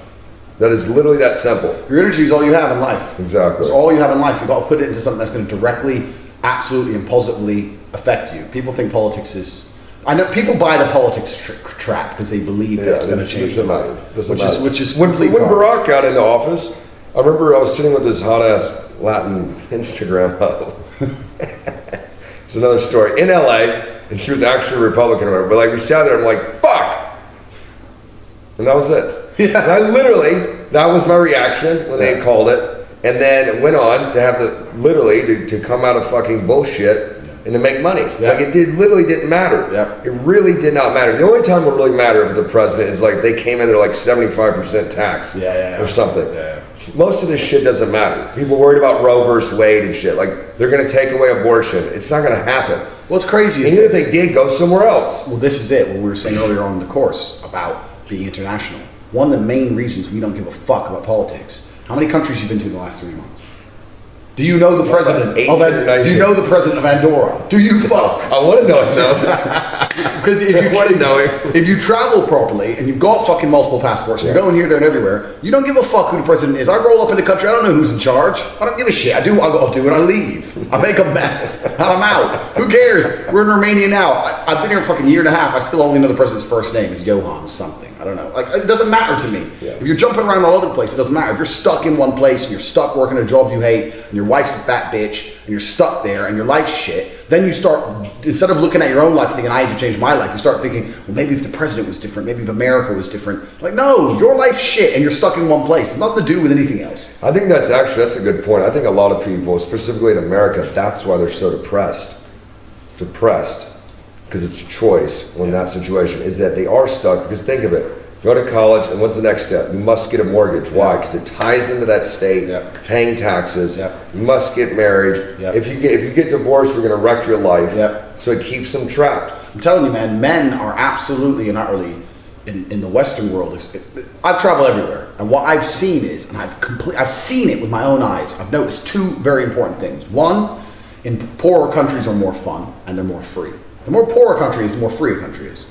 And two, the level of cuckness for men is much higher in a rich, civilized country. So the point I'm making, because it's soft. So what I notice is, like, if you go to countries that are poor, quote unquote poor, even here Romania is poor. There's no speed limits. We're burning around doing what we want. We act like idiots, psychos. We can say what we want. We have absolute free speech. We can do what we want. We have none of the problems, none of the fucking fake rape and all this bullshit you got in the West. None of it here. But it's a poor country. So the freedom of a population is directly linked to the wealth of a nation. And the reason that the people in America are so depressed is because the men, especially, because everyone gives a fuck about women. No one gives a fuck about men on this planet. Everyone talks constantly about women, how women feel, women this, women that. No one ever sits down and goes, you know what, life's actually hard for a dude. And life's hard for a dude because even if you're born good looking, which none of us really are, because men are not beautiful creatures like females are, even if you're born exceptionally good looking, you still need to be witty and smart and have a nice car, have a nice apartment, and have confidence. I mean, you need all this shit, you're still not gonna get laid. If the girl, you're born hot, you're done. I say, I'm done. I ain't gonna do nothing, I can be a moron.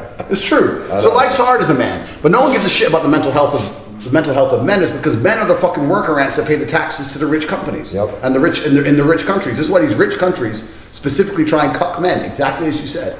The Western world sits there and thinks, we don't want men like Andrew Tate and Christian McQueen who free think. We don't want that. What we want is men who marry a wife who doesn't respect them, have kids who don't respect them, sit there semi-depressed, drinking beer and watching football, but their taxes are paid on time. That's all they give a fuck about. And that's the reason these countries are rich. The reason the countries are rich is because you have a whole bunch of worker ants getting up at 5 a.m., going on the train, going to work, working all day, train home, wife's a bitch to them, fucking kids don't like them, jerking off the porn in the bathroom and going to sleep again. And that's their life.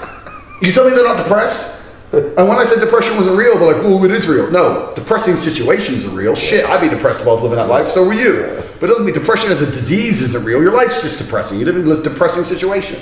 But this is what they want in the West. They want this because they want you to just sit there convinced that if you work hard enough or you follow the rules long enough, somehow it'll all be okay. It's a fact. The other thing is, too, it's like the Viagra commercials. You see the old man, and they show, it's like a good-looking, older, white-haired man, and then a good-looking, which doesn't exist when a woman's past 50.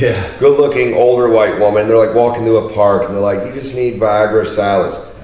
Guaranteed, if that dude is 60, and you put a fucking 20-year-old hot-ass chick on his lap, he's not gonna need Viagra. But they make it acceptable. Oh, it's your problem. You need to take this medicine so you can fuck her. It's fucking insane. You don't want to fuck her. You've known her 40 years. And the pussy's got little gray pubes on it. Like, you don't want this. It's true, man. Most people in their marriages are absolutely and utterly miserable. And I mean, my theory on marriage is, maybe my theory is a little bit extreme, but I truly believe, I think a man at the peak of his testosterone, and a man who is truly honest with himself, and I say this and a lot of men disagree with me, so maybe people disagree. If a man's truly, truly honest with himself, he doesn't want to be with one girl for his whole life. Why are they pretending? Like, you may love a woman and you may want kids with the woman, that's fine. But to sit there, hand on heart, and say, I never want to fuck anyone else ever again, is a fucking lie. It's a fucking lie. And you, because societal pressure has come along and telling you should think that way, and that you're not normal if you think any other way, people cave into it. Let me tell you something, maybe that old dude would still want to fuck his old wife if he got a little bit of side pussy now and then, and his fucking game is still on, and he ain't fucked his wife in a while, and he just looked at some new titties. Maybe he'll want to do it. But he's sitting there with the same fucking old pussy. He's like, oh, I am bored of you. I've had you for 43 years. And men evolutionarily, from a fucking they're meant to fuck multiple girls. From an animalistic perspective, men are meant to run around, and we don't get pregnant. We're meant to run around and impregnate females. And I'll give a fuck. Like every other fucking mammal on earth. Look at mammals. That's what they do. They run around, they get things pregnant, they just run off. They don't care. So yeah, society and blah, blah, blah, we're a little bit more sophisticated than animals, but to sit there and pretend we do not have a biological urge to fuck multiple females is bullshit. It's fucking garbage. And that's why if I ever get married, which will never happen because I don't believe it has any benefits whatsoever. But even if I have I do have a long-term girlfriend and she's effectively my wife, she knows I'm gonna fuck girls. So I'm gonna do. And our relationship is happier if I do that. Because trust me, if I don't do that, I'm gonna be miserable. Exactly. And so what's the point? You know, it's why we sit there fucking miserable looking at your stupid ass thinking I can go get fucked 10 girls. I'll be single. In Moldova. Literally. So yeah, man, it's all garbage. The Western world is absolutely a trap, and the trap is designed specifically for men. I watched a really interesting documentary on how to make a country rich, how to make a country poor. I was living in Thailand, which is a poor country, and I was saying, well, everyone knows the bullshit, like the West colonialized other countries, and we went there, we stole their wealth, all this garbage, which isn't really completely true. But it's like, how to make a country rich, how to make a country poor. And what it does is it hypothetically starts a brand new country, gets an island, and starts it from the ground up. It says, how do I ensure this is a rich country? So there's some basic things like weather. Like the weather of Great Britain is actually perfect weather for money. And the reason for that is because it's cold, which is cold is really important for the mindset of a human being, because if you live in the heat like they did in Africa, you don't have to think ahead. You get hungry, you go get something from the tree, you eat it. Whereas in a cold climate, you think, okay, fuck, I need a house because we get cold next year. I better grow crops, and it has to be seasonal because the cold is coming, and I got to find a way to preserve my meat because I won't be able to get any in the winter. I got to chop trees, and you're constantly thinking ahead and preparing because of the climate. So this is very important that it's the thing. It can't be too cold, because if it's cold all the time, then you don't have the ability to build ships. So England has the perfect weather in regards. It has seasons. It's pretty cold. You need shelter. You need to think ahead, but also you have freshwater ports all the way around, so you can sail. This is why England became so powerful. It's the largest empire in history was Britain, because we had fuckloads of boats turned up in places. This is ours now.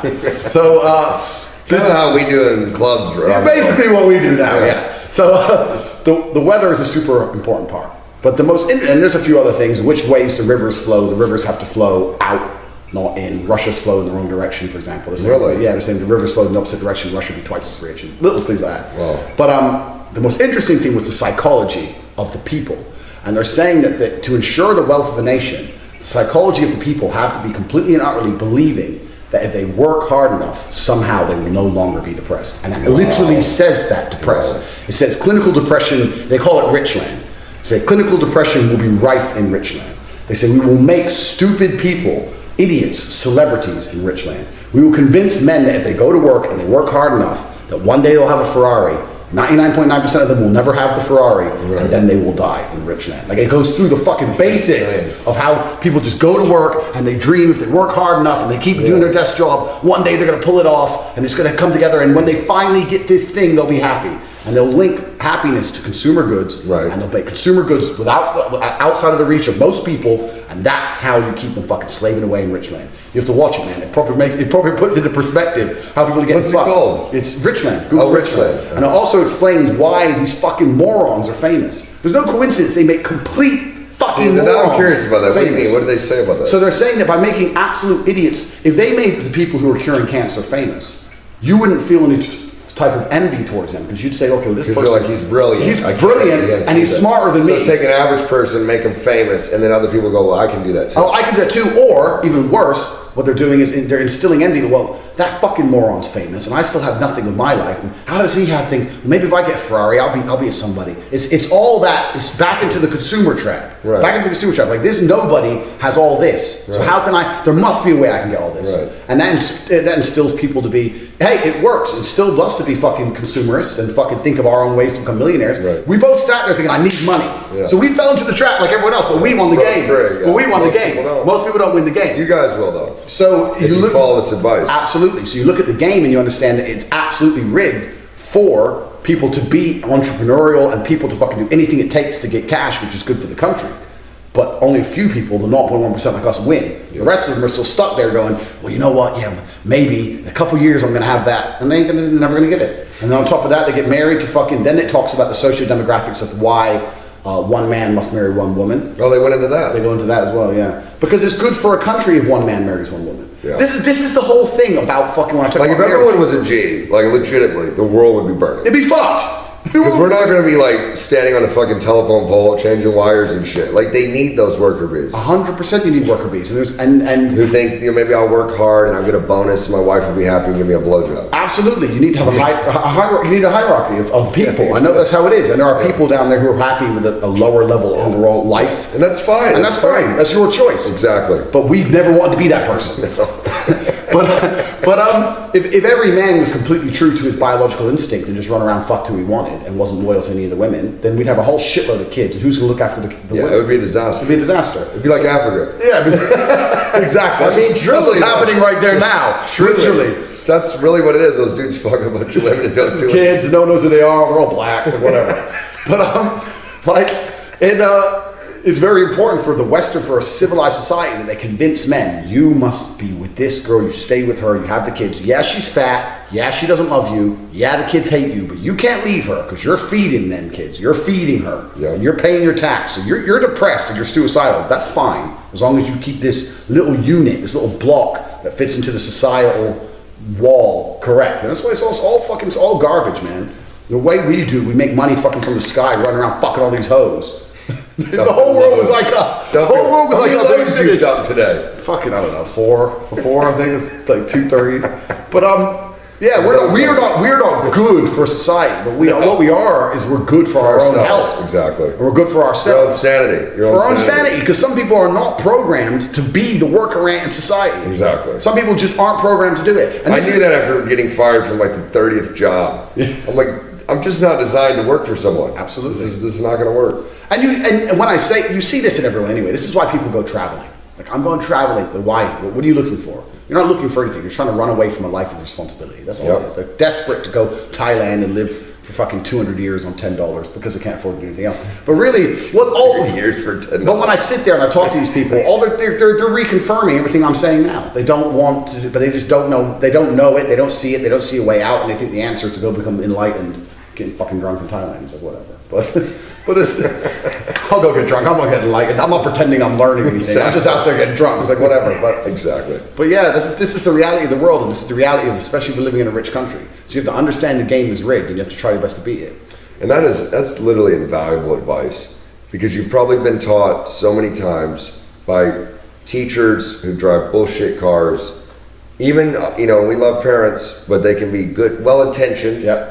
But are they fucking rich? Exactly. If not, then don't listen to their money advice. Just being honest. Absolutely. You know what I mean? Like all these people and your friends, when you start breaking free, watch this course, you actually implement it. Don't just watch it and sit there and jerk off. Watch it and implement it. You're gonna have friends, oh man, like you're different now, man. Like you used to be cool. Because people start seeing their friends break free and they go into panic mode because it's basically a mirror on their life that they're not doing shit. Yep. Fuck your friends. Yep. If your friends are like that, they're not real friends. You'll find new friends. Absolutely. How many friends do you have? Like legitimate, you got friends, but you know what I mean? If the higher you get, you're gonna have less people to hang out with. Bro. So then you link up with other G's. Absolutely. Why do you think we're hanging out? That's how it goes, because the way it is. otherwise two things are gonna happen.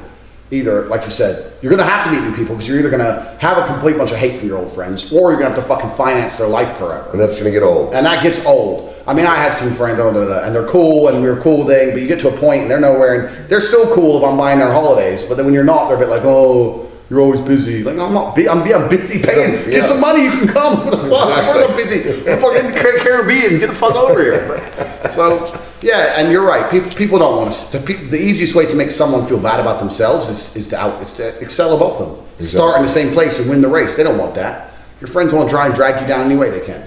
Everyone wants to drag you down. Like everybody. Like when I was fighting professionally, people saying the number one thing I saw that ruined fighters, and there's other fighters in my camp or other fighters. Number one thing I saw was girlfriends, because their girlfriend just didn't want them succeeding or being fucking. You think, oh, your girl wants you to be world champion? No, she fucking doesn't. Your girl does not want you rich and fucking surrounded by ring girls and traveling the world. Even though she wants you at home. They secretly lust after those guys, without a doubt. They don't actually want you to do it because they know you're gonna have options. And when a man has options, what does he have? Power. Yep. And then he can really choose. Because a lot of dudes with girlfriends are fucking tied to that one girl. Yep. and she knows it, and she enjoys having that control. Absolutely. They don't want you to fucking become someone of super high value all of a sudden out of nowhere. So these girls, and what you said, the lust thing's crazy. They'll sit there and do their best to stop you becoming somebody like that. And then fuck someone like that behind your back. Exactly. Like, it's fucking madness. But the number of girls I had to get rid of, and they try and disguise it as dumb shit. Like I used to train from 8 o'clock till 9:30. So I had some girls fucking, she was hot, she was a 9 in London. I said, I'll pick you up at 10. She goes, 10? I was like, well, yeah, 10. That's when I finished training. She goes, oh, so I'm a booty call. I said, you're not a booty call. I'm picking up at 10 because I have to finish gym. Well, why do you have to train today? Because I got a fucking fight, bitch. You're trying to prevent me from training. Just Right. any way you can. Yeah. Like, you're like, fuck you, bye. Like, but this is how they'll do it. I've seen so many fighters literally collapse to that influence from either dickhead And it ruins their career. dickhead girlfriends, ruins their career. Like, oh, well, I'll have to start changing my training times for some fucking hoe. You think she's gonna save you when someone's punching your fucking face in? You think she's gonna jump in the ring and save you? Fuck that bitch. You're training. What the fuck? Crazy. Well, and this, that's why you're the four-time world champion. And it's the same with everything, man. It's the same with, like you're saying, friends, and like you're saying, parents are well-intentioned, but they don't always instill freedom inside of you. Especially if your parents followed the pre-prescribed depending on their age too. Like the baby boomer thing was all go to college. Yeah. If you went to college, wow, Yeah. you're gonna get out. And the whole thing here, I want you to think bigger. Think of this. You know, you've heard of this for sure, but in America, it's like 6 figures. That is the 6 figure. You make 100 or 100,000. That's what. Make 100,000 a year and you've made it. 100,000 a year in New York is nothing. Yeah. It's like fucking right through the poverty line. Yeah. So think fucking bigger. Don't limit yourself based on what society says. Because you know what? Think of this trap. 100,000 a year, cool BMW, nice apartment. It keeps you enslaved because then what do they call it? Golden handcuffs. Yeah. So you got to keep making that 120,000 a year so you can keep up your BMW and your little vacation to Vegas every couple months, whatever. But you're never really breaking the fuck free. Absolutely you're not, because you're still fucking turning And up then on it's- time yeah. at this fucking job, and Yeah. you're still working with people you hate and doing shit you don't want to do. And then you Yeah. could say, I love my job. You don't love your job, because if you had unlimited money, would you still go do your job? No, Exactly. you don't love it. Exactly. And it's the middle class are the ones who fucking fund these governments. Oh, yeah. The poor people exist to scare the middle class, and the rich people exist to inspire the middle class. But the money comes from the middle class. Exactly. The rich people ain't paying all that tax, Exactly. and the poor people ain't paying it. Mr. BMW, Yep. Mr. 100,000, Mr. Yep. Successful is the guy who's really giving up his life to put money in the fucking government Yep. bank to fucking drop bombs on fucking those who. It's Yep. crazy. So you're right. Successful in many terms of the word isn't success. I used to say this to Tristan before I had money. We were in Slovakia one time, and some guy came up and spoke in Slovak. I said, I don't speak Slovak. And he said in perfect English. He goes, can I have some money for vodka? Honest though. I was like, you know what? I said, my life's pretty good. Like, I have a house, and even I want vodka. Yeah. So you must really want vodka. He's like, exactly. I was like, let's go get some vodka. So I bought the dude a bottle of vodka. And I said to Tristan, What was it, like $1? yeah, literally. Yeah. I was like, in many ways, I see this guy as more successful than the BMW guy. Because he doesn't got to answer to nobody. He does what the fuck he wants. Yeah, he's homeless, whatever. But his time is completely free. He lives on his own terms. He does what he decides. You know, say he has to ask for a bottle of vodka. Well, he got it. So he's happy today. Like, you have to completely judge success. My view of success was never just have money. Because I could have fucking done a million corporate jobs and had money. It was be free. This is what you're saying, freedom. Freedom is not. This is why a lot of people talk about getting their own business, because it's one of the only ways you can somehow find a way to de-link your time and your money. Are you free if you're a banker? I know bankers in fucking London, they have money, but they have to catch the fucking NASDAQ, Wall Street, the British exchange, and the Japanese exchange. They're in the fucking office at like 4:30 in the morning, and they leave at like 9, 10 at night. Yep. They're the fucking 6 days a week. If they don't do it, someone take a job. So it's like, Well, are you free? Yeah, Where's your not free. life? True Crazy. measure of status nowadays is your time. That is the ultimate level of status. I don't give a fuck if you're a heart surgeon or whatever. Yeah. When you are tied to something, these doctors, I know this heart surgeon, he's got like a little beep, whatever, not a beeper, but like whatever they do it now. Literally, we'll be on a date. We'll have to get up and go to the hospital. Yeah. Now he loves what he does, like truly loves it. And I respect that. If you love being an accountant or love being a post office worker, great. But let's be honest, 99.9% of people don't actually love what they do. Absolutely. They have to do what they do. So, to wrap it up, fucking look at your life and think, what do you really want to do? There really are no barriers. The only barriers exist in your mind. It's not bullshit, it's facts. Be realistic in the sense, I wouldn't be like, oh, I'm going to go into the NBA. It's just fucking retarded. Yeah. I hate basketball anyway. But seriously, in terms of money, in terms of women, you have to really think, what do I want? Not my parents, not my brother, not my cousin Kathy, not my cunt girlfriend who barely licks my balls. Chick this morning was sucking on the balls, bro. I did the face on, face off thing. You gotta do the face on, wax off. You've probably never done this. Take your balls, rub them on their face like this, wax on, wax off. Correct. Dead serious. They love it. I'm gonna wrap it up with that. No, but you're absolutely no, completely right, man. Like, be honest with yourself. I always do. I want a harem, and here it is. So fuck it. What do you call it? A harem? Harem, yeah, like sheiks and like the old I thought it's harem, isn't it? And harem, yeah, harems. Harem. I like harem though. It has more of a royal sound to it. Well, I always knew I wanted it, even when I had no money. I was never the one girl guy. I was always like, one day I'm gonna have myself a bunch of bad bitches. And everyone's like, yeah, all right, man, you can't pay the rent. It's like, you'll see, motherfuckers. And there you are. Here we go. Moldova, bro. Moldova.